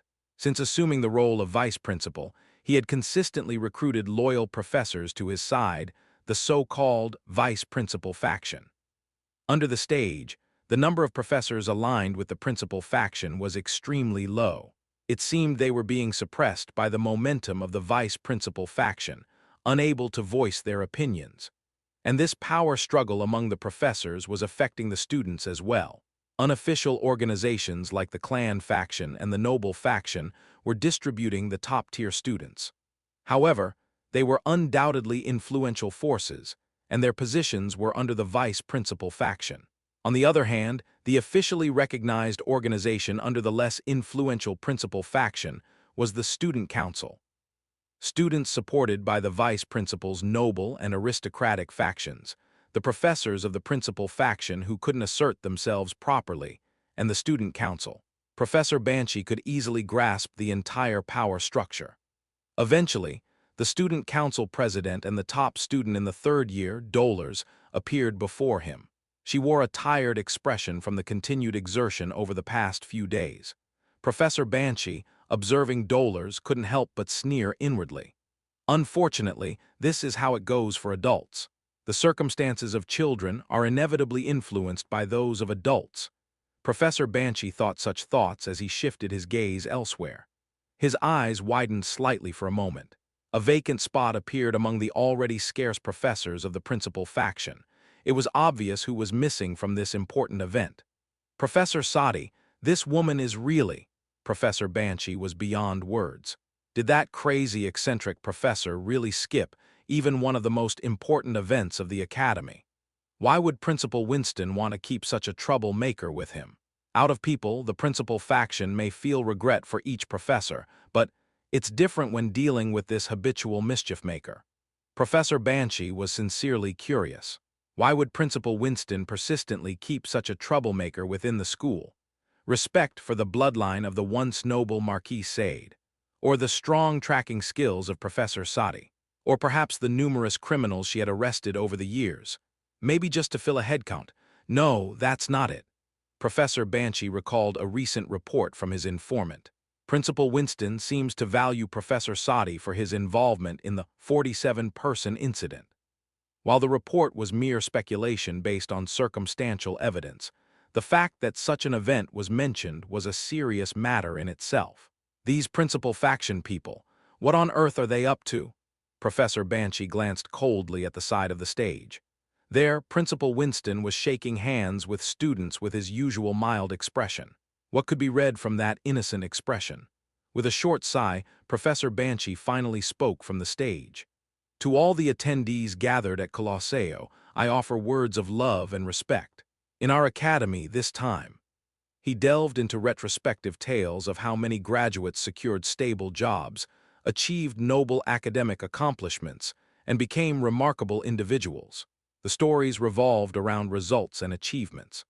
Colosseo Academy's students may emotionally dislike their strict parents and teachers, but these individuals are valuable guides, teaching their children and disciples the strength and wisdom to overcome hardships and challenges that lie ahead. Now, for those students just entering the school and those soon leaving, you have all worked hard for a year. Some students teared up at these words. Professor Banshee, with a stern yet warm voice, continued his speech. May you always have tasks at hand, spare change in your wallets, paths appearing at your feet, the ability to quickly make enemies and even more quickly make friends, respect from neighbors and ignorance from those who wish you harm. May the wind always blow at your backs and the sun shine on your faces, and if it rains on your journey, may a rainbow appear soon. May you always be blessed with love and adoration. May you be poor in misfortune and rich in blessings. I hope that the saddest day you will ever have is better than the happiest day you have had so far. And may your destinies be filled with peace, love, hope, prosperity, accomplishment, and satisfaction. With this, Professor Banshee concluded his speech with a brief, or not so brief, speech. The applause from students erupted loudly, especially from those supported by the noble and aristocratic factions. Continuing the atmosphere, Principal Winston stepped onto the stage. He looked around at the students with a bright smile that belied his age. The vice principal said such kind words I feel pressured. Haha, I should have prepared a good speech too, but oh well. Amidst the audience, light laughter echoed in the auditorium. Soon after, Winston began his solemn speech with a serious expression and tone. It might be a common piece of advice, but I want to say to all of you, give your best in every moment. He looked around with a compelling gaze and continued. Some of you may know, but I've been away from the school for the past few months. Due to a mana surge, my health deteriorated significantly. Winston's long absence as principal had allowed Banshee to skip a lot of formalities and step right into the position of vice principal, and he had now pushed aside the principal faction and was almost in complete control of the academy. Parents, teachers, and senior students were well aware of this intricate power structure, so they nodded silently. In the midst of this, Winston spoke more sincerely and with a touching voice. I understand the pain, how precious health is, and the value of each moment. Not knowing when we might die, we must live each moment to the fullest. He addressed the students in the front row. This applies to everyone, not just heroes like soldiers or firefighters who risk their lives. Even just you, at any moment, slipping in the shower and hitting your head on the tub could be fatal. Eating your favorite seafood and falling ill, or getting hit by a falling potted plant, or even a sudden mana surge. These are all aspects of being human. The atmosphere among the students became slightly tense at the principal's words. Humans can't predict when they will die. That's why we must live each moment to the fullest. Even during the upcoming vacation, don't forget the preciousness of life and time. Live a life without regrets, even if you were to die tomorrow, no, even at this very moment. At that moment, thunk, a small sound reverberated. The sound of thin skin tearing and the squishy contents bursting. The sound was not loud, and the time it reached their ears was extremely short. Yet it was enough to make everyone in the auditorium momentarily hold their breath, cough. A burst of bloody fluid erupted from Principal Winston's mouth. Something protruded from behind the stage, piercing through Winston's back and jutting out from his heart. A knife? No, it was too long for that. Then a spear? No, it was too limp, long and wriggling like a snake. Whoosh! Spraying a fountain of blood from Winston's chest and back, what emerged was a single whip. Chapter 300, Age of War Enthusiasts 2, Chapter 300, Age of War Enthusiasts 2, Swish. A single whip pierced through Principal Winston's heart. Giggles echoed through the auditorium, filling it to the brim. Intriguingly, a woman with glossy black tights and high heels, leaving a strong impression, walked out from behind the stage curtain. Miss Ouroboros. There's no need to explain that the whip that swiftly took Winston's life belonged to her. The moment she appeared, the people in the hall temporarily looked up in surprise. It's understandable. This was her first appearance in front of the public. However, Miss Ouroboros didn't give the audience time to adjust to reality. Winston, still on the stage, raised his arm while collapsing. In an instant, a strong person in the realm of Swordmaster became like this in front of everyone. And then, thud! Miss Ouroboros stomped on Winston's body once again with her killer high heels. A perfect execution. Principal Winston's heart burst that moment and he perished. Crash! The winter sword, Orwell, Winston's prized possession, shaped like a unicorn's horn, fell to the ground. Ah, finally got my hands on it. The key. Miss Ouroboros picked up Orwell, breaking the silence with a muttered monologue. Screams were heard only now. Students, parents, and professors in the audience screamed in unison. And facing all this chaos head-on, Miss Ouroboros uncovered the mask that concealed her face. Professor Banshee's eyes widened as if about to tear up as he stood in the front row. Professor Sadi? Yes, the infamous villain who had caused a stir in Venetier, the heinous criminal who committed numerous crimes. The true identity was none other than Professor said, the troublesome figure of the academy. Ho ho ho ho ho, killing people is so enjoyable. Amidst the commotion around, Sadi chuckled wickedly. Then Professor Banshee exclaimed as if in disbelief. She's truly gone insane now, stabbing a knife into the back of the benefactor who raised and supported her. Principal Winston had supported and sponsored Sadi all this time, but Sadi killed him. She repaid kindness with vengeance. Professors from the principal faction, unusually, sided with Banshee and started expressing their anger. How could you do this to Principal Winston, who raised you from infancy when you had nowhere to go, you beast? If it weren't for Principal Winston, you would have been nothing by now. You ungrateful wench. Truly, there's no devil like you. You're just like your father, blood truly can't deceive. However, it's getting noisy. I didn't come here to hear ducks quack. Professor Sadi covered her ears with one hand. With the other hand, she moved the whip ever so slightly. But by the time that subtle movement reached the tip of the whip, it amplified into an immense force. The physical force transmitted through the whip's end turned the ground near the professors standing on the stage into complete rubble. Crack, inspectors and magicians who had considerable strength were thrown down like rag dolls. Everyone noticed the liquid aura that was almost solid carried by Professor Sadi's whip. That aura, looking at the density, she's a top-tier graduator. The fortunate thing is that she hasn't reached the master level yet. But her weapon is a whip, isn't it? Everyone paused, looking at the whip in Sadi's hand.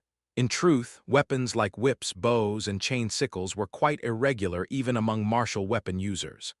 These kinds of weapons, if handled well, could elevate one's skill level to that of a master. For example, a whip, with just a bit of force applied near the handle, could amplify that force as it traveled along its long body, eventually creating tremendous destructive power at the tip. A bizarre weapon. The aura of a top-tier graduator, starting from the whip's handle and escalating towards the end, created a power almost rivaling that of a master. Of course, gaining such power came with risks. Whips, with even a slight deviation, could easily lose control and end up attacking their wielder's body. Professor Sadi was originally not a master of the whip, right? Well, I've never faced a whip before. To be honest, the abnormal increase in aura density of the whip, coupled with the unexpected nature of her unique weapon, regardless of her martial art level, it seems we should reassess her danger as that of a master. The surrounding professors murmured. Then Professor Banshee stepped forward. Are you insane, Sadi? There are numerous professors, students, and parents here. What can you achieve alone? You must be out of your mind to cause such chaos just because you want to die. Tusk, old man. Didn't I tell you not to call my name? Sadi interrupted Professor Banshee's words.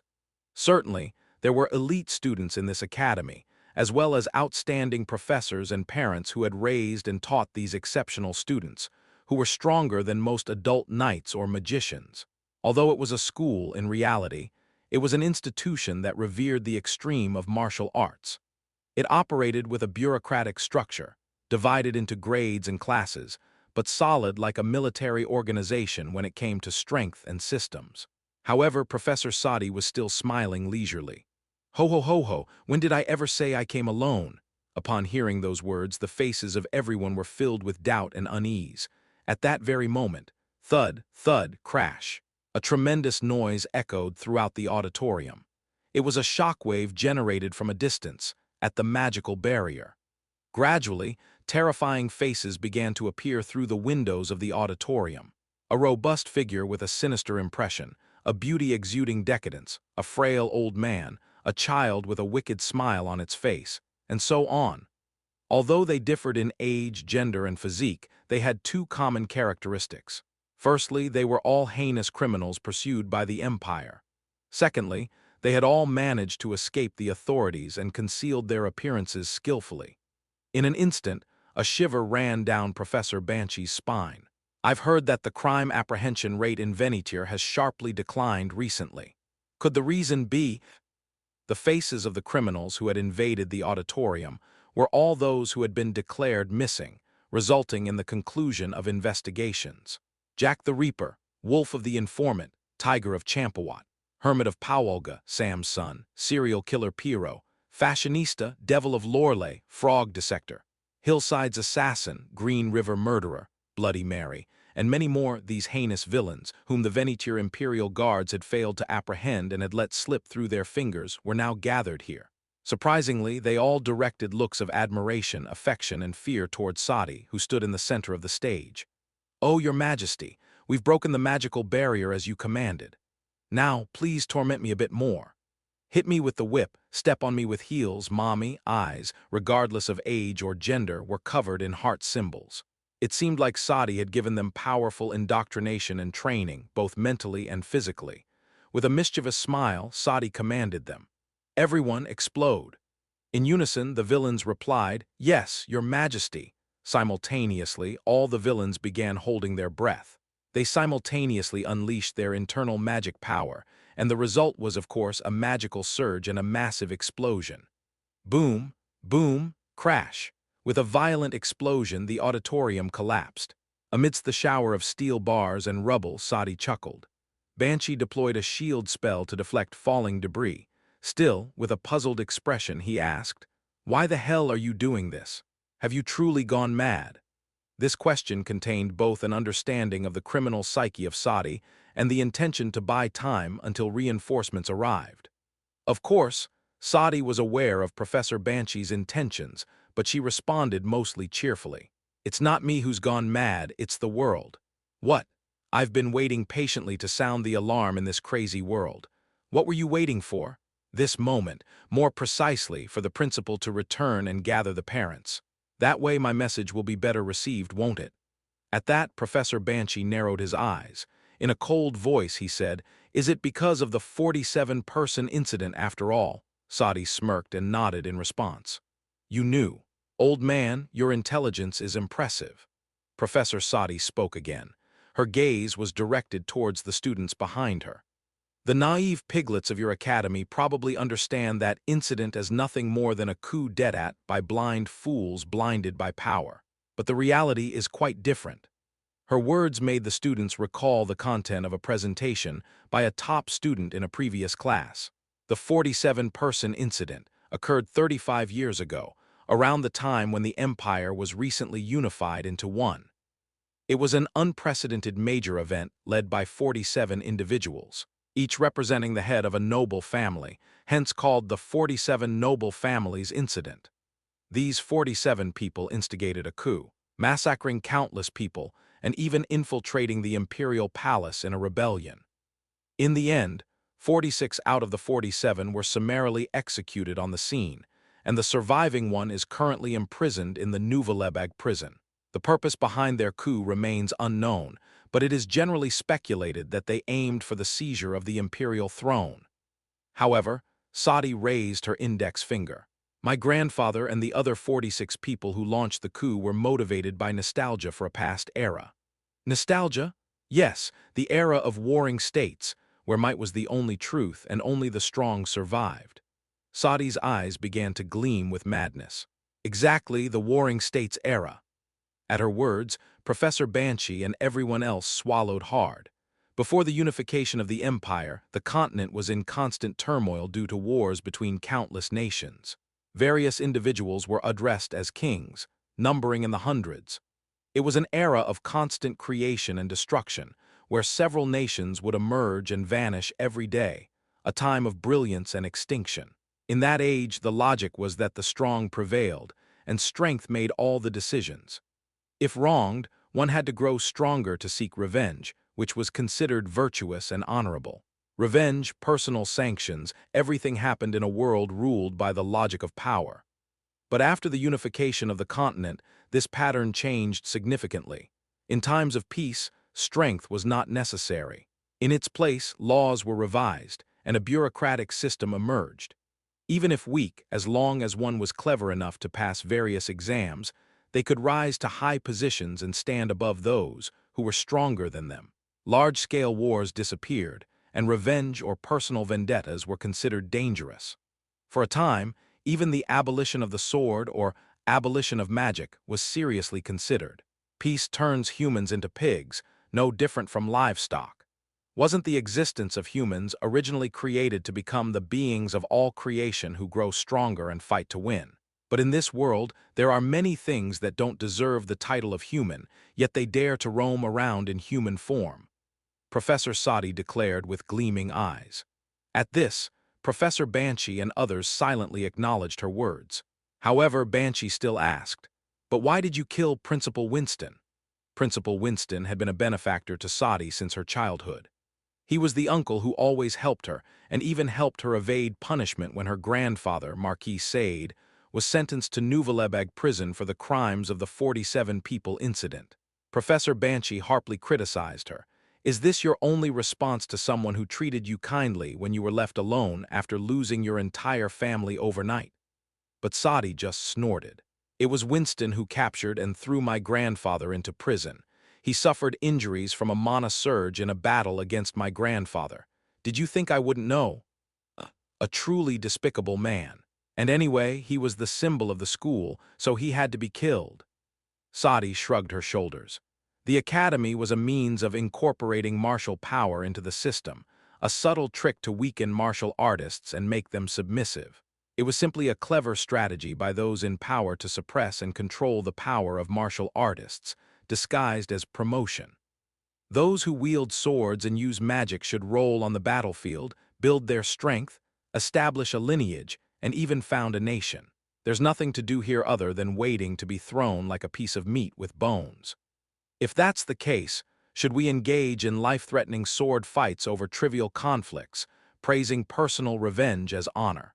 How would powerless civilians survive in such a society? It's not some barbaric society. What do you know? Why should the powerful ones consider the circumstances of the weak? Why do the powerless always want something for free and whine about it? Why don't they complain about monsters or natural disasters? Just because they are of the same race. Because words and communication work. Are they only brave against those who understand words and grovel before those who don't? What a cowardly and contemptible logic, Sadi snarled, grinding her teeth. In that case, I will become your natural disaster. I won't even let you think about whining. Just accept it, you damn pigs. As Sadi swung her whip, another storm of aura swept through the hall.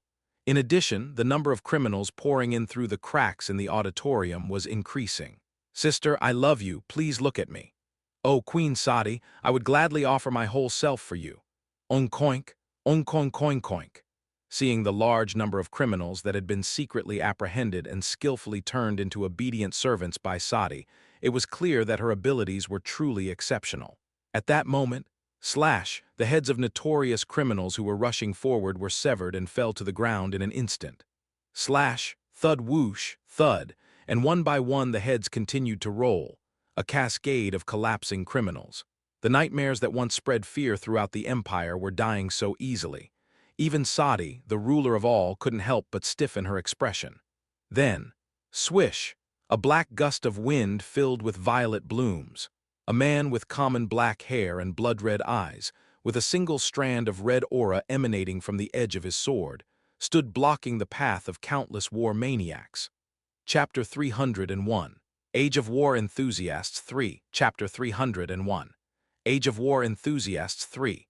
Boom, boom, boom, boom. The trajectory of aura rotated like the wheels of a carriage, effortlessly overwhelming numerous criminals as if they were mere insects. A man stood silently amidst the shower of blood and flesh, unaffected by the downpour. Anyone who laid eyes on his shimmering eyes between his long black hair swallowed hard. Indeed, he is from the iron-blooded sword clan, Osiris le Baskerville, young lord of Baskerville, a wielder of such power at such a young age. The one who froze the footsteps of countless criminals in an instant was Osiris le Baskerville, the next head of the Baskerville clan. A neat circle with a radius of 15 meters formed around Osiris. On the outside of the circle, it was a gruesome scene of torn corpses and blood, but inside it was pristine, without a speck of dust. Flutter he, with wide wings of blood, was like a harbinger descending to eliminate criminals. With what confidence did you appear here, you vultures? Osiris's question to the criminals was justified, considering the similar chaos happening throughout the Grand Hall. Do you know who I am? Seems like you came here without knowing. If you knew, you wouldn't have dared to step foot in the capital. I agree, ha ha ha. A giant man, laughing heartily, struck down his opponents with a massive spear. Serving as Don Quixote's patriarch, Cervantes grinned in an absurd manner. Beside him, Usher's head, Roderick, coldly aimed his large bow at criminals, shooting them down as they approached. Other prominent heads of various families also wielded weapons to protect their children. No one touches my daughter. Anyone laying a hand on my son will lose their life immediately. These filthy criminals dare cause a ruckus in the sacred hall of education. Oh well, I bought a house next to the academy for the sake of my children's safety and education. Now the real estate value has plummeted. You all should have stayed put.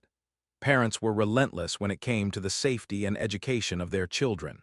Professors were also tense, blocking criminals with determination.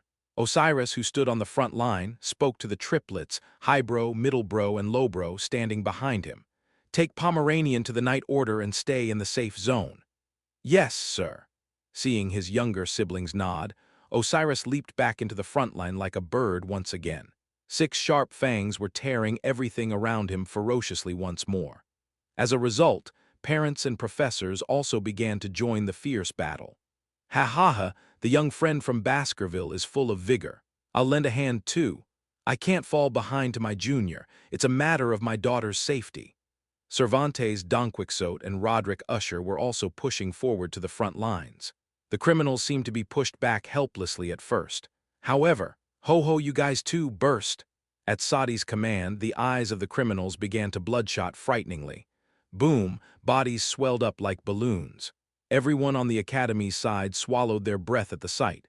Mono explosion, is it self-destruction? Sinister expectations were always accurate. Ka-ka-ka-ka-boom. As the named heinous criminals self-destructed, a powerful explosion swept through the surroundings, causing destruction to the massive auditorium. Roar, boom, thud, the aftershock shook the remaining ground. The criminals turned into bombs and exploded simultaneously, creating numerous debris and scattering the crowd. Students, professors, and parents were all trapped among the wreckage, unable to discern each other's positions and directions. But naturally, among the criminals, there was no wavering. It seemed as if it was a planned move on the criminals' side. Hey, bomb bastards, acting all artistic. Oh, I too want to be pierced by the queen's heels and explode. Me too. I want to become a female bomb and explode. Oink oink, squeal squeal. Criminals with a taste for madness emerged from the dust and debris, and in front of them were first-year students still inexperienced in combat. As the criminals rushed towards a screaming female student, there were those who stood in their way. Thud, one criminal's head spun around abruptly. Tutor, the young hero who first rushed forward upon hearing the screams, blocked the criminals with a tense posture. Behind him were Sancho, Bianca, and Figgy. Hey, Academy young masters, let's see how soft you really are. A wicked criminal, mouth wide open as if savoring the taste of human flesh, charged forward. Thud. Tutor and Sancho swung their respective spear and axe at the criminal, but perhaps due to a failure in power control, the criminal's head and abdomen exploded on the spot, causing instant death. I committed murder, Tutor's pupils trembled. Was it because of this? He had missed one criminal rushing from behind. However, Bianca wasn't idle. Swish thud. The arrow she shot pierced through the criminal's throat, who was attempting to embrace Tutor and trigger a mana explosion, collapsed to the ground. If you don't kill, you'll be killed. Pull yourself together. Gasp.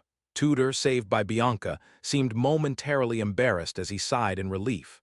Soon, Tutor, Sancho, Figgy, and Bianca found themselves surrounded by criminals.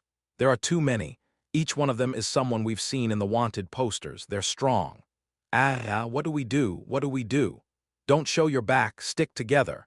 The children's faces showed a mixture of determination and fear. Just then, we don't want to fight either. A criminal stepped forward. He had a sincere face, tears streaming down. All of us are being used by that crazy bitch Sadi. There are innocent civilians like us being dragged into this. What? Is that true? When Bianca asked suspiciously, he lifted his tunic and showed a magic stone bomb attached to his abdomen. That monstrous woman kidnapped not only criminals but also ordinary people and planted these bombs. If we don't obey, she threatens to kill our families. There's also a poor little priest brought here against his will, Humbert. Something like that, anyway, an innocent priest. At his words, a middle-aged man among the criminals appeared, standing naked with his hands and tongue cut, shedding tears. Naturally, a magic stone bomb was planted in his belly. Tudor, Sancho, Figgy, and Bianca all wore expressions of disbelief. What should we do? It seems like there are a lot of innocent civilians among them. But sympathizing might backfire on us. But guys, that priest over there with his hands cut off, doesn't he look familiar? Is that important now? We're all about to die. The children were arguing amidst the conflict. Taking advantage of the moment, the criminal who shed tears first started chuckling. As expected, the academy kids are simple. As the words ended, criminals rushed forward, triggering mono explosions throughout their bodies. They didn't miss the opportunity presented by the students' conflict. Oh, At the moment Tudor, Sancho, Figgy, and Bianca showed signs of defeat, red hair fluttered in the air. And then boom, boom, boom, boom, boom. Black iron spikes, emerging from the ruins, pierced through the bodies of the criminals who were charging at the students. Huh! Tudor, Sancho, Figgy, and Bianca looked up with bewildered expressions. Then from the fallen debris, a girl in black stockings moved slowly and gracefully. Ah, I came to visit the school I'll be attending, and what a sight! A voice with a lazy but quite charming husky tone. Rising above the collapsed rubble was a first-year female student, wearing the emblematic cloak of the Colosseo Academy. Seeing her, one criminal who had shouted with tears before did so again. We're innocent civilians. Because of Saudi's threats, we had no choice. Innocent civilians with ghosts trailing behind you like that. The mysterious female student who suddenly appeared pointed towards the backs of the seemingly empty criminals. Without delay, a chilly smirk escaped her lips. RTS, arsonists, murderers, kidnappers, P-Fills, quite a diverse group you've gathered here. In an instant, the criminals, shocked by her precise listing of their crimes, had no time to react before the female student took action. Swish-clang-clang-clang. Iron spikes erupted from the ground, piercing through the criminals from their groins to their foreheads, lifting them off the ground. In their suspended state, flames erupted from the ground, turning the surroundings into a hellish inferno. AAAGHH, kayak, splurt, GGHHK. The criminals were instantly extinguished, their bodies turning to ashes. Soon after, something resembling black smoke emanated from their corpses and was sucked into the hands of the female student. Closing her eyes and slightly grimacing as if disgusted, the girl commented, "Guess they're not very nutritious, being such lowlifes." And then, tsutsutsu above the girl's head, wispy gases gathered, forming a peculiar shape. Strangely, ghostwood appeared, and at the tips of its branches, unpleasant-looking fruits began to open in a dark and eerie manner. He, kiyak. Ouch, ouch, ouch, save me. Get me out of here. The fruits that had the faces and expressions of the just-killed criminals were still imprinted on them. These ominous fruits, dripping a fleshy substance akin to tears of blood, were wailing. Both the flesh and the juice are mediocre, not much of a taste. Indeed, not great. The female student extended her long, white fingers, then crushed the fruits open at the tips of the branches. Squish, squelch. Hearing the horrendous screams of the criminals echoing from the smashed fruits, the female student finally turned towards the onlookers, smiling. Tudor, Sancho, Figgy, and Bianca stared at the girl with blank expressions. In their minds, a remark made by the professor just before the end of the class resurfaced. "Do you all know? We have a new friend joining our school soon. She is a girl, 19 years old, a bit younger than the average age of the first-year students. She'll be in the hot department, and she's from the renowned Morgue clan. I believe you all can learn a lot from her. The student's name is..." At that moment, the transfer student greeted them with a cheerful smile. "Nice to meet you. I'm Camus Morgue, Chapter 302.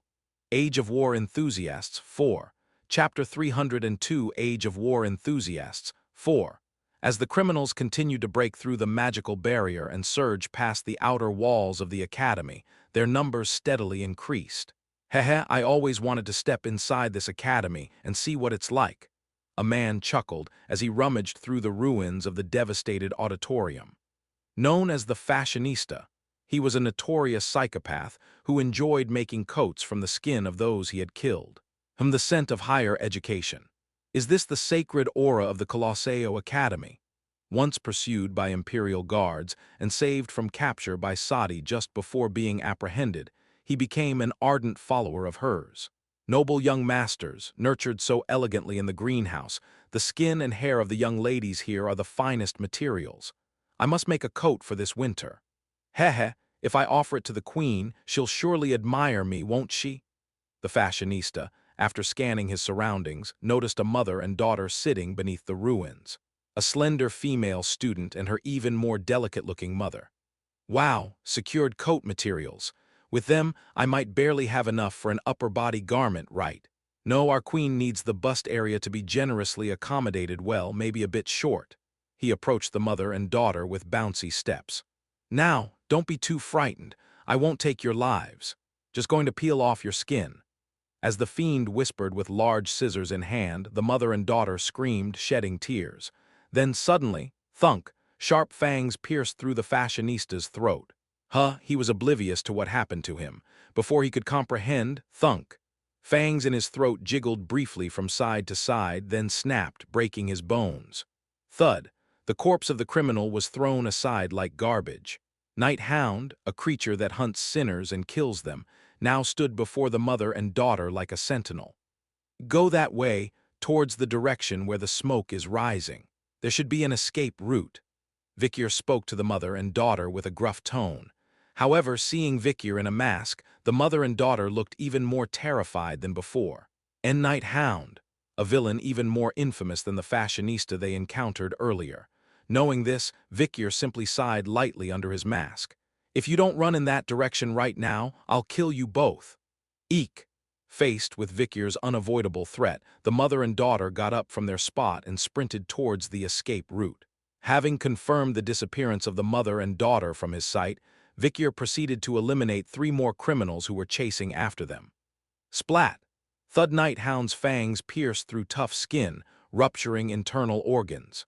Swinging his sword a few times, Vikir realized that the number of criminals wasn't as significant as he initially thought. But they are all converging on critical locations. Someone must have informed them about the event plan and internal layout in advance. Right at that moment, ho, Vikir noticed laughter echoing through the dust. Miss Ouroboros, Professor Sadi. Approaching gracefully, she spoke, I finally get to meet the Night Hound here. Sadi's voice carried a politeness that had never been present before. Nodding his head, Vikir opened his mouth in response. I'm a fan. Regardless of Vikir's opinion, Sadi continued speaking. Night Hound, you're interested in the ancient era too, aren't you? The logic of the era when strength was everything. Don't you miss that? I understand. From you, I can smell the fragrance of someone living in the past just like me. Ho, the words were accurate. Vikir, too, was a specter living in the past, reliving the era of destruction to prevent it from happening again. But the underlying meaning was entirely different. I live for the future. Vikir's life experiences were from a future that hadn't arrived yet. Therefore, one could consider Vikir a being from the future.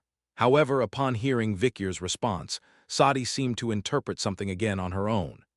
A person from the future, that's wonderful. Since the era I seek, the Warring States era, will come again, can I also live for the future then? Ho, you truly are someone worth learning from. Admiration and worshipful glances. Vikir gave up on having a normal conversation with her, but then, Vikir noticed what Sadi was holding the Winter's blade, Orwell, a cherished sword once wielded by Winston, the principal of the Colosseo Academy. Legend had it that the sword, with its long and pointed conical blade, remained flawless, even after breaking 1,000 blades. Looking at the handle protruding beneath the sharp and elongated cone, it resembled observing a short dagger. Seeing Vikir gaze intently at the sword, Sadi, with a broader smile, remarked, You recognize it as expected. To show interest in this means, Night Hound, are you also interested in that side? Sadi teased with a playful tone. Vikir completely ignored Sadi's unfounded playfulness and straightforwardly said, Hand it over. Winter's blade, Orwell. For Vikyr, it was a crucial piece of weaponry. He was prepared to kill Sadi if that was what it took to get the sword into his hands. However, yes, I'll give it to you, but there's one condition. Sadi shyly spoke to Vikyr. When Vikyr raised an eyebrow, she suddenly unzipped a zipper on her back and revealed her tightly compressed chest that had been confined in tights. If you sign here. Vikyr hesitated for a moment. It wouldn't be wise to turn Sadi into an enemy in this situation. Eventually, he accepted the pen Sadi offered and signed on her chest. Night Hound. The sharp end of the pen seemed like a tool for tattooing, leaving drops of ink and blood each time it passed over the skin. Looking at the signature on her chest, Sadi was overcome with ecstasy, as if in rapture. On Night Hound's autograph, I'm the first, aren't I? I hope so, but well, it's okay if not. I'll just have to kill everyone else who got my signature before. Ho ho. Surprisingly, after receiving the signature, Sadi willingly handed over Orwell. I do need the key to the main gate, but well, there are other ways. Could you promise me one more thing in return? As Sadi handed over Orwell, she whispered something into Vikyr's ear. When the time comes, please bring out the something together. Sure, when the time comes. How splendid of you. Having concluded the business, Vikyr distanced himself from Sadi. After placing Winter's blade into the dimensional barrier of Andromalius, Vikyr prepared to leave.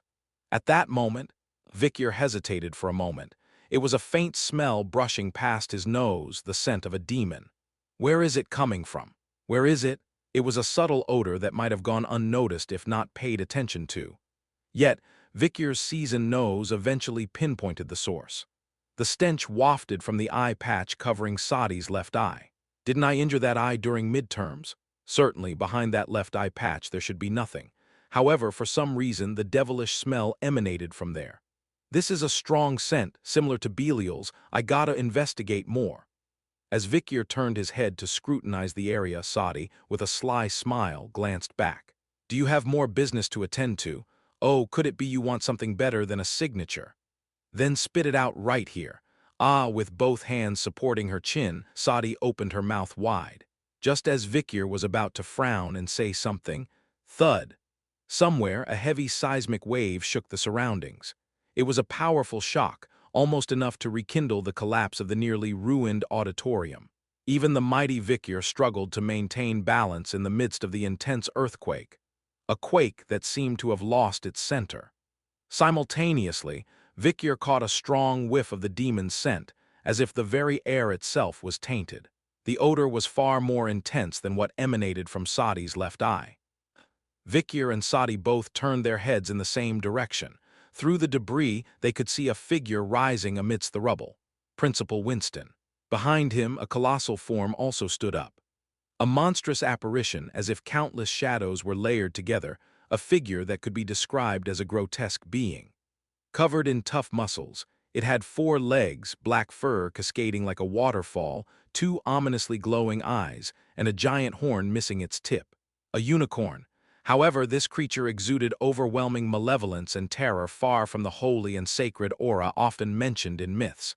Vikyr immediately recognized it. The 5th corpse, the 5th of the 10 supreme demon lords. An evil among evils, a demon said to be unbeatable in one-on-one combat, had now revealed itself in the midst of this chaotic battlefield. PR/N. Yes, there were 2 ghost wood saplings Vikyr got in chapter 259. He must have given one to Pomeranian and one to Camus. Chapter 303. Age of War Enthusiasts 5. Chapter 303. Age of War Enthusiasts 5. Covered in tough muscles, it had 4 legs, black fur cascading like a waterfall, 2 ominously glowing eyes, and a giant horn missing its tip. A unicorn. However, this creature exuded overwhelming malevolence and terror far from the holy and sacred aura often mentioned in myths. While typically humans hold the reins and handle the handle of a horse, in the case of this peculiar being, it was the opposite. It held the reins and extended them to the human below in an unusual manner. The 5th corpse Amjuja's danger level, S+ size, discovery location, also known as the 5th corpse. One of the 10 calamities leading to the era of destruction, an enemy of humanity, impervious, invincible, known as Amjujas. Reap the lives of those born that year. 10 Commandments 10. Top. The fifth demon lord, Amjujas. As Vikyr looked at this muscular demon form, memories of the nightmare that attacked the academy just before the era of destruction flashed before him.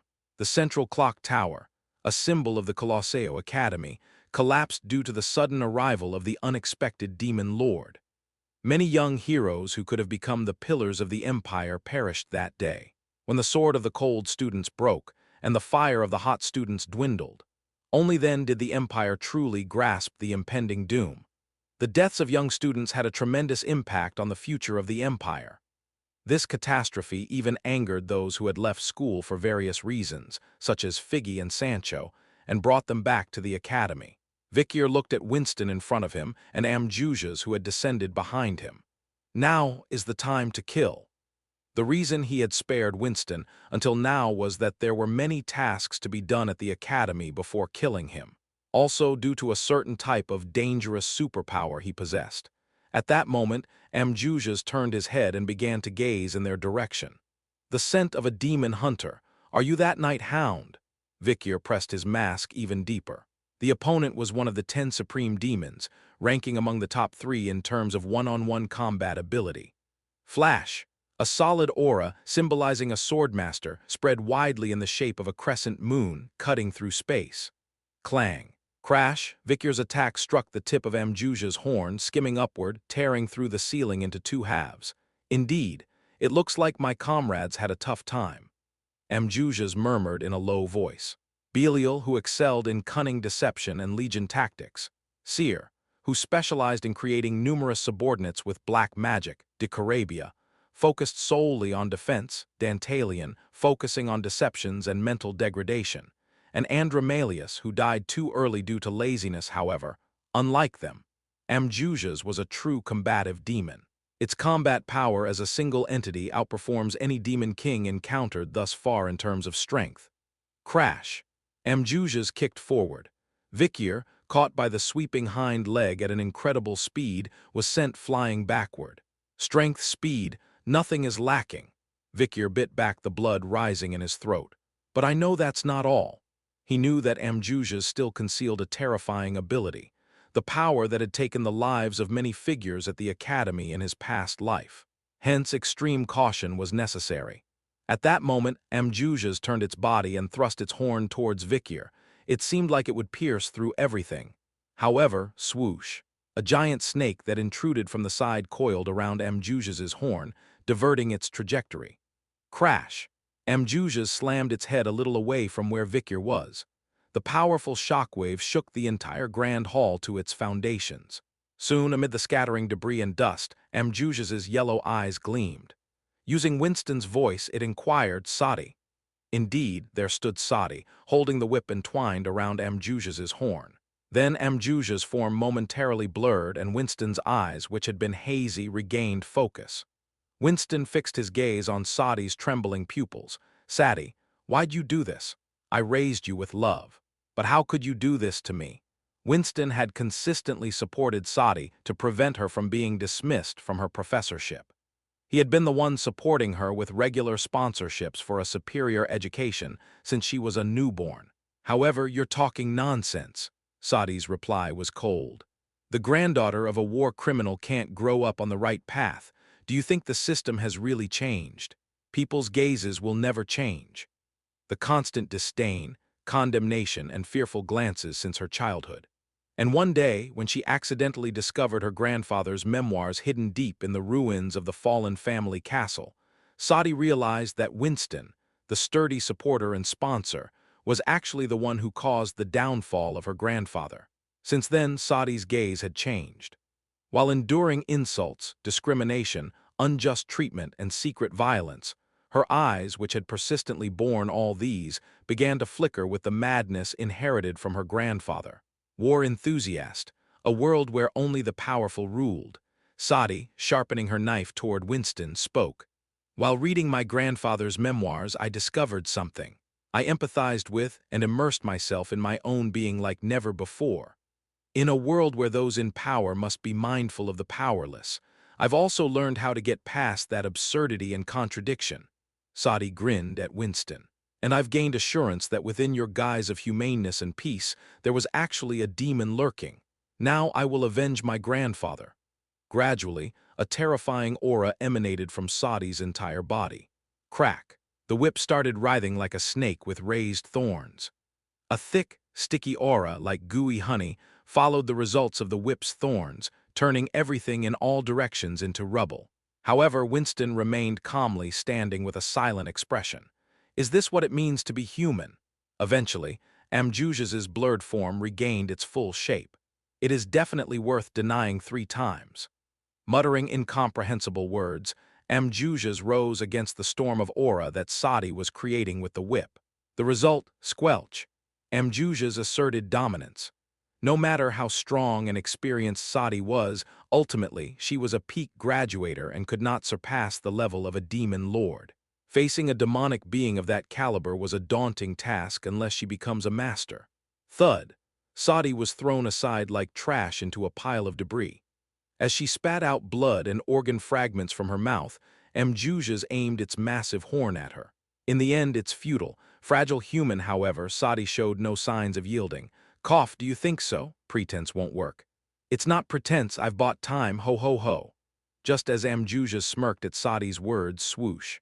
Winston's waist bent sharply, a crimson blade piercing through near his heart. Vikyr had silently approached from behind, gripping Winston's back.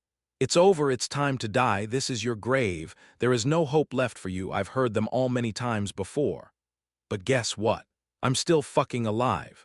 In the blink of an eye, Vikyr had stabbed his back multiple times. Although Amjujas hastily withdrew Winston's body and stepped back, Vikyr, as if waiting, followed suit. At that moment, suddenly Winston's eyes were stained with a bright red hue. Thud. With unexpected strength, Winston, who had been just a mere host, reached out and grabbed Vikyr's arm. Who's the demon? In that moment, Vikyr felt the foul odor emanating from Winston disappear and hesitated. Winston didn't miss this brief moment of hesitation. Bang! He pushed Vikyr away and leaped backward. Looking at Sadi writhing amidst the debris in the distance, he asked, "Demon and human, which is more evil?" Humans reject demons. That's the reason they're considered malevolent beings. However, sometimes humans go beyond the demon created by their own ideology of evil. Opposition to justice is not necessarily evil. It's just another form of justice.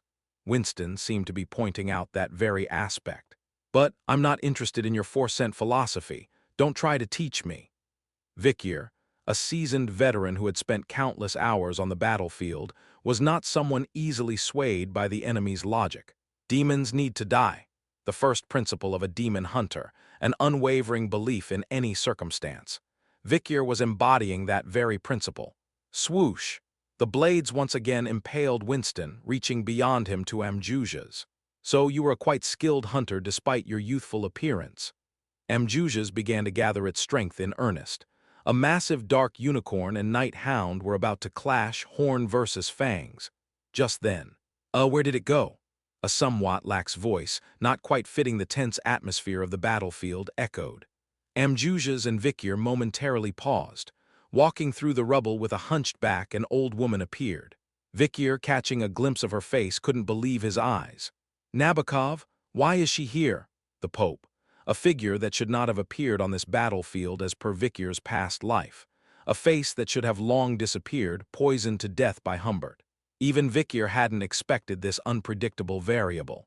The old woman's sudden appearance at the final battlefield was truly surprising. Chapter 304, Age of War Enthusiasts, 6. Chapter 304, Age of War Enthusiasts, 6. The disciples, weeping, clung themselves to Prophet Rune, as he faced persecution and walked towards the execution ground. As Prophet Rune spoke, "As it is written, when I raise the sword to shepherd, the flock will scatter and you will all forsake me." A young apostle who would later become the Pope stepped forward and declared, "Even if everyone abandons you, I will never forsake you." Prophet Rune warned, "Listen carefully. Before the first rooster crows at dawn, you will deny me 3 times." Eventually, Prophet Rune met a tragic end at the execution ground. Mocking thugs approached the young apostle and asked, "Are you also one who followed that sinner?" The young apostle denied, saying, "I do not know what you are talking about." Later, a passerby remarked, "This person used to plead with sinners and claim to be a messenger." The young apostle denied, saying, "I do not know him. I swear." Soon, numerous onlookers gathered and accused the young apostle. "We can tell from your speech you are also a companion of sinners." The young apostle vehemently denied, swearing, "I do not know." Then the first rooster crowed. Rune Gospel 26:69-75 Vikyr clicked his tongue. He quickly grabbed the hand of Pope Nabokov and stepped back. Pope Nabokov, covering her mouth with her hand, blushed. "Oh, young man, I'm a nun, you can't do that." Vikyr sighed lightly. He might have sought the Pope's assistance if she were sober, but with her current clouded judgment due to dementia, he couldn't rely on the Pope. After all, she was not originally destined to be entangled in this situation. "I need to find a way to evacuate her to a safe place." At that moment, Winston's expression changed oddly as he looked at Pope Nabokov's face. Surprisingly, even in his demonized state, Winston seemed to maintain some level of sanity. If it isn't the Pope, only she may have the answer about who's more evil, human or demons. As Vikyr remained silent, Winston continued. "Quavadi's clan, descendants of the one who denied God 3 times. Also, a family mourning the lost prophet, who the humans so fervently sought to protect." Referring to the long-lost prophet Rune, who was persecuted and disappeared ages ago. Winston chuckled. "I too once cherished humanity more than anyone. Back then, I deeply empathized with the teachings of Quavades."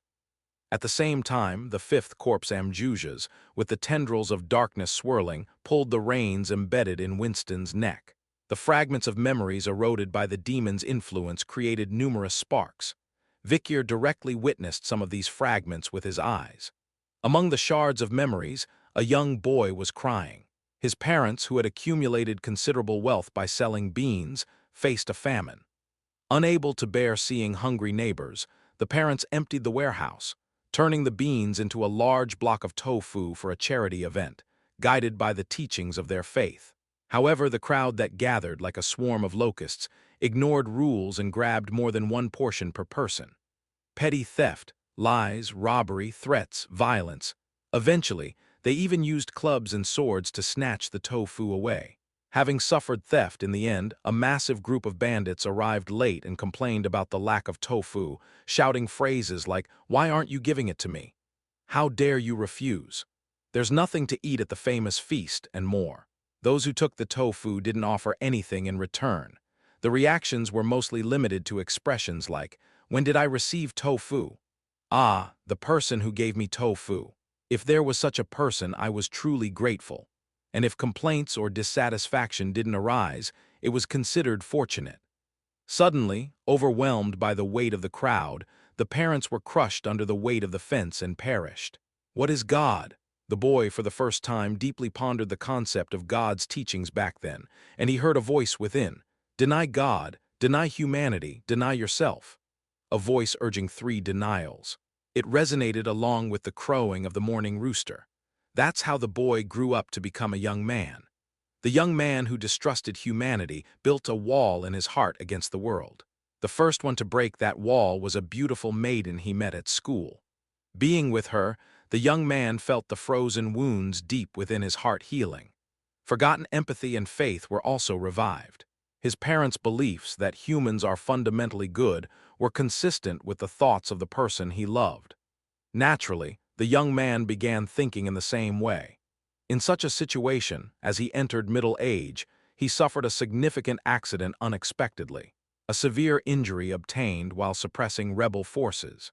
To heal the resulting trauma, he decided to take a long overdue rest and left for the hometown of his deceased parents, to the estate where they used to live. Now a companion, he crossed the sea with her.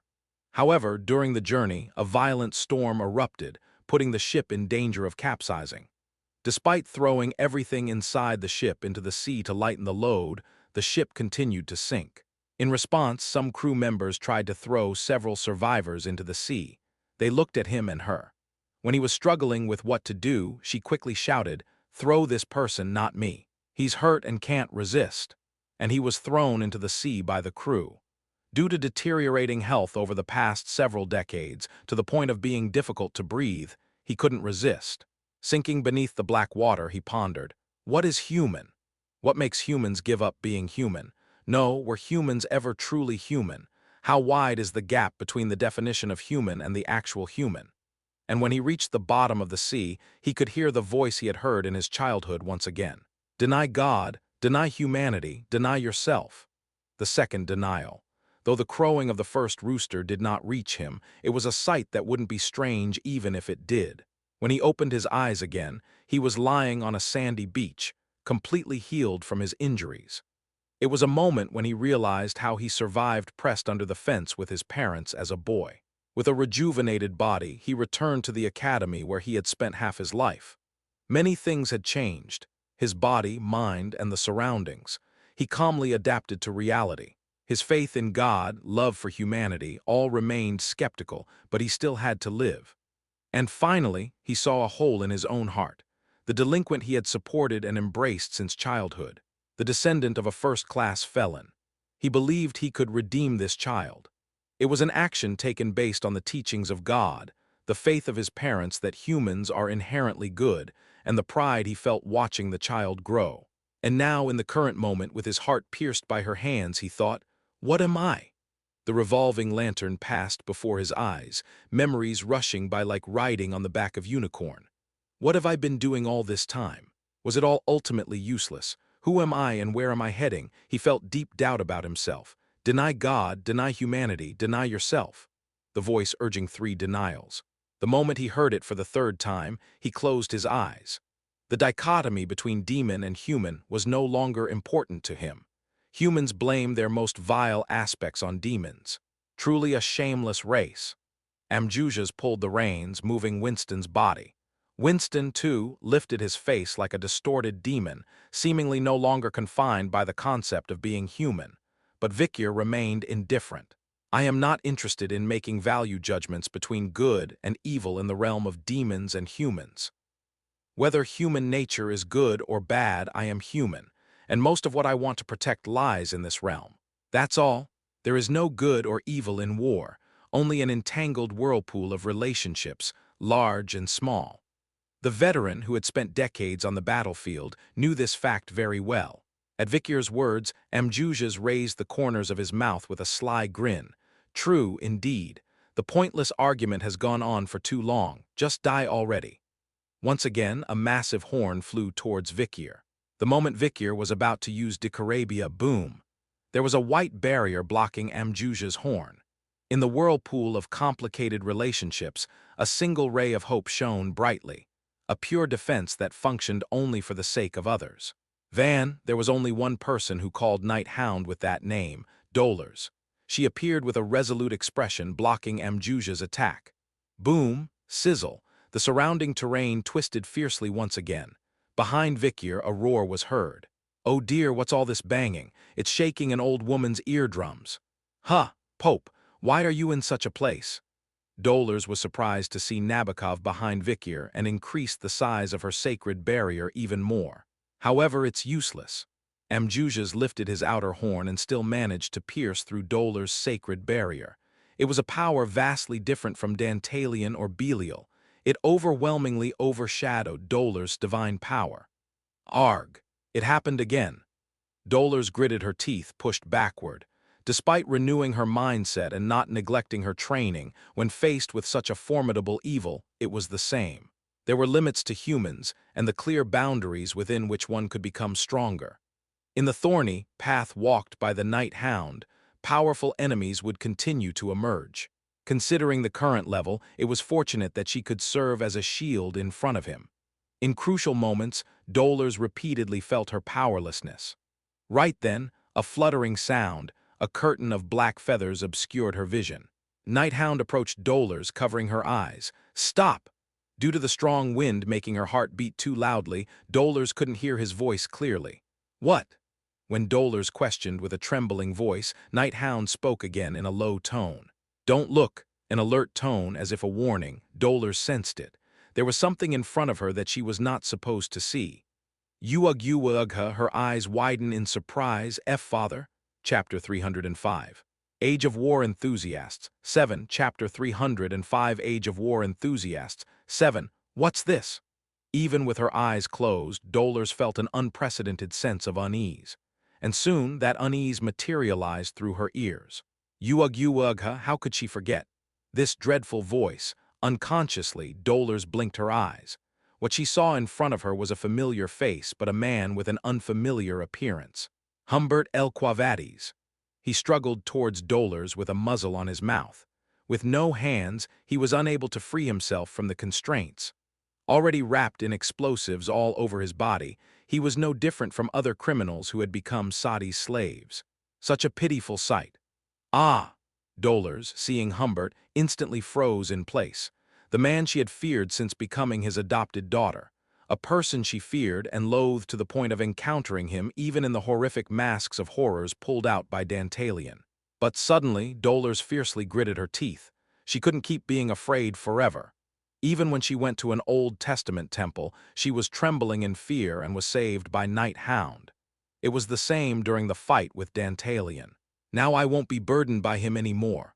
For the first time, Dolores opened her eyes toward her father. The figure in front of her didn't feel much threatening. It was time to gather the courage to protect Hound. She wanted to give back even a little of what she had always received. And at that moment, Dolores realized her own feelings. A presence that gave her the courage and determination to face what she had been so afraid of. And what she thought of that presence. Hey! She swung her fist towards Humbert's approaching face, whack. Humbert, with his white eyes turned upside down, fell backward. The trauma and nightmares that had blocked Dolores her whole life shattered as easily as if they were nothing. At the same time, a different white light began to explode from Dolores' body enveloping Vikier. What? Dolores widened her eyes. The sole distance between her and Hound remained the same, but what about her power-up? She still knew nothing about him, but what was this? A tremendous amount of divine power unlike before was welling up in Dolores' heart. Did you have an awakening? Well, it seems so.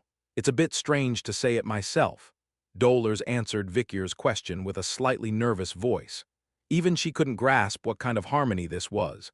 Then, a strange sound suddenly came from behind. Ho ho ho, yes, that's natural. Dolores turned her head to find Pope Nabokov with a subtle smile, looking in their direction. Dolores, my child, love is not something you can force by reducing the distance. It naturally seeps through even the most distant spaces. It naturally leaks, much like when you fill a broken jug with water. Vikier tilted his head, but Dolores had a look as if she had realized something. Yes, the Pope did say something like this back then. She just heard a fragment of the conversation by the well. Natural is always the best. What is natural? What does that mean? Bottoms with cracks or holes should be left as is. Just use something bigger and you can fill in the gaps. Ho ho ho, love. Love is something that should flow naturally. It transcends all gaps and distances, class, status, age, race, gender, and all other disparities. Love is such a thing.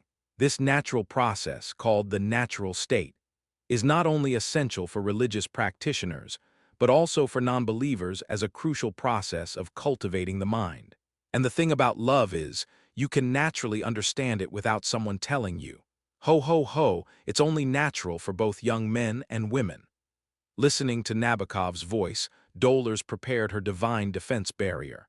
There was no time to celebrate the success of the soul resonance. Boom! Horn attacks kept on coming like lighting barrages. The onslaught of Amjujas had begun fiercely. Ah! Dolores felt pain in her wrist and grimaced. The strength contained in Amjuja's horns and hooves was truly immense. Even Steel Maiden Dolores couldn't easily block it.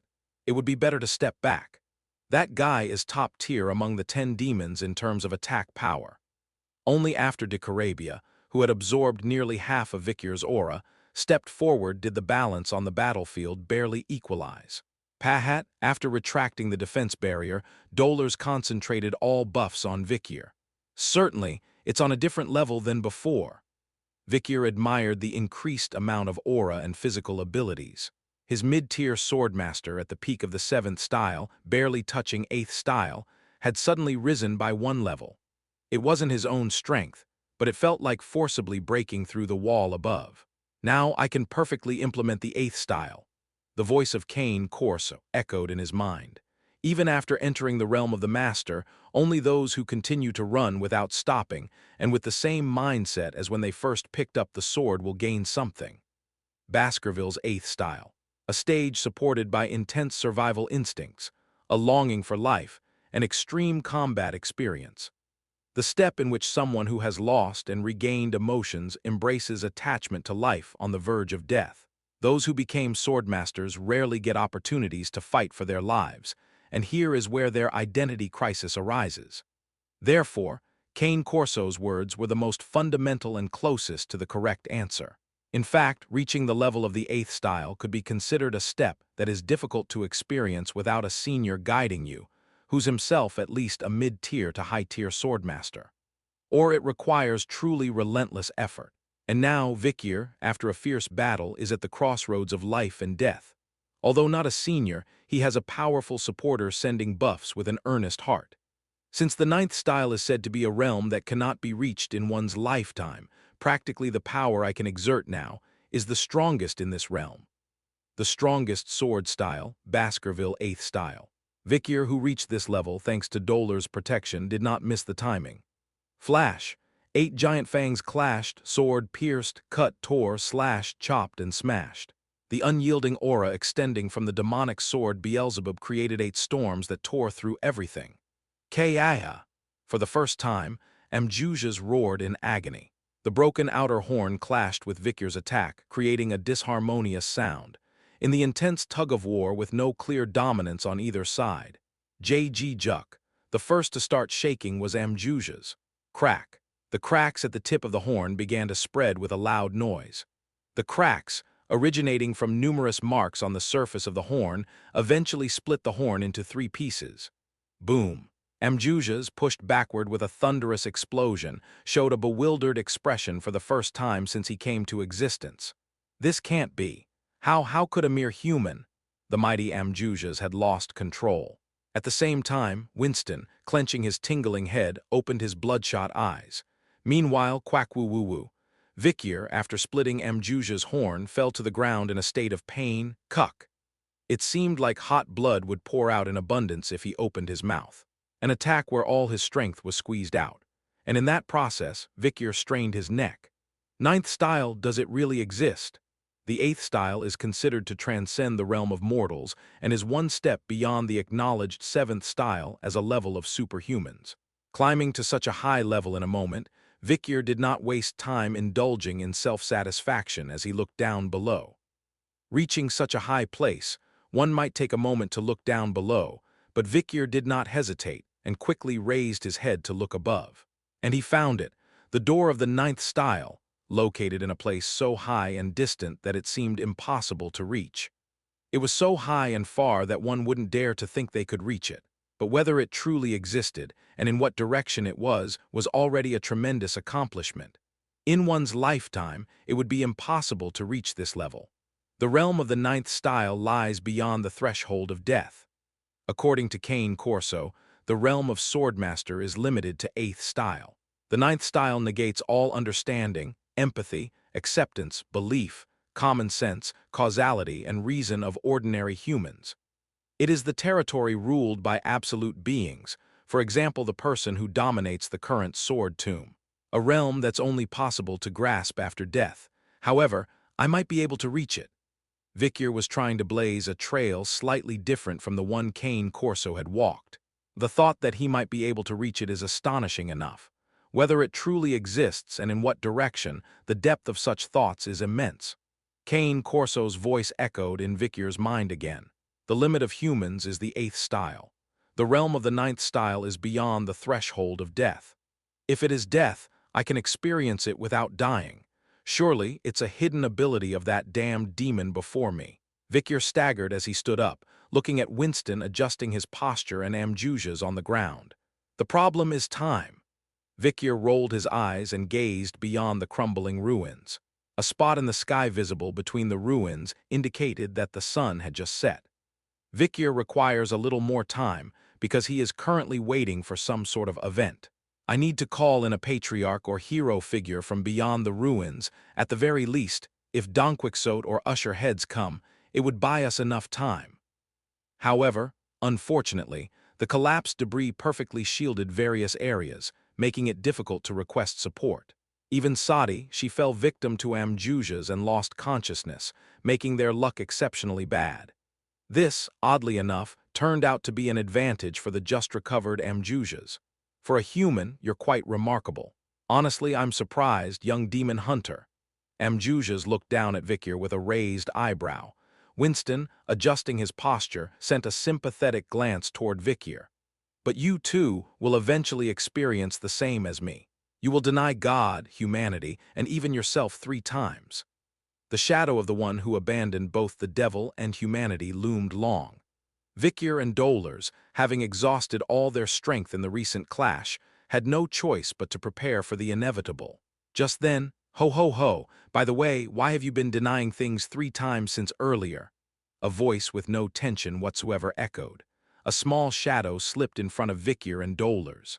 An elderly nun with a frail stature, who seemed as if she could collapse with a single touch. Just as Dolers, with a tense expression, had no chance to step forward, the nun, still with a warm demeanor and a comfortable voice, opened her mouth. Are you talking about your mother? Chapter 306. Age of War Enthusiasts 8. Chapter 306. Age of War Enthusiasts 8. Are you talking about your mother? In an instant, the atmosphere turned tense. Pope Nabokov, with a somewhat dazed expression, offered a gentle smile towards Amjujas. Well, demons are ultimately creations of God. Insulting a god is like insulting your own mother, isn't it? Shut up, you deranged woman. Get lost. Amjujas huffed dismissively, as if deeming his opponent not worth the effort. And then, in a swift motion, he thrust his massive hoof forward, aiming to strike Nabokov. No. Pope, Dolers leaped forward, but it was already too late.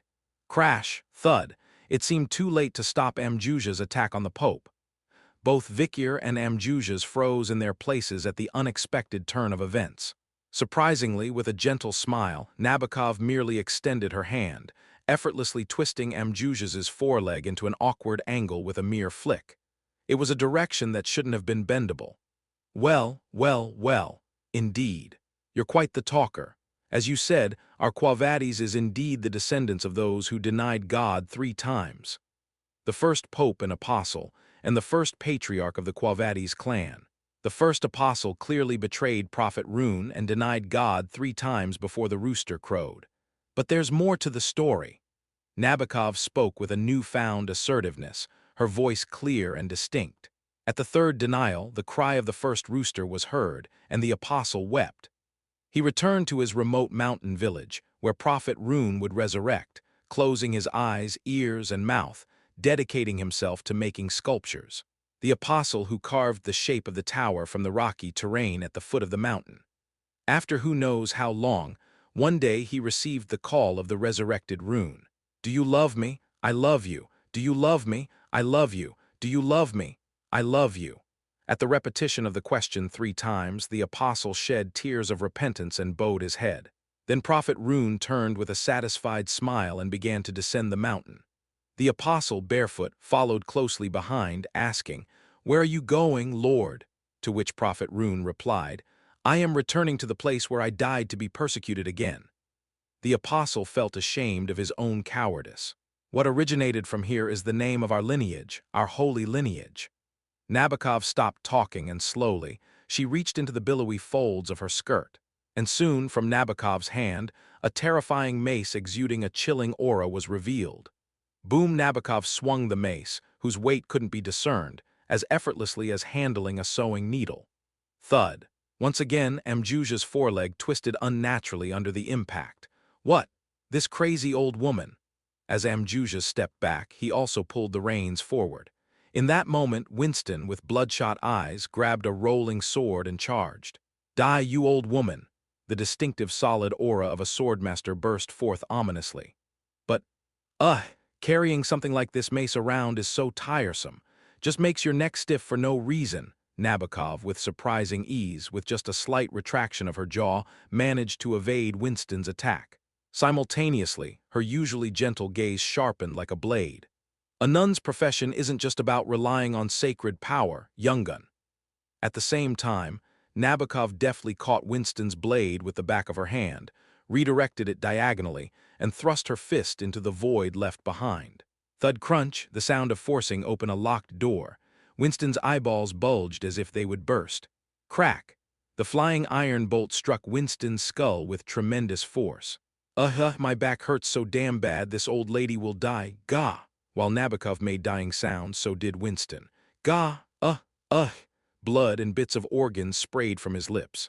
Amjujas hastily transformed his black mane into flames, but as it touched Nabokov's brilliant white light, it dried up instantly.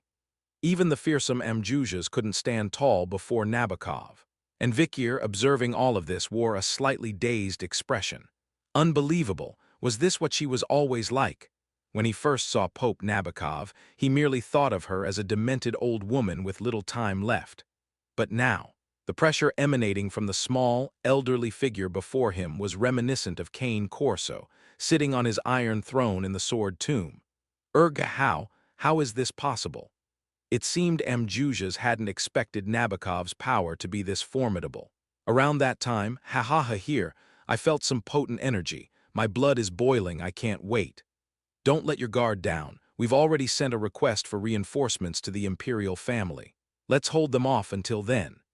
The patriarch's Donquixote clan and Usher house arrived. Patriarch of the Reviedin and young lord of Baskerville, along with many other parents from various houses, also emerged from the ruins towards the center. After that, the professors and elite students began to appear one by one. Among them was a transfer student from Morgue. Excitement could be seen on her face. Oh my God! Vivi who? Camus, about to casually call Vikir's name, suddenly closed her mouth and waved her hand. At almost the same time, her brow furrowed as she looked at Dolers, who was right next to Vikir. What's this? A date, you enjoying yourself? Vikir didn't bother to reply. Now it's the final act. Camus showing up is messing with his head, but regardless, the fight has reached the final point. And now all that was left was Winston's choice. Vikir quietly stepped back into the crowd, waiting patiently for the right moment. Then, Knight Hound, you're under emergency arrest for treason. Someone pressed against Vikir's back from behind. Prof Banshee. He held Vikir's wrist firmly with a determined expression. Behind him, Tudor, Sancho, Figgy, and Bianca stood guard by their teacher's side, each holding a weapon with a resolute expression. Knight Hound, I arrest you. Receive the aura of the great hero Tudor. We must help the professor, don't let your guard down. My legs feel weak. We should arrest this vile criminal. I might become a total celebrity at this rate, right? The massive demon and the infamous villain Knight Hound stood before the crowd. To the public eye, both were enemies of humanity, so it was unavoidable. Just then, Professor Banshee noticed something odd. It was something only the one clinging tightly to Knight Hound could see. A bracelet. A bracelet distributed only to students of the Colosseum Academy. It's a newly developed key that can pass through the magic barrier. It's bracelet-shaped. I make them by hand whenever I have time. The students' ones are all made, so just distribute them. As conditions permit, I'll gradually make them for the professors too. These bracelets, made of gray sprouts and roots, were specially crafted artifacts for the students of the academy to use when passing through the magic barrier at the main gate, painstakingly created by Principal Winston. Why was it now clasped around the Knight Hound's wrist? What if? As Professor Banshee raised his head with a puzzled expression, you will not achieve what you desire. Nothing at all. A fierce stream of darkness began to surge from Amjuja's entire body. Simultaneously, Vikir sensed it. Here it comes, the final skill. Finally, the demon began its final outburst. So far, the 10 corpses, each one of them possessed unique abilities. Andromalius, the 10th corpse, could turn water into blood. 9th corpse Dantalion could spread diseases and boils. 8th corpse Seer could turn humans and livestock into corpses. 7th corpse Dicarabia could drain mana like a starving locust. 6th corpse Belial could suck wealth like blood. And now the 5th corpse, Amjuja's before him, was also about to display a peculiar ability. The 5th corpse, Amjuja's threat level, S+ size, discovery location. Depths of the Gate of Doom, Serpent's Womb, also known as the 5th corpse. One of the 10 calamities, an enemy of humanity, impervious, invincible, reaped the lives of those born that year. Decalogue 10:10, his ability, child hunting. Facing the multitude of parents gathered here, Mjujas unleashed their worst miracle. Grrrrrr, strange sounds echoed everywhere. It was the sound of seeds sprouting, the sound of plants growing rapidly, extending roots and stems. The problem was that these sounds were coming from the wrists of the students of the Colosseum Academy. What? Professor Banshee exclaimed in horror, stepping back. The bracelets worn by Vicir, in night hound form, and all the students of the Colosseo Academy began to vibrate violently, then erupted with black light simultaneously. The small seeds attached to the bracelets quickly sprouted roots and extended stems at an astonishing speed. What's happening? The parents tried in vain to cut off the plants sprouting from their children's wrists, but it was impossible. They were too tough and grew too fast. Before long, the unidentified black plants swallowed up all the students of the Colosseum Academy, and they intertwined their stems and roots with each other, merging into one. It was like witnessing a giant intertwined tree. Sasa, trees scattered throughout the academy withered and died at an alarming rate.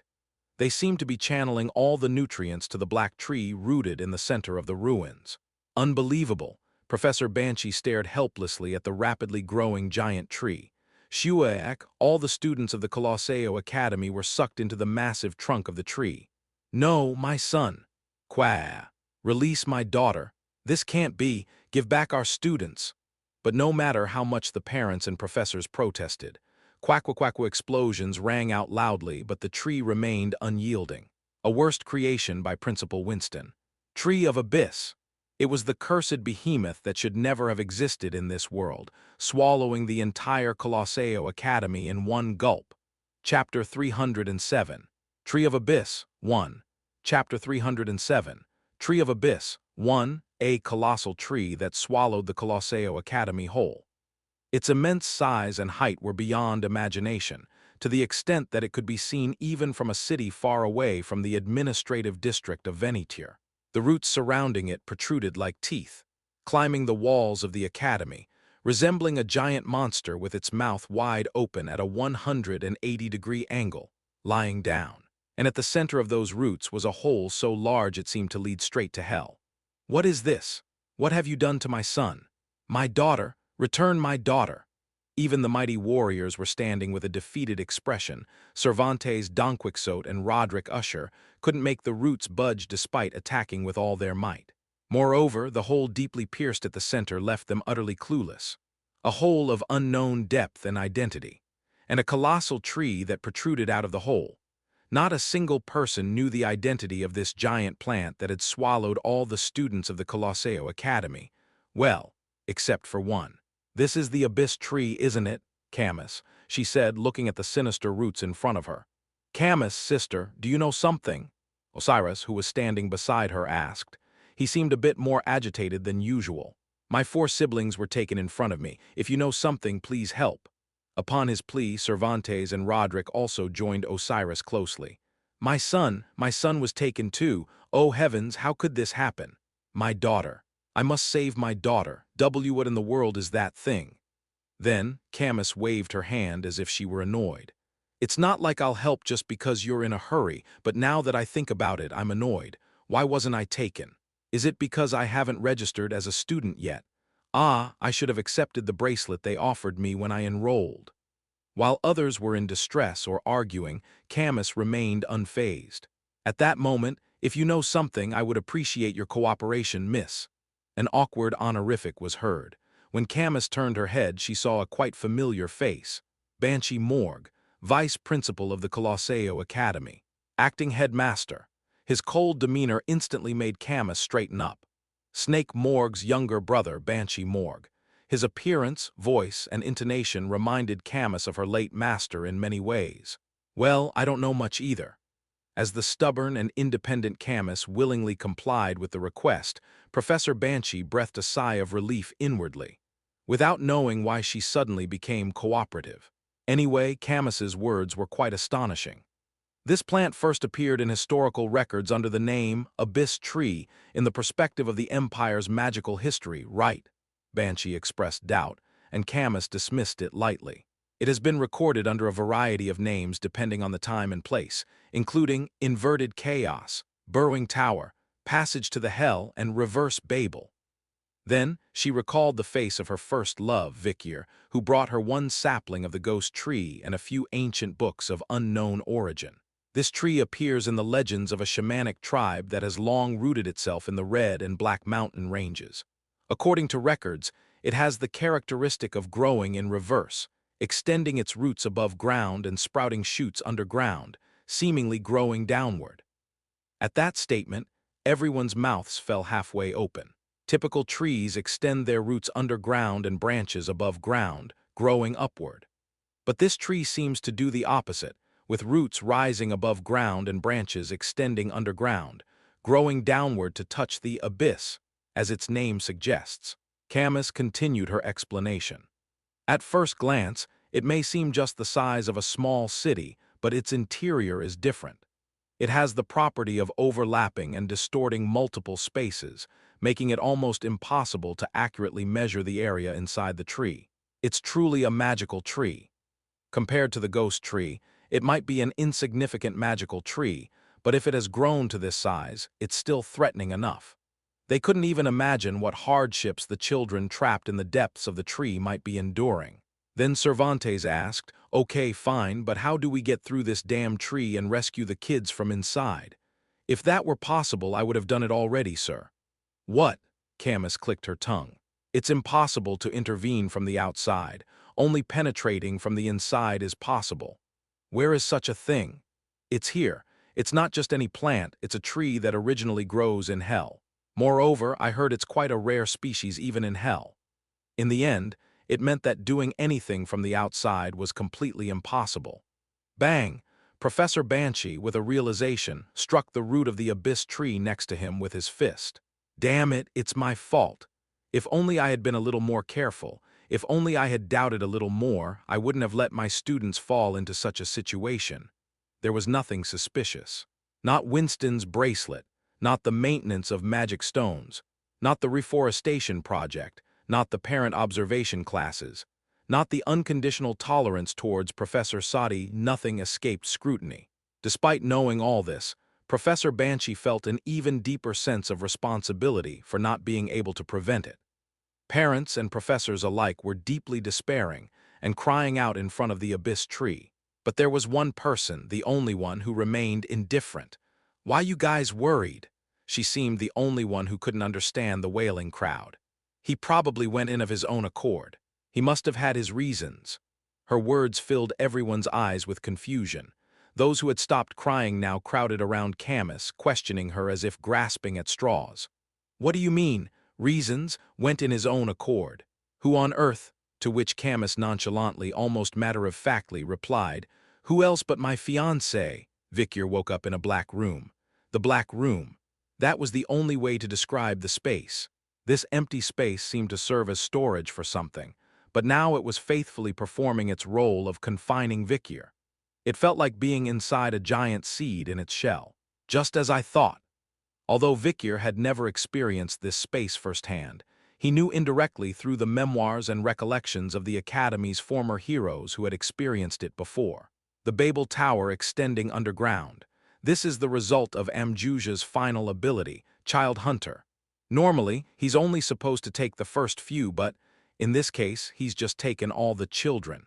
Alone in the narrow space, Vikyr pondered. This was the underground tower created by Amjujas. As one descended further into the depths, one encountered bizarre ecosystems, traps, and various prehistoric beings. A mixture of different worlds' cosmologies. That was the true nature of this unpleasant tower. Vikyr closed his eyes and recalled the internal structure of the abyss tree as described in the memoirs of the Academy's heroes. Long ago, trapped and enslaved ancient civilizations, undead lost in ruins, demons wandering in the void, tribes armed with golems and warlocks, along with worlds of deserts, seas, volcanoes, and snowy landscapes coexisting on different levels. In this space where countless dimensions overlapped or distorted, common sense and laws didn't apply. It must have been difficult to crush all the budding heroes of the academy, so he probably intended to confine them all inside here. Indeed, in the past, when the Abyss Tree appeared at the Colosseo Academy, many young heroes almost met a tragic end. If one died or decided to stay inside this tower, they would immediately become nutrients for the demons. However, if even one person survived and left the tower, those who died or retired would all be resurrected. In his previous life, even though Amjujas himself had created this tower and believed that no one would survive and leave, a single extraordinary figure from beyond the norm managed to escape the tower, thwarting the demon's plans. In fact, Vikir could have prevented the appearance of this tower altogether, knowing the future, but there's a reason I didn't. As Vikir pondered various thoughts in his mind. Ting! A strange sound echoed in the darkness, not through the ears but directly resonating in the mind. Gradually, something suddenly appeared before him. It was a mass of flesh with distorted facial features, oozing flesh and organs and grotesquely withered wings flapping. "Hello. I am Fairy, the caretaker of the tower." Vikir nodded at the grotesque flesh mass that claimed to be a fairy. "It's because of this." The creature spoke in a disturbing tone and accent, accompanied by unpleasant flapping sounds. "You're the first one to arrive at the bottom floor." Chapter 308. Abyss Tree 2, Chapter 308. Abyss Tree 2, the fairy spoke with an eerie tone. "You're the first one to arrive at the bottom floor," and mechanical voices echoed in the ear consecutively. Ding! The rules of the tower are applied. Vikir, a level 1 warrior, has been incorporated as part of the leveling system. Status window ability unlocked. Vikir nodded his head. "That's why I didn't prevent the appearance of the Abyss Tree." Eventually, Vikir opened the status window. Within this tower, one's body is quantified and visualized with numbers called stats. Vikir LV, 1% title. None stats strength. 178 agility, 203 stamina, 207. Locked. Locked. Locked. The level of combat power was displayed like characters in TRPG board games popular in Venetier. Vikir paid attention to the item called level among them. They say you can't fully exert real-world strength inside the tower. The extent you can exert is about 1% per level, but once you level up close to 100, you can use real-world strength as it is. The important thing is that if you return to reality, the additional strength gained here is added as a bonus. That is, if you reach level 10 here, you can exert about 10% of your real-world strength. And if you escape the tower and return to reality, you become about 10% stronger than before entering the tower. Similarly, if you reach level 100 here and return to reality, a power-up of 100% is possible. It means your combat power doubles. It means forcibly breaking through the wall stopping me is possible. Vikir recalled breaking through the 8th style's wall with Dolar's buff a while ago. If he could safely escape this place, he could create the 8th Fang fully without Dolar's buff. First, I have to leave this room and go down to the lower floor. They mentioned something about being first. Vikir discovered a long and winding hole in the black floor leading downwards. It looked like a bizarre slide. Riding it down, a slightly wider room appeared. Unlike the rooms on the upper floor, it wasn't empty. Kikaya! Several angry monsters were swiftly wandering around the room. Vikir immediately recognized their identity. Giant rat Norvegicus, danger level, F size. 50 cm discovery. Across the continent, a rat grotesquely transformed by magic. Adults have intelligence and size similar to small dogs, making them objects of disgust for children. After removing the innards and roasting them well over a fire or boiling them in water, they surprisingly become edible. A tutorial monster. For ordinary students of the academy, sudden changes in location and a body weakened by 100-fold would make it difficult for them to properly respond to this monster's attacks. But Vikir was not ordinary. Even before being sucked into the tower, Vikir was a swordmaster, so even if he was weakened by 100-fold, he wouldn't be taken down by something like a rat. Thwack, thwack. Vikir reached out and swiftly snapped the necks of the rats rushing towards him, killing them all. Then, he finally noticed that the ceiling above was slowly descending. Creak, creak. The ceiling was coming down very slowly, but lingering in this place would eventually lead to being crushed to death by that ceiling. Anyway, I can't stay in this room. It wasn't just this floor. It seemed all the floors of the tower were like this. There must be some device preventing people from staying comfortably inside out of fear. You couldn't feel safe at any moment or comfortable in any place. It was a world where you had to run for your life. If you stayed still, you would quickly perish. This tower was such a cruel world. Squish, just as Vikier snapped the last rat's neck. Ding, an alert tone rang in his ears again. Level 1 warrior, Vikier has successfully hunted the F-rank monster giant rat Norvegicus, the first in the tutorial area. A reward is given for the rare achievement. The grotesque fairy from before appeared again in front of Vikier. Its body was covered in deep wrinkles, pulsating in an unpleasant rhythm, and it opened a hole that looked embarrassingly like a mouth. "Oh, you're the first one to pass through so quickly, right? Well done. A good student deserves a reward, don't they?" After finishing its sentence, the fairy opened the hole where its voice came from and started spitting out what looked like harmful substances at first glance. Splat, splat, squelch. Most of the disgusting substance that came out of the fairy's mouth were blood and pieces of innards. But among them, there were occasionally shiny, strange beads mixed in. Vikier bent down and cautiously picked them up with a serious expression. Ordinary people might hesitate to touch them due to disgust, but Vikier didn't hesitate at all. Crying as soon as the substance touched his hand, it burned. It was so acidic that intense pain was felt as soon as it touched the skin. But Vikier gritted his teeth, rummaged through the substance and picked out the beads inside. Thank goodness, I collected them before they melted. They were candies. If Vikier had hesitated due to the fairy's terrifying appearance, the foulness of the substance, or even the intense toxicity that made his fingers burn, those candies would have just melted away. Hey, hand over what's stuck between your teeth too. That's also part of my reward. Vikier grabbed the disappearing fairy and forcibly opened its mouth, pulling out all the candies stuck between its sharp teeth. "You're quite thorough, aren't you?"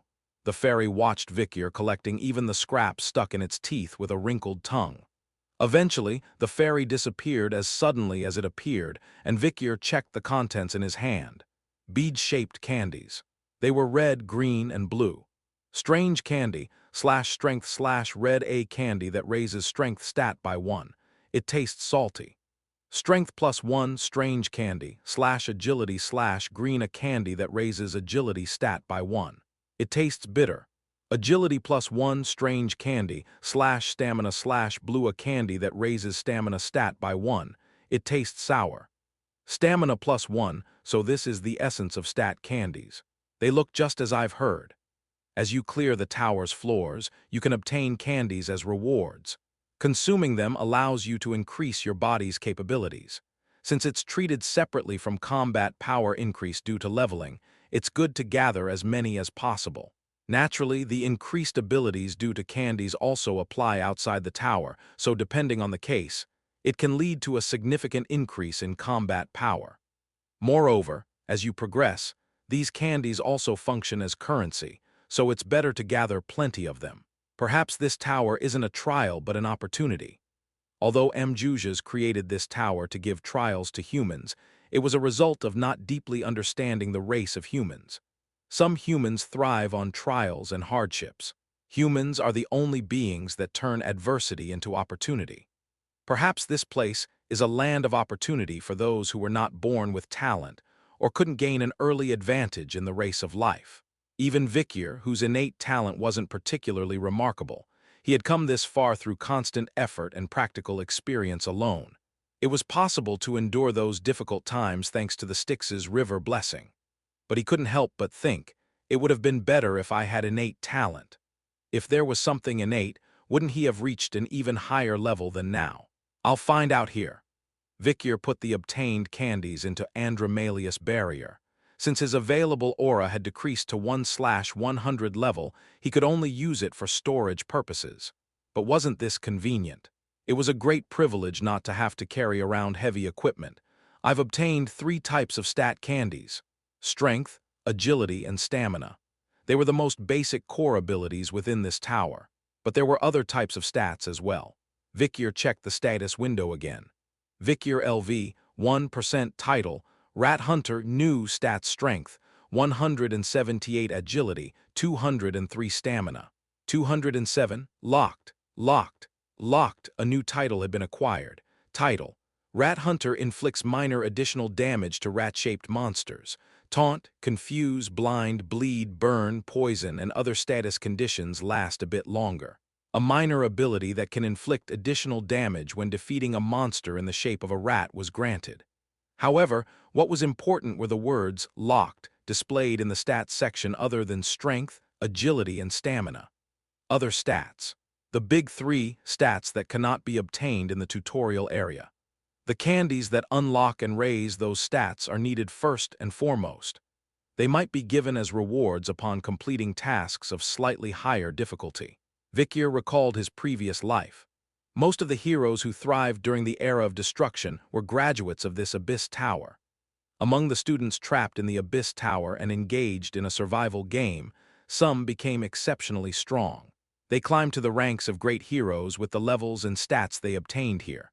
Tudor, Bianca, Sancho, Dolers, and Camus were some examples. Of course, that included the triplets as well. And in this life, Vikir aimed for more than to just become one of those heroes. Camus not being able to enter the Abyss Tower is a variable. However, she has already become strong enough to not need the Abyss Tower. With the power of Demon Lord Seer and even obtaining Morg's artifact, Spectre's Gaze, her potential already rivals her prime in her previous life. She will likely become even stronger as time goes on, surpassing the level before Regression. Since she has become strong enough to not need to enter the Abyss Tower, there is no need to hold onto regrets for long. However, since Camus destroyed the Abyss Tower and saved everyone in my past life, I must play that role in this life. Through her memoir and the reviews of many others, their strategies are etched in Vikir's mind. Now all that's left is to keep pushing forward. Chapter 309, Abyss Tree 3, Chapter 309, Abyss Tree 3. After dealing with the creatures that appeared again and again, a new space emerged. Ding. Exiting Tutorial Zone Underground Floor 1. Reward will be given. Main game has started. Entering Underground Floor 2, Familiar Ground. Vikir picked up an old parchment falling in front of him. Return scroll/grade. A scroll that allows one-time return to the tutorial zone. It contains the answer to the question, "Where are you going, my lord?" Level will be reset upon use. Vikir tucked the scroll given as a tutorial clear reward into his pocket. This is probably an item given to all participants that can be used only once in a moment of crisis. Eventually, Vikir descended to the underground floor 2. There, a quite familiar scenery unfolded before him. Colosseo Academy. It was the internal landscape of the academy where he had spent the past year. Below were the lecture halls, training grounds, and dormitory buildings, while the street was lined with multi-story shops. The garden built with stacked bricks, rows of trees standing at regular intervals, the square under the central clock tower, and the fountain were all as they were. The problem was that the facilities of this academy were already in ruins. Vikir quietly surveyed the surroundings. The school facilities such as classrooms, corridors, and stores remained unchanged from before being trapped in the tower. However, there were subtle distortions. For example, the angel statue praying at the fountain was torn to shreds and turned into a demonic statue, and pictures symbolizing rune and rune crosses were all drawn upside down. Moreover, the surroundings were completely burnt and destroyed, as if something catastrophic had happened. Dust piled up as time seemed to have passed long ago. The nostalgic perfume shop that used to be crowded with female students had its door and glass windows broken and covered in dust, and the signboard of the famous restaurant was heavily rusted. Inside, only the stench of rotting meat wafted. On the recycling bin where the kind security grandfather always greeted students, there were only unknown bloodstains scattered. Everything had turned into ruins. Amjujas devours parts of the world to feed the Abyss Tree. The swallowed world becomes part of the world view inside the tower. It seems like part of the Colosseo Academy has been swallowed up. Dicarabia hanging around his neck spoke for the first time. Baby Madam also seemed to murmur uneasily. Vikir sat quietly in front of the torn angel statue and waited. Anyway, he couldn't go further as it was blocked by a semi-transparent wall. The world swallowed by Amjujas seemed to only extend to the Colosseo Academy's multi-story shopping district area. At that moment, Vikyr sensed a presence. Various students emerged from the ruins ahead, including dormitories, classrooms, and shops. Darn it, what kind of messed up world is this place? Are we trapped in a dungeon or something? Damn it, give me back my power, you damn demon, the students of Colosseo Academy. They had begun to enter the main game slowly after passing through the tutorial. Eventually, 108 students gathered around the central fountain with the torn angel statue. Some were confused, while others already showed a calm demeanor, having adapted to the situation to some extent. Vikyr sat quietly, observing their faces. He didn't see any familiar faces like Tudor, Sancho, Figgy, Bianca, Sinclair, Dolers, etc. Most of them were seniors, and occasionally assistant professors were also mixed in. Most of the levels seemed to be 1, and the stats range from 1 to 3. Naturally, the students' levels were 1, and stats like strength, agility, and stamina varied from 1 to 3. Occasionally, there were rare individuals with a stat exceeding 5, but they were a minority. Compared to my stats, I think the reduction rate is a bit unbalanced. However, stats didn't entirely represent an individual's combat power, and with the existence of unrevealed stats, it was still difficult to judge solely by the status window. Meanwhile, while Vikyr was lost in his thoughts, the students began to explore the ruins of the academy. The upperclassmen became leaders, the sophomores managed in the middle, and the freshmen took care of miscellaneous tasks. Among them, it was noticeable that the noble and wealthy students were prominent. Goodness, what on earth is this ruin? Let's pick out whatever seems useful. Be careful. That fairy or whatever might appear again and give us a mission. Let's gather as many helpful things as possible, like food or weapons. Search thoroughly. This place is already a ruin. The first to grab is the winner. The students started looting the shops scattered around. Those who were quick-witted raided restaurants or grocery stores for canned food or water.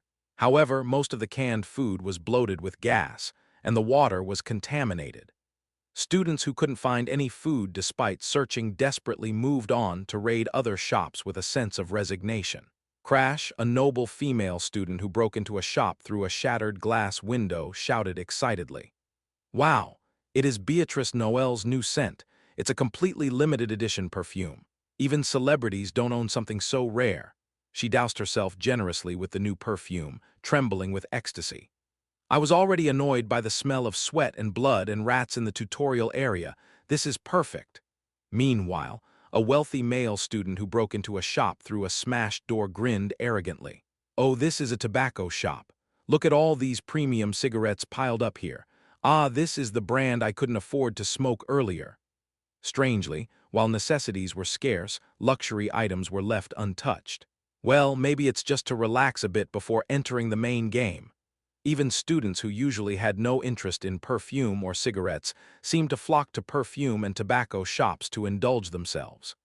However, they'll realize soon enough, Vikyr thought to himself. This tower is a creation of demons, the body of plants born in hell. Everything here harbors not just simple hostility but profound malice. Leaving only luxury items like perfume, cigarettes, and cosmetics, it's clearly intentional. Paranoia should be guarded against, but here in the tower it ironically aids survival. Just then, squish, squelch, splat. With an unpleasant noise, something popped out of thin air. A rotting meat-like figure appeared. It was the guide fairy of this tower. Hello, everyone. How are you all doing? Are you enjoying your time with me, your lovely fairy guide? It continued, babbling in its eerie tone. Regretting being weakened by 100 times, but growth here remains the same as outside. Acquiring latent talents retroactively, opportunities to turn life around with peculiar artifacts. It was all insincere consolation and sweet words. But at the end of all these premises, a phrase added shattered the student's fantasies in an instant. However, that will be decided when you survive and leave the tower, won't it? If you die or cannot leave the tower, it's over. You'll have to spend your life here. Amidst the eerie silence, only the loud sound of swallowing saliva echoed. Then one senior student mustered up the courage. Hey guys, let's not lose heart. This could be an opportunity. If we can just get out of the tower, we can become much stronger. Let's raise our levels and gather more stats here and then leave. Plus, it seems we can find rare items here too. His words emboldened other students. Oh, he's right. Let's give it a try. Who cares about demons? Bring it on. I'll become a hero here and return to my family. Start the mission quickly, you ugly fairy. In an instant, the morale of the students soared as they began to challenge the fairy. However, good, very good. That's the spirit, isn't it? Then shall we begin? The fairy started to seem bizarrely pleased at the students' newfound courage. Saliva dripped between its toothy grin. Its short arms reached out so long that the flesh tore, blood and pus oozing. Yet it clapped its hands rapidly, as if madly, and the students were instantly repelled. Just as the students' fervor faded in an instant, the fairy, trembling with joy, uttered its final words. Are you ready for the second-floor mission? Simultaneously, over 100 sinister holes appeared behind the fairy, and from within, unpleasant sounds began to emanate. Growl, the menacing growls of ferocious beasts. Gradually, creatures spewing flames from their eyes and mouth started to emerge. Over 100 hellhounds freshly crawled out from the underworld. The fairy enjoyed watching the students' faces contort with despair and fear as it threw the final mission at them. Will you survive? Chapter 310. Abyss Tree 4, Chapter 310. Abyss Tree 4, Will you survive? Due to the fairy's unique oral structure, its speech always ends in a high tone, making it sound like a question.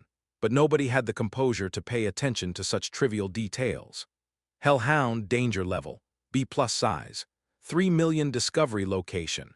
Red and Black Mountain Range, Part 2 Ridge, also known as the Hell-walking dogs. Encountering them brings inevitable catastrophe. Once bitten, survival is impossible. The sulfur flames emitted from their eyes and mouth are brought from the depths of the oil hell and won't extinguish until they consume everything, including life.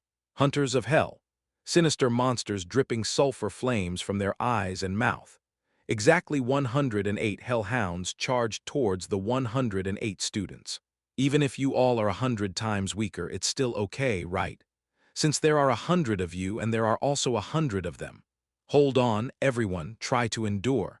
Keek the fairy fluttered with excitement. And belatedly, a noble female student realized the situation and screamed. Ah, what is that? The game had begun. Ring, the number 108 appeared before everyone's eyes. Every student who saw the rapidly decreasing number had an intuition. 108 students must survive among 108 hellhounds for 108 minutes. This was the mission on the second basement floor. Eek, how are we going to win this? You fool, there's no need to fight, we just need to endure. Just run and hide, this may be in ruins, but it's still our academy. This has been our home for the past few years. We know places to hide. If I could exert my full strength, I would form a party and fight, but facing the hellhound pack in this weakened form is reckless. Let's go to the girls' dormitory. We can block the pack from there on the rooftop. No, we have to go into the water tank.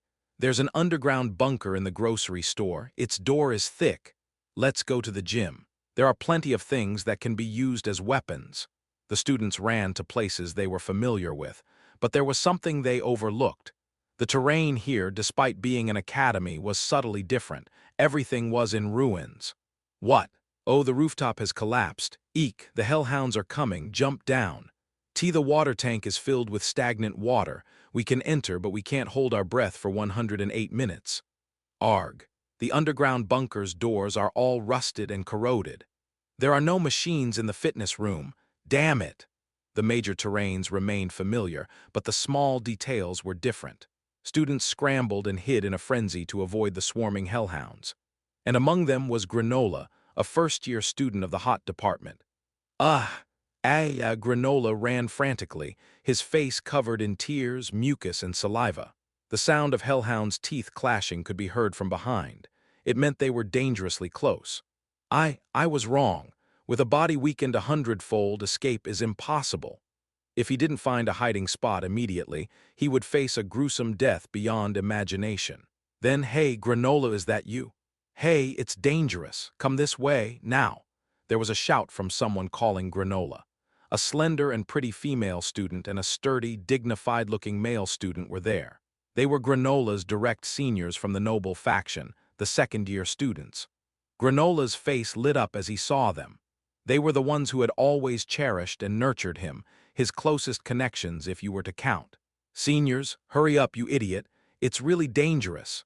Granola promptly nodded in response to the male student's warning, just as a hellhound's sharp claws brushed past him. Granola thought he had grasped the thread of hope amidst despair. "Yes, even in the dire situations, if everyone comes together, we can overcome it." However, the next moment, such a feeble hope was shattered. Crack! As Granola ran, the female student extended her long leg and tripped him. "Huh!" Granola tumbled to the ground, oblivious. Then ahead he saw the seniors, the female and male students, laughing as if amused. "Sorry, my feet are a bit slow. I thought if you get caught, it'll create some distraction." While Granola lay on the ground, the two ran off swiftly, diverting the attention of the hellhounds onto Granola. Unbelievable, Granola despaired. The current situation, the fact that the bonds from outside the tower were nothing, and the time and connections he had spent at the academy, what meaning did they hold? Did I live wrong? Granola looked at the commoner students running alongside him, supporting the injured or fighting together. They were the ones who, when he was just a student, didn't even bother to greet. But now they were bound together by strong camaraderie and solidarity. With deep regret, Granola closed his eyes, realizing the immense cost of befriending the wrong people. Soon enough, the hunting dogs approached. Even without looking, he knew. Eerie, a hunting dog with terrifying fangs and claws reached for Granola's throat. Granola emitted a strong sense of resignation. He was about to give up on life. The hunting dog exuded a fierce and brutal aura as it aimed for Granola's neck. And then, suddenly, "Hey, stop moping around and get up and run, Vikier." He grabbed Granola's back with his hand, lifting him into the air. Time had passed quite a bit. The surviving students were hiding in the ruins, each finding refuge in different places. Likewise, the male and female student from the noble faction who had tripped Granola's foot and fled were also hiding. They had closed the door of the grocery store and concealed themselves in the underground storage room. "They won't find us here." "Of course not, we're hiding so discreetly." The male student's words were met with a wry smile and response from the female student. They talked about what had just happened. "Granola, huh? I kinda feel sorry for him, aren't you? What's there to be sorry about? It's better than us dying." But still, when I called him, he looked completely panicked. "He's just a first year, you know. He's a bit naive. We brought him along because he's from the Reviadan clan. But who cares about his status outside the tower when we're down here?" The male and female students nodded at each other with a smirk. At that moment, rumble, rumble, the presence of a hellhound from above was felt. One that had separated from the pack had broken into the grocery store. "Eek, since there aren't any visible baits, they must be searching." "Don't worry. Nobody knows about this underground room." The male and female student crouched down, covering each other's mouths. The hellhound slowly prowled around the shop, scanning its surroundings. But finding nothing visible, it soon turned to leave the store. Just then, thud, the hellhound's gaze changed. It rushed to a corner of the store and began scratching the floor frantically. Boom, boom, boom, boom, growl. The hot, sulfur-heated claws tore through the sturdy wooden floor like paper, revealing the shocked faces of the male and female student. How did it know?" "Ah, what's this? I thought we were hiding perfectly." At that moment they realized. The hellhound's nose was twitching madly. "Wow, this is Beatrice Noel's limited edition perfume. Even celebrities don't own something so rare." "Oh, this is a tobacco shop. Look at all these premium cigarettes piled up here. Ah, this is the brand I couldn't afford to smoke earlier. Well, maybe it's just to relax a bit before entering the main game." And they realized they had sprayed limited edition perfume and smoked premium cigarettes here in this underground cellar before hiding. Using their keen sense of smell, the hellhounds had accurately located students who had used perfume, cigarettes, cosmetics, and relentlessly pursued them. Even those who used a drop of hand cream couldn't escape the pursuit of these hellish hounds. Meanwhile, so that's how it ended. What did you just say?" "Oh, nothing." Vikier, who had been observing the events at the grocery store from afar, shifted his gaze. Behind him was Granola, looking terrified, and in front of him, countless hellhounds were swarming in. As they fled in all directions, hellhounds chasing the runners ended up following Vikier as well. Granola looked at the dead-end alley blocking their way with despair. Arg, I told you we should have gone to the dormitory area, the area where my room had plenty of hiding spots.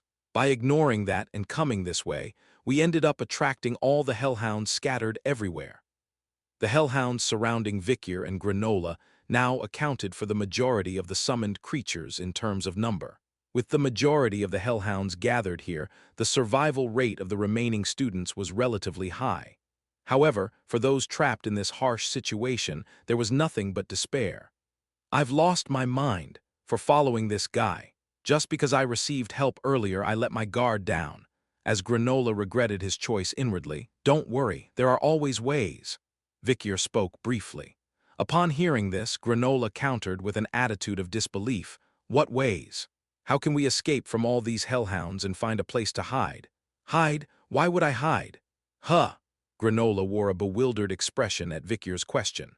However, Vicyr responded nonchalantly, paying no mind to Granola's confusion. "I'll just kill them all. Every single hellhound, no, all the experience bundles here. Chapter 311, Abyss Tree 5, Chapter 311, Abyss Tree 5, I'll just kill them all." Vicyr spoke towards the hellhounds in front of him. Granola's response to this was short and concise. "Have you lost your mind?" It was natural for Granola to react this way. Each of the hellhounds in front of them possessed strong bones and sturdy muscles. Their teeth and claws were sharper than most swords, and the sulfur flowing from their eyes and mouths would incinerate and melt anything it touched. Moreover, their numbers were too vast to be comprehended at a glance. In such a situation, what could one possibly do alone? However, Vicyr remained indifferent throughout. I already knew the hellhounds would show up. Vicyr had noticed the luxury items left behind in the ruins of the academy, such as perfumes, cigarettes, and cosmetics. The deliberate placement of these items that blatantly stimulated the sense of smell was undoubtedly a warning of traps to come. Vicyr tried to think of a few creatures with an unusually sensitive sense of smell, but there weren't many. Gnolls are too easy to toy with. Goblins aren't a challenge either. If anything, creatures like land sharks or hellhounds with sensitive noses might show up. Every piece of equipment and terrain was touched by the demon's intentions, and meddling with them carelessly would incur significant consequences. Crunch, Vicyr drew his demonic sword, Beelzebub, and faced the pack of hellhounds. Swish! With confidence in the pack's strength, one brave hellhound rushed forward only to end up with a severely injured nose. A massive nose and a chunk of flesh the size of a fist fell to the ground. Crack! Yip! Screech! The hellhound, with its nose and snout sliced off, recoiled, spraying hot blood and grease as it struggled backward. Seizing the opportunity, Vicyr sliced the lower jaw of another hellhound attempting to bite into his flank. And the one that had tried to claw Vicyr's buttocks lost nearly half of its right front leg, while the one beside it was impaled through the throat, ending its life. Grrrrrrrrrrr, screech, yip, screech. The hellhounds finally caught on. Their opponent wasn't trying to kill them, but rather create chaos. Of course, this was all part of Vicyr's meticulously planned performance. Hellhounds are rare to encounter in the early floors. The rewards for hunting them are quite generous. Vicyr heard the notification sound ringing in his ears. Ding!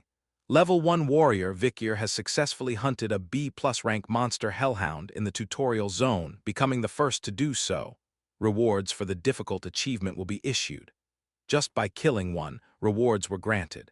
Clattering, it was a red bead, a strange candy that increased strength stat by 1. I wonder what reward I'll get if I kill them all. There was no mention in the memoirs of the heroes of the past of anyone killing all these monsters.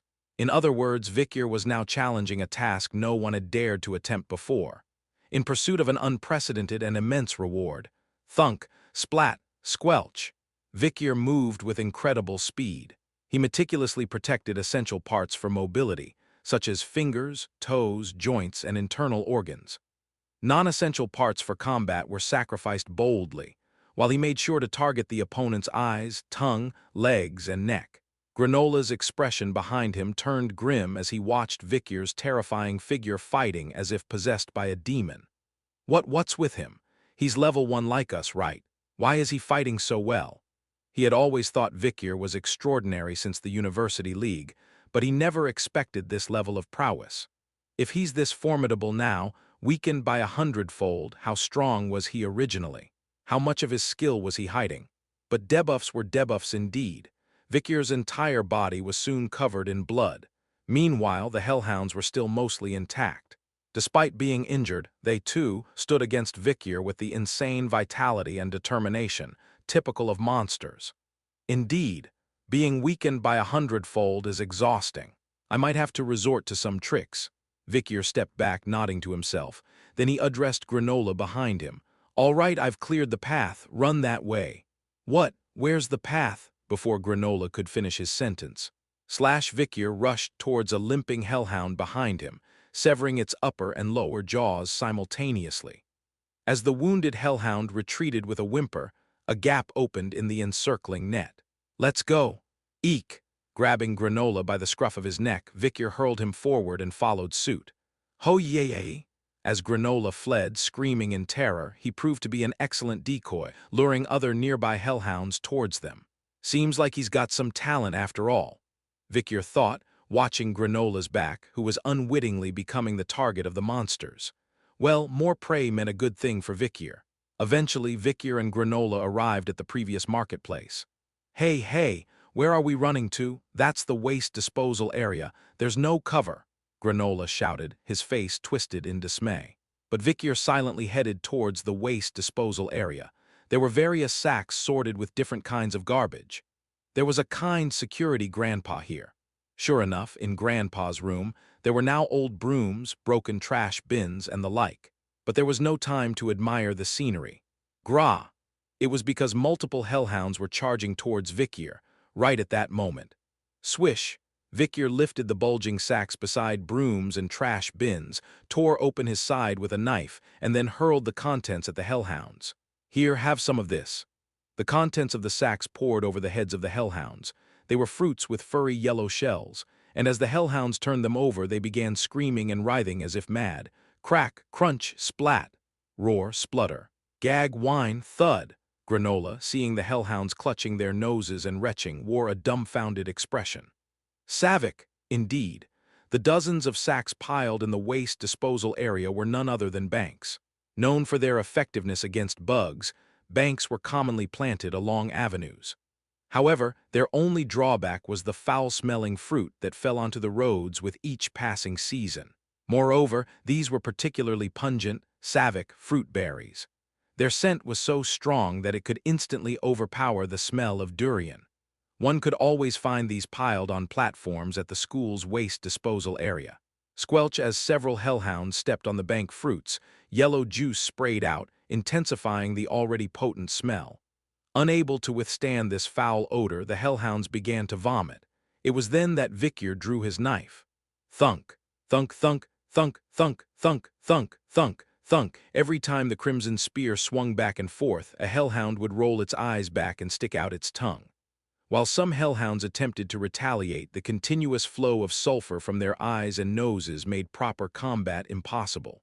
Roll, thunk roll with each hellhound he killed, more candies for stats continued to drop. Red candies for boosting strength. Green candies for agility. Blue candies for increasing stamina. Red candies were the most common, followed by blue candies and then green candies. Boosting agility stats is really tough, Vikyr thought, looking at the pile of candies in front of him. If a candy shop opens later, I could exchange 300 candies for one candy of a higher level. I should probably collect as many candies as possible in preparation for that. Right at that moment, the fairy appeared before Vikyr. While it was usual for it to appear suddenly, this time the entrance was even more abrupt.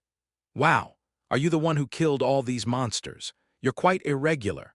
The fairy glanced at the abundance of hellhound corpses covering the floor of the waste disposal area, then curled its tongue in contemplation. Eventually, it offered Vikyr a choice in a subtle voice. You've accomplished a remarkable feat, so I'll grant you a remarkable reward, shall I? At the same time, something appeared before Vikyr. Ding. Warrior of level 1, Vikyr. You have successfully hunted down a B+ rank hellhound pack in the tutorial zone. Reward for the remarkable achievement has been granted. Mission difficulty adjustment is now available for one-time use. Would you like to increase the difficulty? Increased difficulty missions correspond to bonus stages. Clearing the bonus stage will grant additional rewards. A question about increasing the difficulty. In other words, having slain the entire hellhound pack, it was asking whether he would permit the appearance of even more dangerous monsters. As if he'd permit that, you fool! Granola shouted towards the fairy, raising both hands in protest. But standing next to him, Victor made a completely different choice. Yes, send whatever you've got. The arrival of a stronger boss monster was exactly what Victor desired. Capturing stronger and more dangerous monsters would naturally yield more valuable and generous rewards. As Granola grimaced beside him, the fairy chuckled smugly. Great, great, so very great. Are you really that confident? Then shall we begin right away? At that moment, a cavernous hole appeared behind the fairy. Similar to when the hellhounds were summoned earlier, it had the same feeling, but there was only one, and it was much wider in diameter. And then, crunch crack. Eventually, the monster with the adjusted difficulty began to reveal itself before Victor. Ah, this must be a dream. Granola, who had managed to hold on somehow until now, was also on the verge of losing his mind due to the overwhelming pressure. However, Victor's comment on this matter was brief. Long time no see. 3 heads protruding from outside the gate. 1 beast. Cerberus danger level, a plus size, 7 million discovery location. Red and Black Mountain Range, 7th Ridge, also known as the Hellhound of Hell.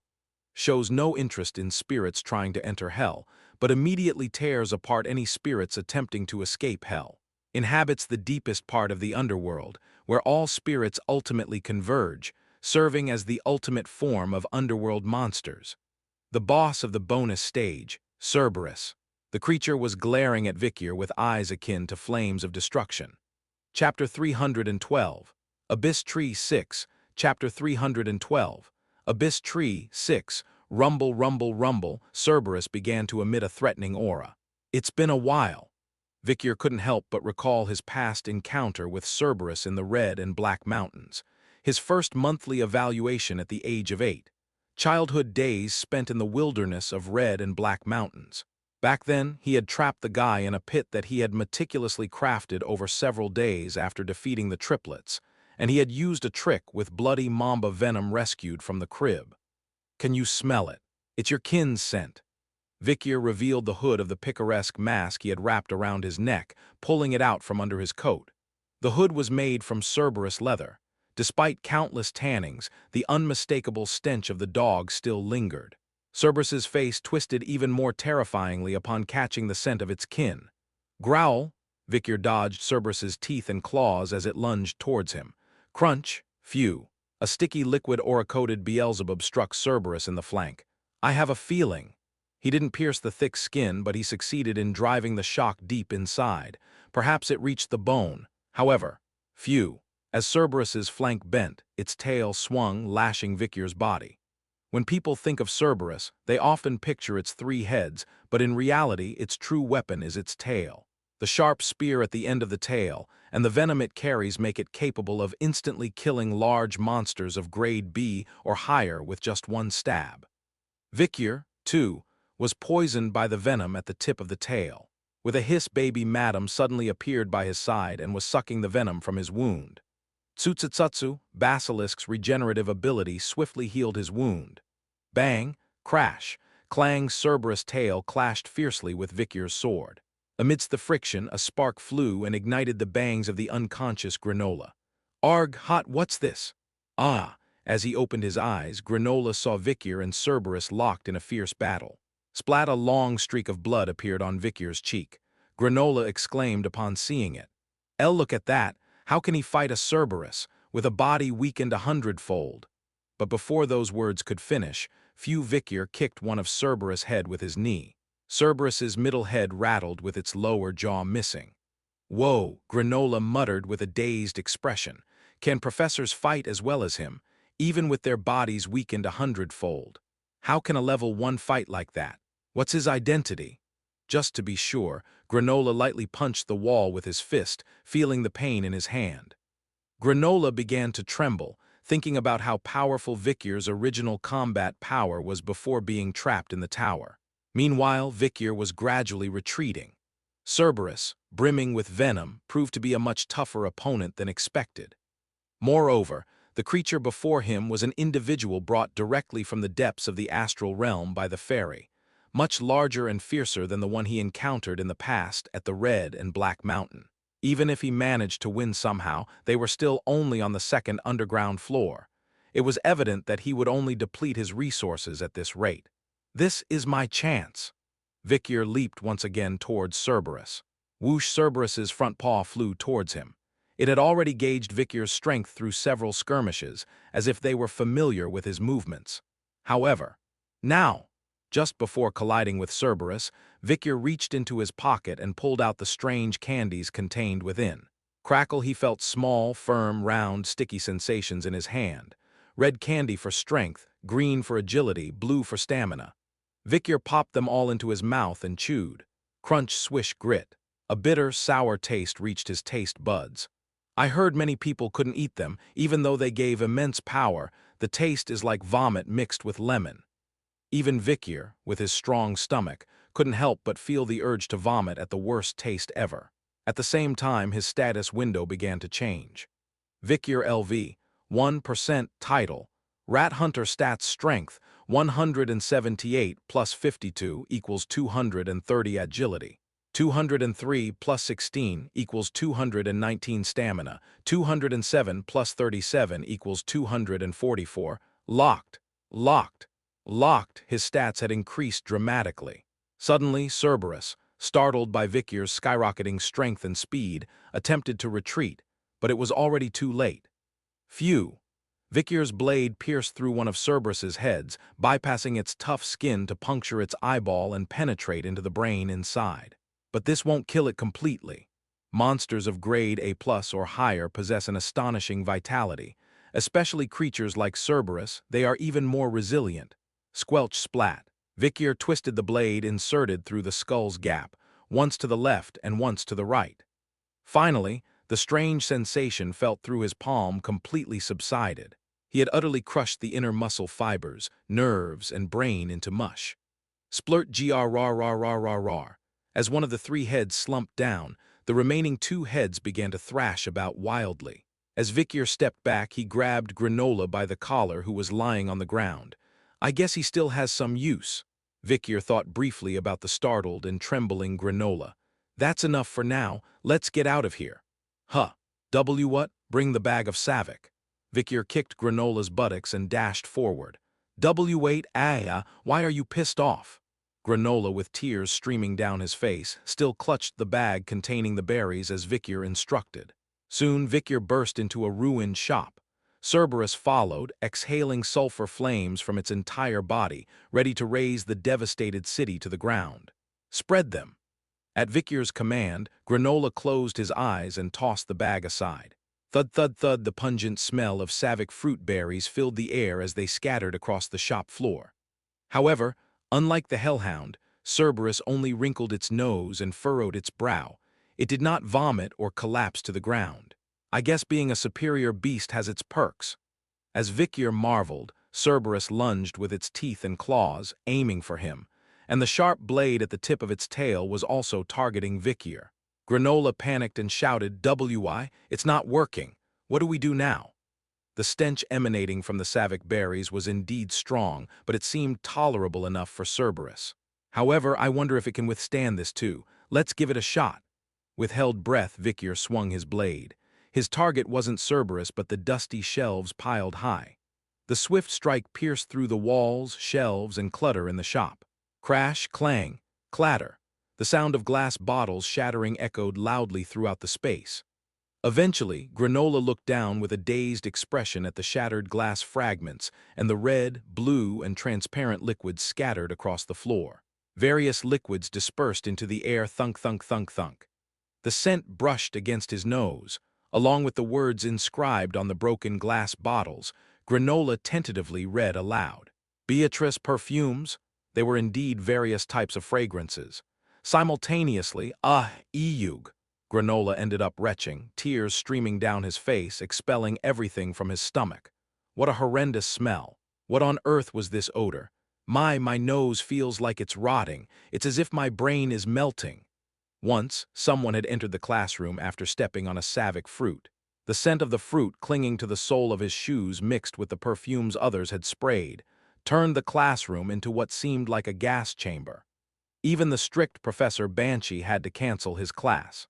And now, the stench was not just 100 times worse than back then, but a whopping 100 times more intense. Even for Granola, a member of the poisonous Revian clan, this was a level of ferocious odor he had never experienced before. Every perfume is fragrant when used sparingly, but when combined with so many concentrated liquids and savic fruit, it's a headache-inducing stench. To make matters worse, as if adding insult to injury, thud-thud-thud rain showers began outside. Eug, the prey started showing signs of distress.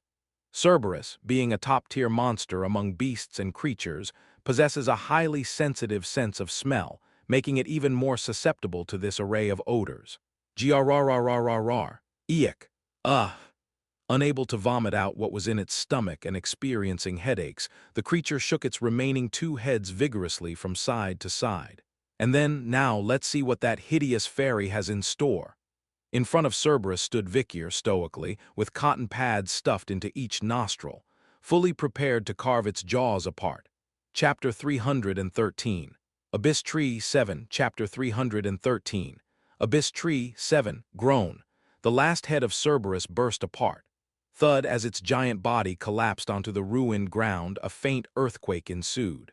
The sulfur and blood spewing from Cerberus's ruptured belly swept away the scent of perfume mixed with the smell of the savic berries from the floor of the shop. Ding! Level 1 warrior, Vikir has successfully hunted the A+ rank demon Cerberus for the first time. Reward for the awesome achievement will be given. Loud notification sounds showered down. Phew! Vikir sank down wearily with an exhausted expression. Taking down Cerberus with a body that had been weakened 100-fold was undoubtedly difficult. Then Granola, who was standing beside him, spoke with an irritated expression. You often hear that you're persistent, don't you? No, I've never heard that. Vikir turned his head towards Granola and replied, I usually kill them all before they can call me anything. Granola felt a chill run down his spine. Just then, you killed it. The fairy appeared out of nowhere and started chattering. Oh my, was this your first time fighting with such a big monster? Vikir's attitude showed that he truly hadn't expected to clear the mission. So the fairy seemed quite flustered. What should I do? The rewards in the earlier stage are limited. Then Vikir spoke as if reluctantly. Among the rewards you can offer, do you have any artifacts or items? Even consumables would do. It seems there aren't any. Vikir spoke with resignation. Well, there's nothing to be done. After all, this mission wasn't made for the sake of proper rewards. It seems it was just made to mock the people trapped in the tower. And soon after, Vikir spoke with great discomfort. But you know, this tower is quite meticulously crafted. If someone can create such a thorough system, they would be very strict about the results they produce. They must have selected only masterpieces on each floor. But isn't it a bit strange that such an error occurred in the beginning floors? Could it be that what just happened was a mission outside the regulations, done by someone for fun? Perhaps someone got drunk on their own power and acted out of line. The fairy looked extremely embarrassed at that remark. It was trying to appear calm, avoiding eye contact, but its wildly beating heart was clearly visible in the torn chest. Vikir cut in abruptly. I don't need any rewards for this bonus stage. Instead, I will file a claim with the tower's management when I meet them later about this incident. I'll protest it seriously. They'll have to look into it thoroughly. The fairy then shouted urgently, A reward. I have a reward for you. At the mention of a reward, Vikir finally smiled slightly.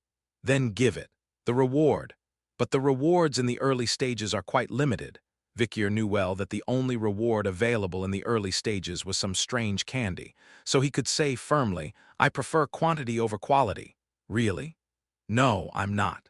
As long as it's not just a handful. With Vikir nodding his head sternly, the fairy widened its mouth to the point where it looked like it might tear open and bleed. What? Really? Eventually, the fairy started vomiting an enormous amount of candy from its mouth. Red, green, blue candies poured out in piles.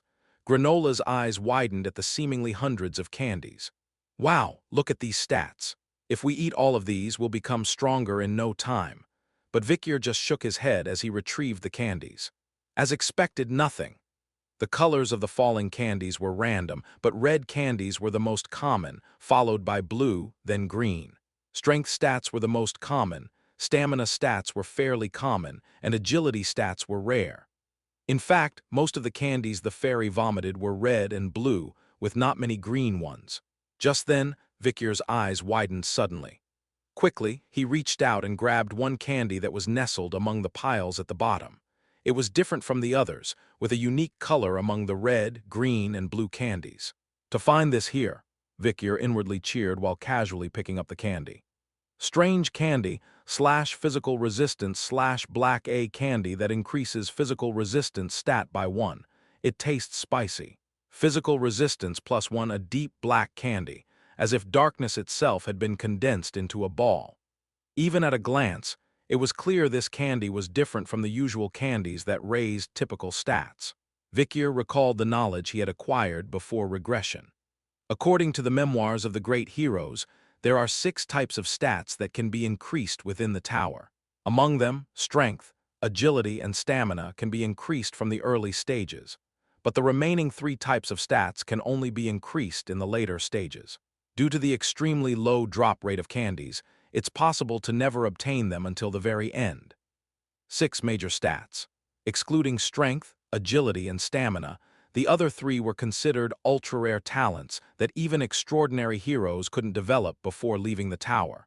And Vikyr had already obtained one of them. Physical resistance, a stat that reduces the damage dealt when struck by an attack. Without hesitation, Vikyr immediately consumed the black candy. Swallowing it down, his tongue and throat immediately felt the burning sensation of spiciness. Ding! There was a change in his status window.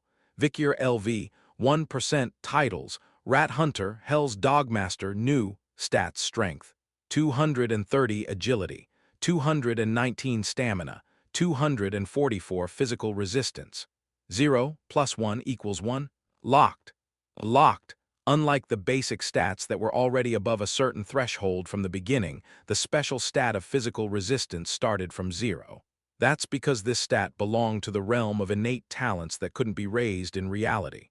Only within this tower could it be increased. Now that I've successfully unlocked it by eating the candy, the stat will naturally increase along with leveling up. Just leaving it alone will allow it to grow along with my level.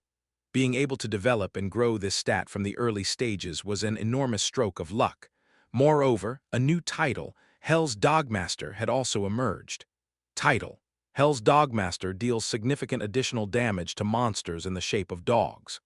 The duration of various status abnormalities such as provocation, confusion, blindness, bleeding, burns, and poison is slightly extended. As for the title perks, that's one thing, but unlocking the physical resistance stat in the early stages is truly a great opportunity. In reality, wasn't Vikyr attempting to reach the bottom of the tower precisely to get all 6 major stats? Leveling up is important, but what's even more crucial is the completion of these 6 major stats. The 6 types of stats that can be taken outside the tower. However, gathering them all was an achievement that none of the heroes before the regression could accomplish. Then, as Vikyr sat quietly lost in his thoughts, the fairy approached him. "Hey there, do you perhaps need any other candies?" After finishing speaking, the fairy extended her finger and displayed a status window. Fairy's Candy Shop, buy and sell unused candies. Strange candy, golden, exchangeable for 300 candies of any color. The fairy stretched out her tongue and showed Vikyr the golden candy sold at this shop.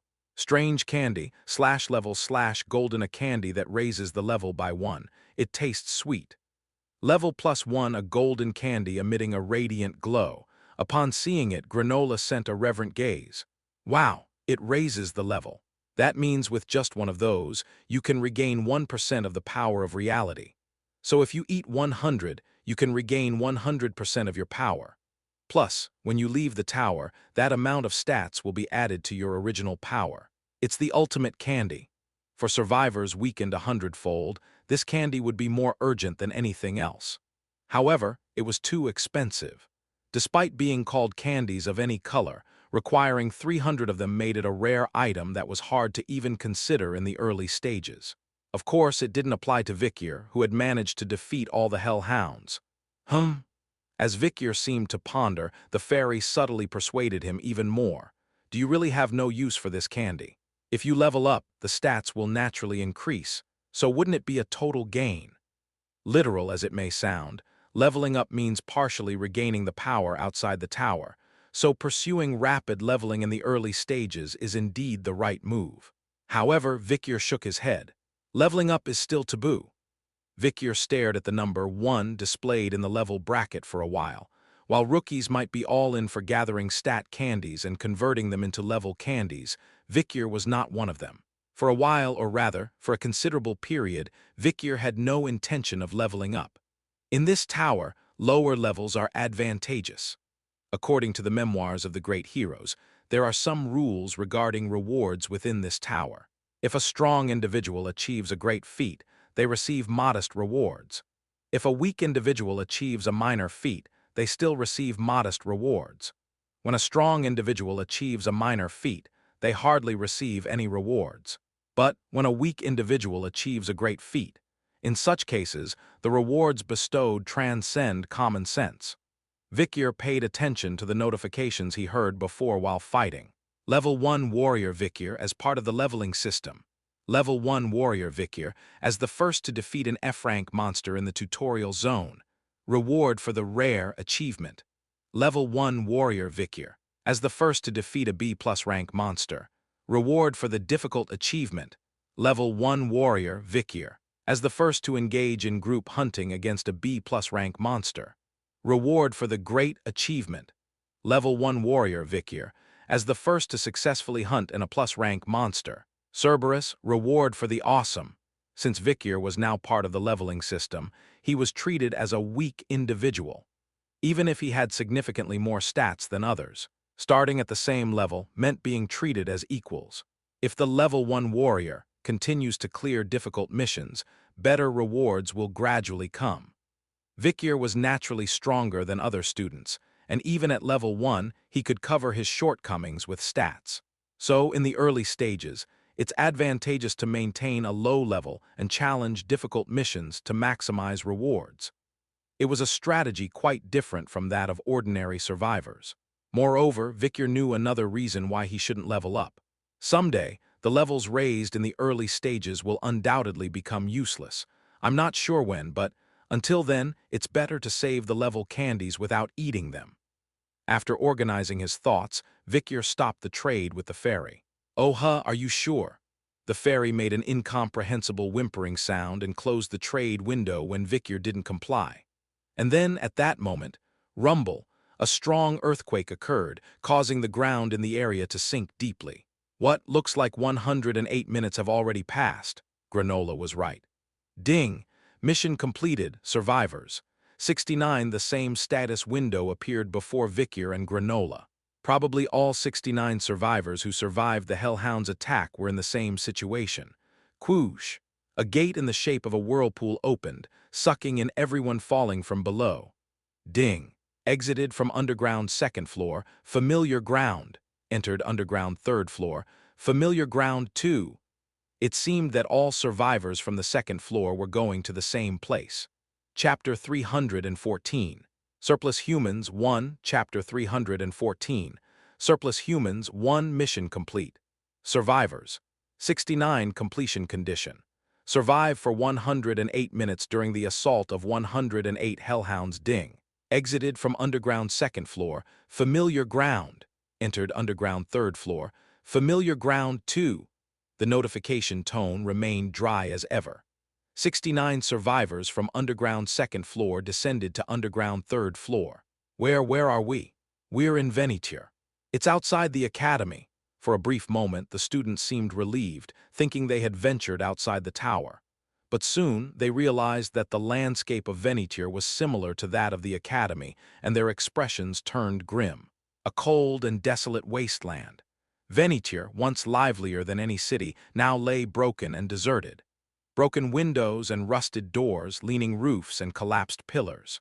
Though the sun was still shining, the air remained dry and bitterly cold. Then, Hey, what's that? Wow, it's huge. It looks gross. I have a bad feeling about getting closer to it. Walking cautiously through the city, the students soon stumbled upon something peculiar.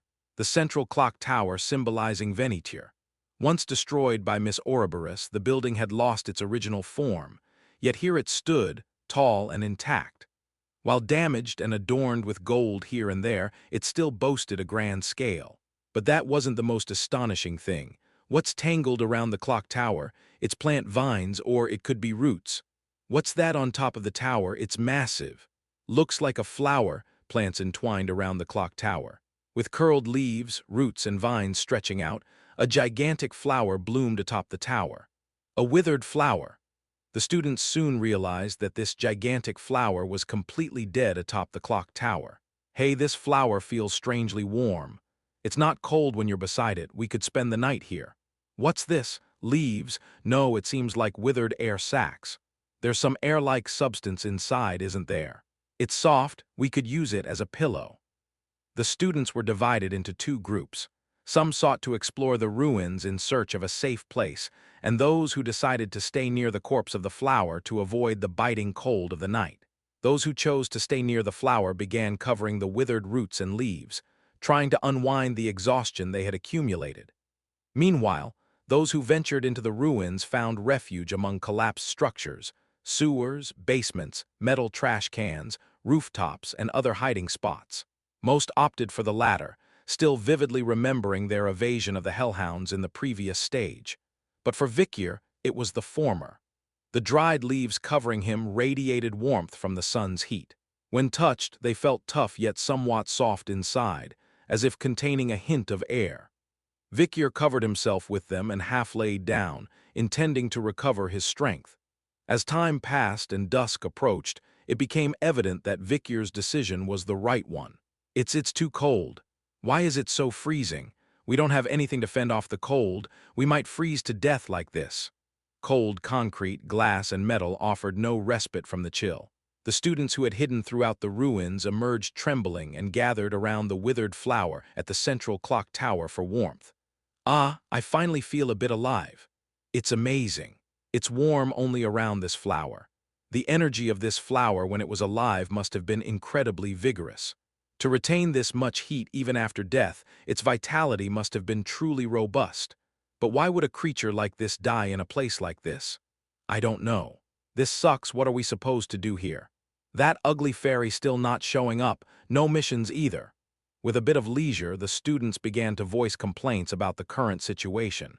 Then, the second crisis struck. Gurgle, the cold had somewhat subsided, but now hunger became the issue. Once again, the students ventured out to scour the ruins, yet hardly anything edible was found. Expired chocolate bars, bloated canned goods, the putrid smell of some meat. A few wilted weeds were all they could find to eat, and even that was in minimal quantities. Everyone was feeling disheartened by the food shortage.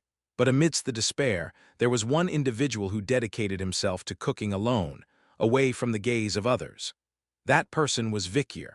Bubble, bubble, bubble, Vikir lit a fire under a container filled with leftover oil and placed a crumpled pot on top. Then he boiled rainwater collected from the tent. Why are you boiling water? Granola, who had been glancing over, asked quietly. Vikir replied quietly, I'm hungry, really. You have food? Granola asked, swallowing hard with anticipation. Vikir simply nodded. Eventually, Vikir extended his hand towards the stem of the withered flower, and with Beelzebub's swoosh, as he infused it with aura and pierced, the stem of the plant began to be gradually cut. Dealing with this extremely tough plant stem wasn't easy even with Vikir's aura.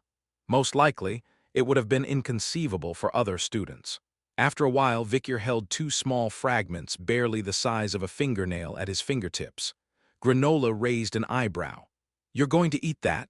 But isn't that too little? However, Granola's mouth fell open at what unfolded.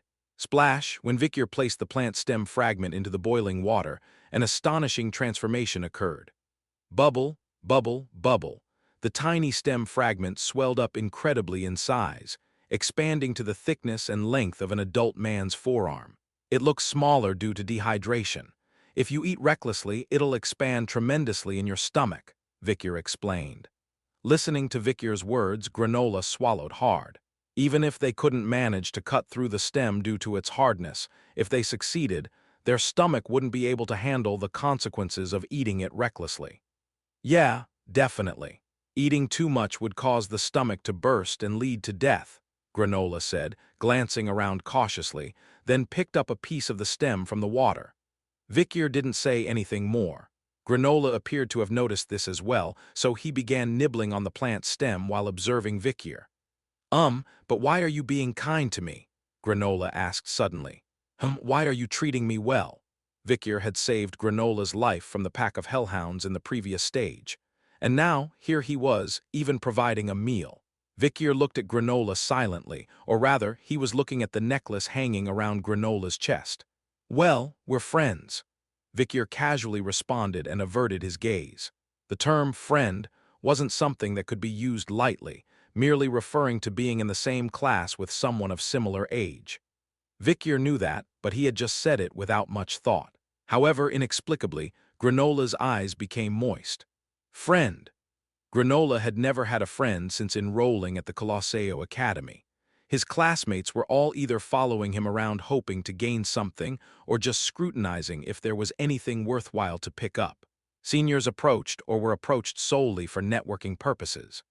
Furthermore, he constantly received the treatment of a child due to being the youngest, and even his notable achievements didn't bring anything new as they were merely following the footsteps of his older brothers, who had all passed through before.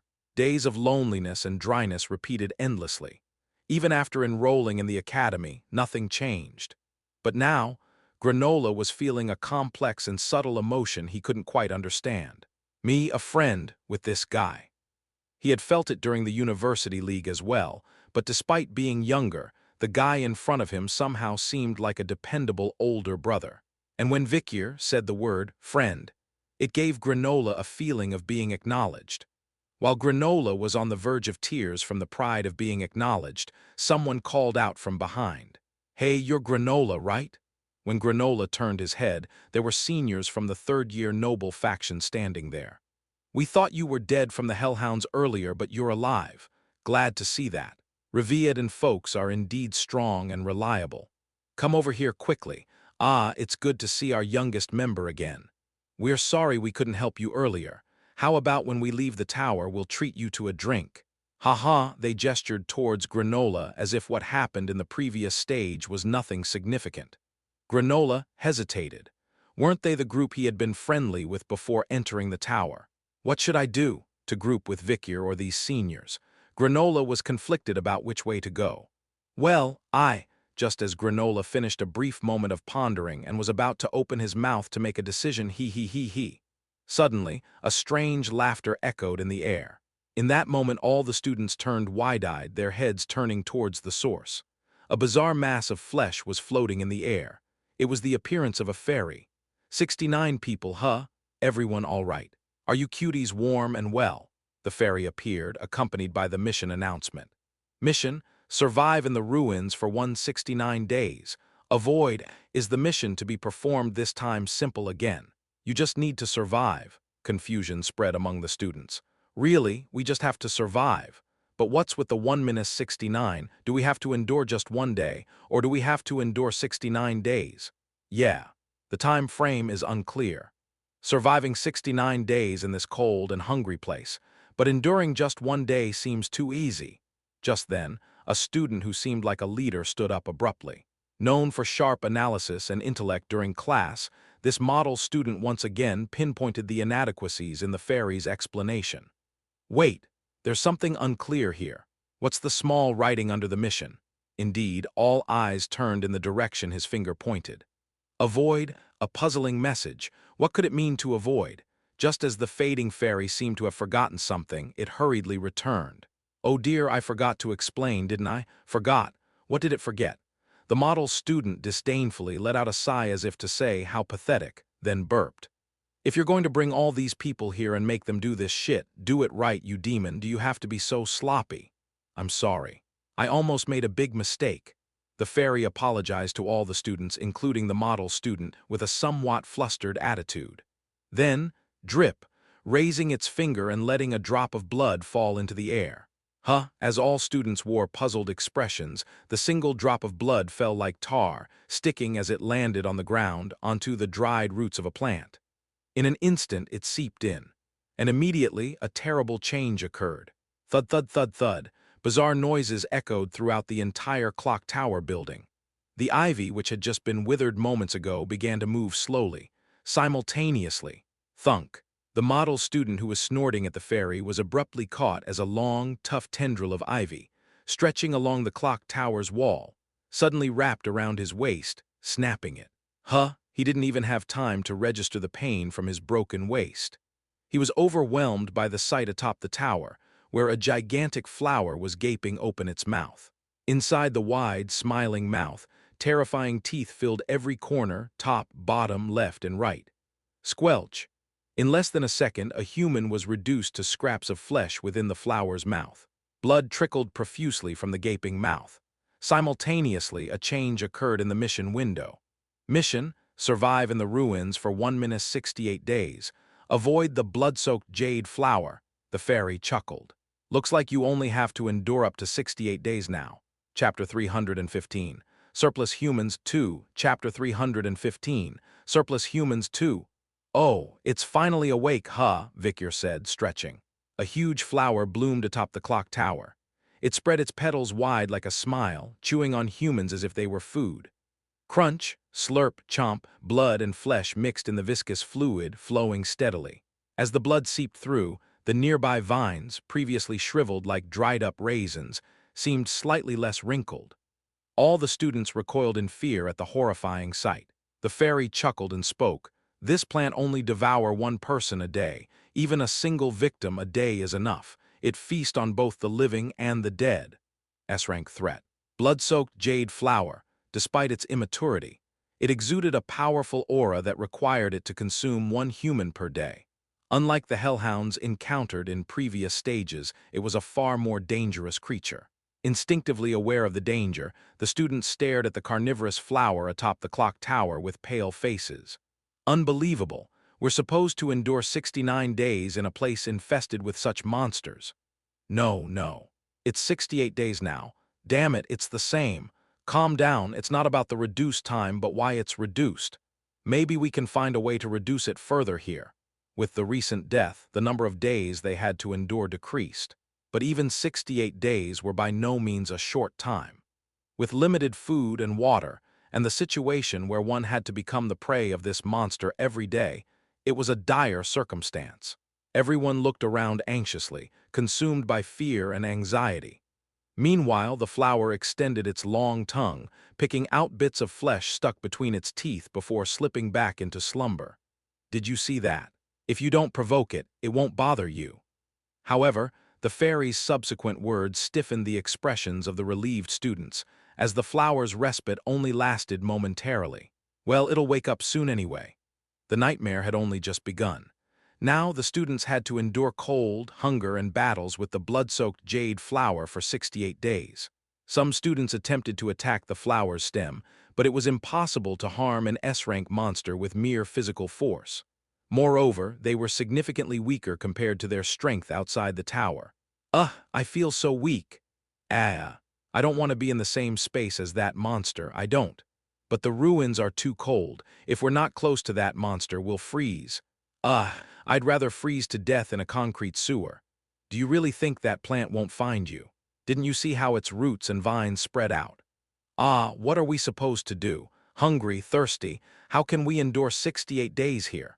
The students despaired, utterly confused and terrified, not knowing what to do. Then, as if offering solace, the fairy spoke. Don't lose hope. Shall I give you a special gift?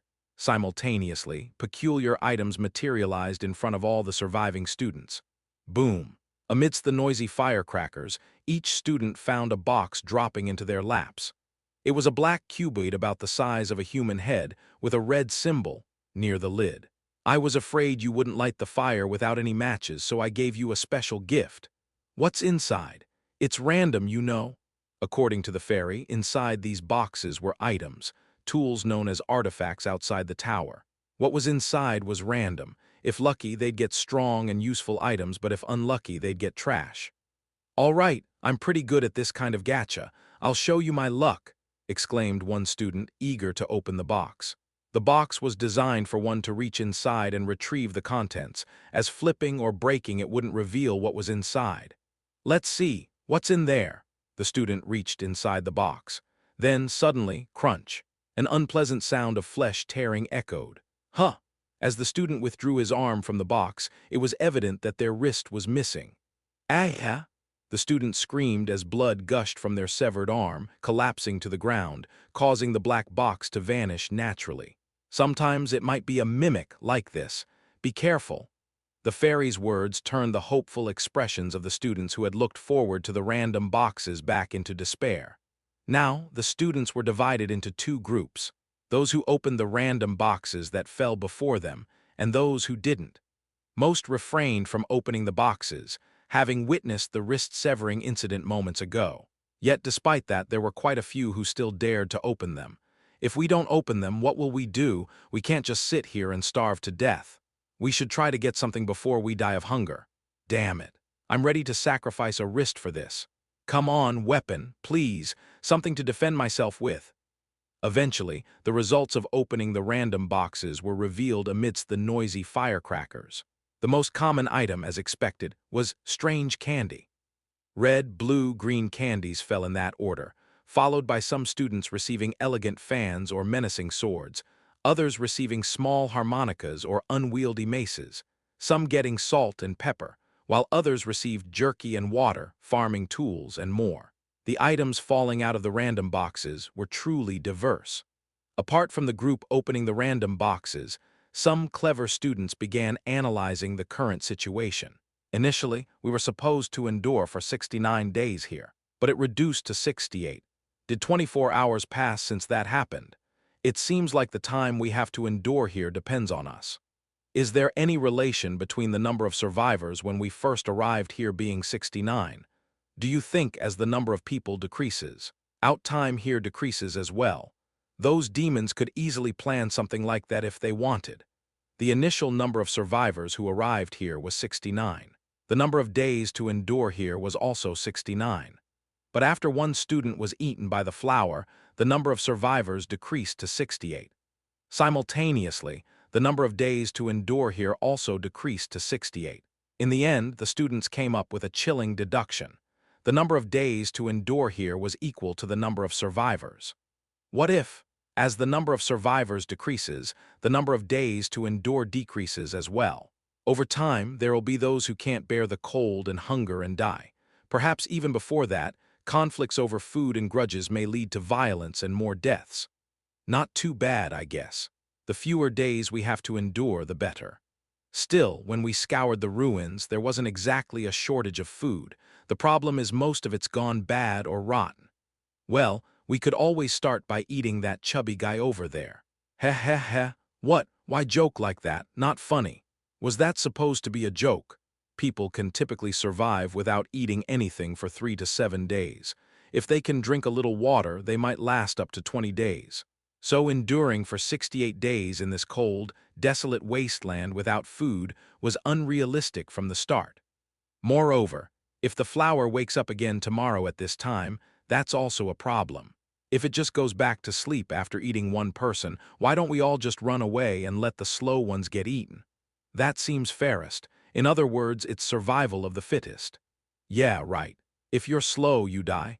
Couldn't we just team up against that flower? Is it really that strong? As the students exchanged opinions, the fairy interjected as if it had forgotten something.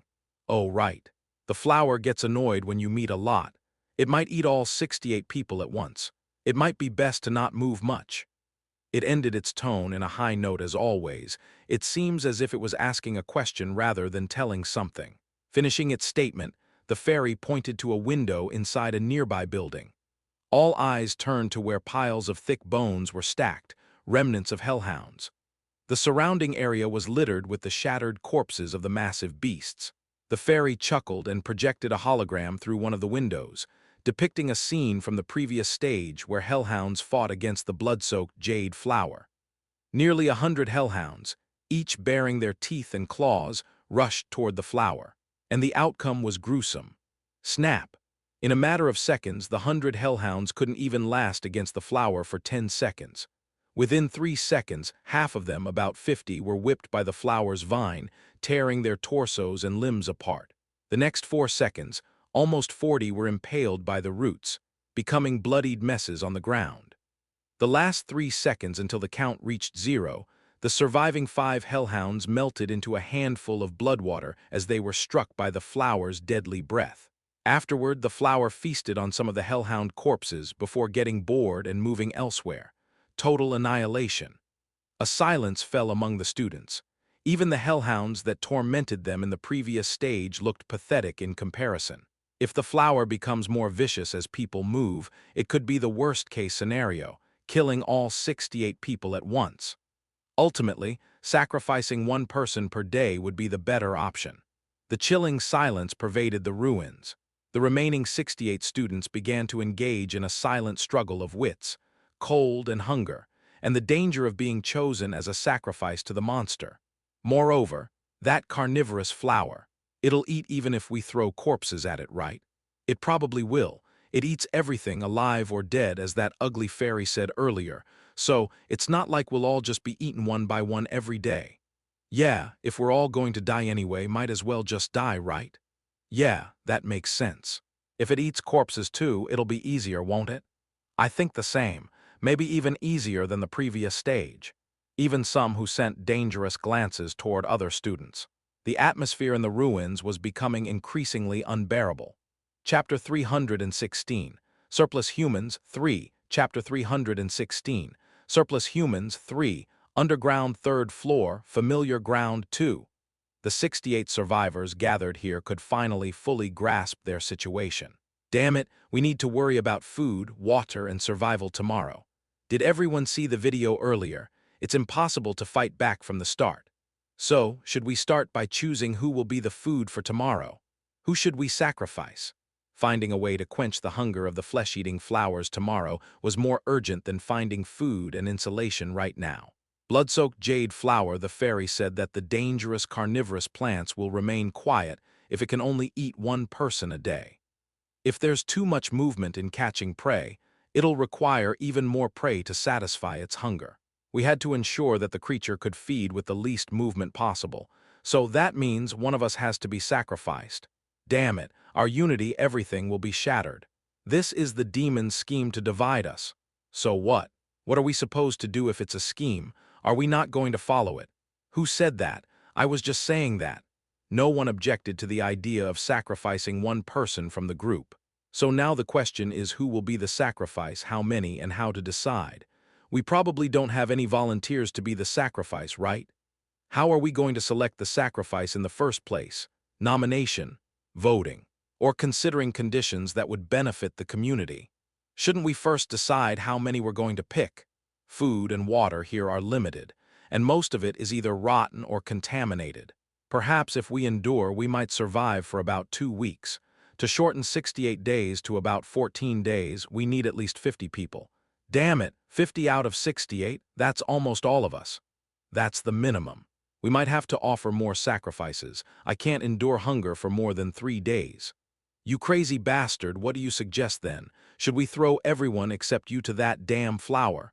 Who said that? People have different tolerance periods for hunger. This chubby kid, seriously, he's been whining about his hunger since school. Arguments escalated everywhere. And among them, one person shouted out of frustration, "I'll just eat you fatso." Instantly, the atmosphere in the room turned cold. The student who spoke seemed flustered and stumbled over his words, glancing around. What's with this atmosphere? It was just a joke, guys, of course, not serious. Just, but everyone sensed it. What they needed to do to survive here for 2 months. Deciding the prey to give to blood-soaked jade flower was not the end. They also needed to decide on what to eat. Cannibalism, a long-standing taboo of humanity, but once a familiar survival method. The message from the demon was simple. Eat each other. Turning into mere prey in front of a flower monster wasn't truly hitting rock bottom. What lay beneath that was the basement, a grim chamber where brutal cannibalism would take place. The students were gradually realizing the demon's intentions. No one spoke, but the growing heaviness and grimness of the silence spoke volumes. After a prolonged silence, one person stepped forward. It was Arthur Gordon Pym, the leader of the noble faction, a third-year student. Arthur opened his mouth with a grave tone. "Guys, we have to make some tough decisions." At his words, everyone looked up. Arthur continued. "There will be more harsh decisions ahead, but for now, let's focus only on the problem at hand." All students nodded in agreement. Let's put aside terrifying thoughts like food, water, prey, sacrifices, cannibalism, and tribal disputes for now. What mattered urgently was deciding the prey to appease blood-soaked jade flower tomorrow. Swallowing dry saliva, Arthur spoke again. "We need to decide who to offer as a sacrifice to the flesh-eating flower tomorrow. Does everyone agree?" Everyone nodded. Arthur continued, "Does anyone have ideas on how to select the sacrifice?" "How about a vote?" Someone raised their hand and suggested. "Voting. Yes, it's a good method. Students have often made decisions using this method at school. But voting is essentially a process of producing yes or no results when there's a specific issue at hand. To vote, we need someone or conditions to be proposed as the sacrifice. Then we can vote on whether to follow that," Arthur explained. They could vote to decide whether to nominate a specific person as a sacrifice. But that was too direct and aggressive for ordinary minds. Students chose a method that minimized guilt as much as possible. That is, a method where the target was turned and then nominated. "Hey, what about this?" A muscular figure, arms folded, spoke up. "In nature, weak individuals perish and only the strong survive. So, the sacrifice should be the weakest among us. Even if a fight breaks out, the weak are likely to become the sacrifice anyway. So, nonsense." An immediate rebuttal came from beside him. A female student with a neat hairstyle and glasses chimed in with a clattering voice. "We're human beings, civilized and intelligent. That's not right. What does strength have to do with it? We're not wild animals. So, what criteria do you want to use to choose tomorrow's sacrifice?" "Well, as I said earlier, we're civilized and intelligent, right? So maybe we should choose based on who's not smart. How about using school grades as a criterion?" An opinion emerged to sacrifice the weakest or those who are not good at studying. The big, burly male student who had shouted earlier, still with his arms folded, shouted again. "It's right to sacrifice the weaklings first, like that nerd over there." He glared at a small, timid-looking male student who was crouching nearby. However, the timid student, who might have cowered at the shouts of the big male student during their school days, no longer cowered. "Me weak? Well, I think I'm taller than you now." What did you say?" The big male student momentarily flinched. The timid-looking male student slowly stood up. Then, with determined eyes, he stared at the big male student. "Show me your wrists." At his words, the big male student could only sweat profusely and say nothing. Thwack! In an instant, the timid-looking male student swiftly lunged forward. The big male student, startled, released his crossed arms and took a defensive stance. As the arms were released, it revealed that one of the big male student's wrists was severed and wrapped in dirty cloth.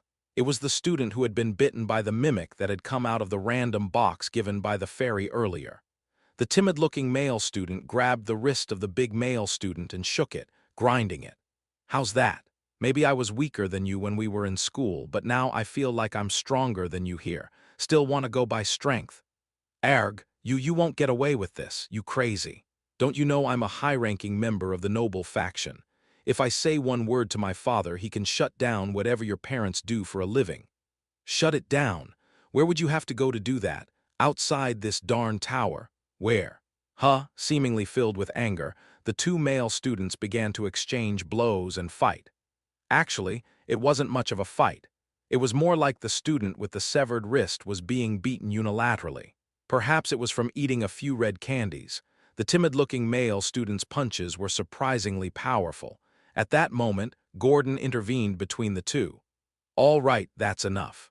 Now is not the time for us to fight among ourselves. Things could spiral out of control." When Gordon, the leader of the noble faction, spoke so firmly, even the timid-looking male student backed away with determination. The big, burly student with the severed wrist also hurriedly crawled back on all fours. His groin was already soaked in yellow. Afterward, numerous proposals came up. As expected, it's best to choose based on who's weakest. Let's kick out those who can't study. It's a waste of brains, isn't it? Why should lower grade students even argue with higher grades? Sacrifice the first and second year students first. Grades shouldn't be the basis. I'm old because I've repeated a year. It should be based on age. Shouldn't we prioritize the elders? Ridiculous. Age is something you just get for free. What do you expect to get out of that treatment? Let's go by year level. How about money? Shouldn't we do it based on who doesn't have money? It's simple. How about based on the number of friends? Let's sacrifice those without friends first. Friendship vote, friendship vote. Hey, you all know our family is the best if we go outside, right? The world runs on connections. Let's think about it. When we go outside, I'll really remember the ones who'll sacrifice for me, and I'll make sure to take care of them later. As the atmosphere heated up, guilt evaporated faster and faster. Students who had initially looked around timidly because of guilt were now spitting and bargaining like merchants in a bazaar with bloodshot eyes. Let's do it democratically with a vote, through voting. Okay, let's decide democratically. Majority rules. Yeah, keep going until we have a unanimous decision, like students of the prestigious Colosseo Academy would, intellectually, democratically, through debate. And the result? It was decided that one student would become the prey for the blood-soaked jade flower tomorrow. A first-year student whose face and name weren't easily remembered. He couldn't study, couldn't exercise, didn't have outstanding looks, and didn't even have a friend to protest on his behalf. He cried out in a plea that sounded more like sobbing or wailing. "It's unfair that I've been chosen." Shut up. It was a majority vote. You were chosen unanimously. You guys colluded with your friends. I'm a loner, so I don't have anyone to favor me. As the student chosen as the prey desperately shouted, the faces of the other students hardened. Hey, is being friendless something to brag about? Connections are also a skill, you know. What's the point of useless people like you being alive? What benefit can you provide to the community? Seriously, if we beat you up here and make you look like an idiot and then throw you to that flower tomorrow, what are you going to do? Just quietly go since you're chosen. Later, when we go outside the tower, we'll compensate your family. I'll tell them you were a hero. Okay? Threats and persuasions were thrown around everywhere. Those who weren't chosen desperately reinforced their walls to secure their safety. And no, I have parents at home and siblings. The male student chosen as the prey started to stutter and sob. And at that moment, everyone who saw his tears averted their gaze, albeit momentarily. It was something they didn't want to admit, that the male student reduced to mere prey was someone's precious child and sibling. But what could they do? If someone else doesn't die, I die. This place is like that. No, isn't the world outside the tower the same? Almost simultaneously, everyone felt nauseated. Amidst the immense contradiction and chaos, the atmosphere was becoming increasingly distorted. And then, enough! The tightly swollen madness subsided in an instant. There was a hand that captured the attention of all students. I'll be the prey. Steps resolutely walking forward, pushing through the hesitant ones. Black hair, crimson eyes, an expression impossible to read, indicating unknown thoughts. It was Vikier. Chapter 317. Surplus Humans 4. Chapter 317. Surplus Humans 4. I'll be the prey. A voice captured the attention of all students. Vikier stepped forward in front of the students. His nonchalant expression seemed as if he was offering to do trivial tasks like cleaning or dishes, as if it were nothing. Everyone fell into silence. There were hardly anyone here who didn't know Vikier's face. The first-year superstar who was always the talk of the academy. Whether it was sports, grades, skills, appearance, he was top-notch. The incident at the bazaar where he outwitted both the noble and clan factions was already a rumor among the professors. Gordon, the third-year noble faction member, asked in a bewildered tone, "You want to become the sacrifice for that carnivorous flower?" "Yeah. Do you even know what a sacrifice is? Or are you a bit mentally off? Maybe you hit your head somewhere while falling." They hadn't witnessed Vikier hunting the hellhound pack or Cerberus, but knowing that Vikier was much stronger than most seniors, this situation was merely puzzling. Yet Vikier repeated the same words with indifferent tone. "I will become the prey. If you don't like it, find another volunteer." After finishing his words, Vikier turned his head and looked at the students on either side of Gordon. Though covered in blood and sweat, they all wore expensive clothes that seemed high-end. They were probably students from the noble faction. Everyone who caught Vicier's gaze cowered and backed away. "So no members of your group, huh?" When Vicier asked, Gordon and the noble faction students avoided eye contact. In such a situation, Vicier continued speaking casually. "You guys, weren't you planning to hunt other students to use as sacrifice for the flower?" At his words, the eyes of all students widened as if torn apart. Vicier had heard some rumors from behind, so he was confident that the noble faction students were plotting something sinister. "That carnivorous flower, it'll eat even if we throw corpses at it, right?" "It probably will. It eats everything alive or dead, as that ugly fairy said earlier. In that case, it's settled. This should make things easier." "I'm thinking the same. Perhaps even easier than the previous stage." However, the noble faction students paled at Vicier's words. What nonsense. Are you insane? How could someone even think like that?" "Am I wrong?" "Of course. I'm serious. Believe me," Gordon shouted in frustration. But it was already too late. Other students who heard Vicier's warning, meaning those not from the noble faction, subtly began to distance themselves from the noble faction students. Now the noble faction couldn't easily manipulate the atmosphere like before. Gordon scratched his head while watching the students subtly avoid him. "Damn it, so what now? You came out to say something, but what do you want?" "I said it from the beginning, I will become the prey. Then just get eaten, figure it out yourself." "Well, yeah, however." After pausing his words for a moment, Vicier looked around at everyone. "I'm just trying to tell you all how to make sure no one days after me." At his words, everyone's gaze once again fixed on Vicier. Each of them wore an urgent expression. Starting with Gordon, who approached Vicier as if he was about to kneel down right away, stumbling. "What? Is there such a way? What is it? Unless you're trying to lie because you've changed your mind." But Vicier didn't listen to Gordon's words until the end. "I'll kill it." "What?" Gordon's expression momentarily blanked out before he could finish his sentence. Vicier repeated once again, "I will kill the blood-soaked jade flower." The expressions of the surrounding students froze at his words. "What nonsense is this? Didn't you see the footage the fairy showed?" "Ah, seriously, we just wasted our time." Just as complaints began to burst out here and there, boom, a terrifying sound exploded, ripping through everyone's eardrums like a thunderbolt. Vicier, with his fist raised, had slammed it straight into the wall of the clock tower. Crackle, crackle, crack. The diagonal crack spread rapidly, demolishing one of the cylindrical pillars of the clock tower and causing the arches beyond it to collapse one by one. Everyone's mouths hung wide open. Vicier spoke again. "I will kill the blood-soaked jade flower tomorrow alone." What more could they say if that's what he decided? The students could only stutter in shock with their mouths gaping. At that moment, Vicier crossed his arms. "However, there are a few things that I need." What are they?" In response to Gordon's question, Vicier casually answered as if it were inconsequential. "Random boxes. Candies. I need everything you got."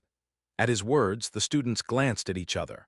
Those who had opened the random boxes hesitated with the candies or miscellaneous items that came out of them, while those who hadn't opened them were holding the random boxes themselves, hesitating. Gordon was no exception. Holding 15 strange candies that came out of the random box, he was cursing inwardly. "If I knew this would happen, I would have eaten all the candies as soon as I received them." But Vicier knew exactly what they were all thinking. Those who eat candies now will be excluded from the transaction, even those who have nothing to offer. "What do you mean by excluded from the transaction?" "Figure it out yourselves. I have everything planned." At his words, everyone bit their lips. In truth, there wasn't much to ponder. From the beginning, receiving the random boxes and the items from them was a means to survive against the blood-soaked jade flower.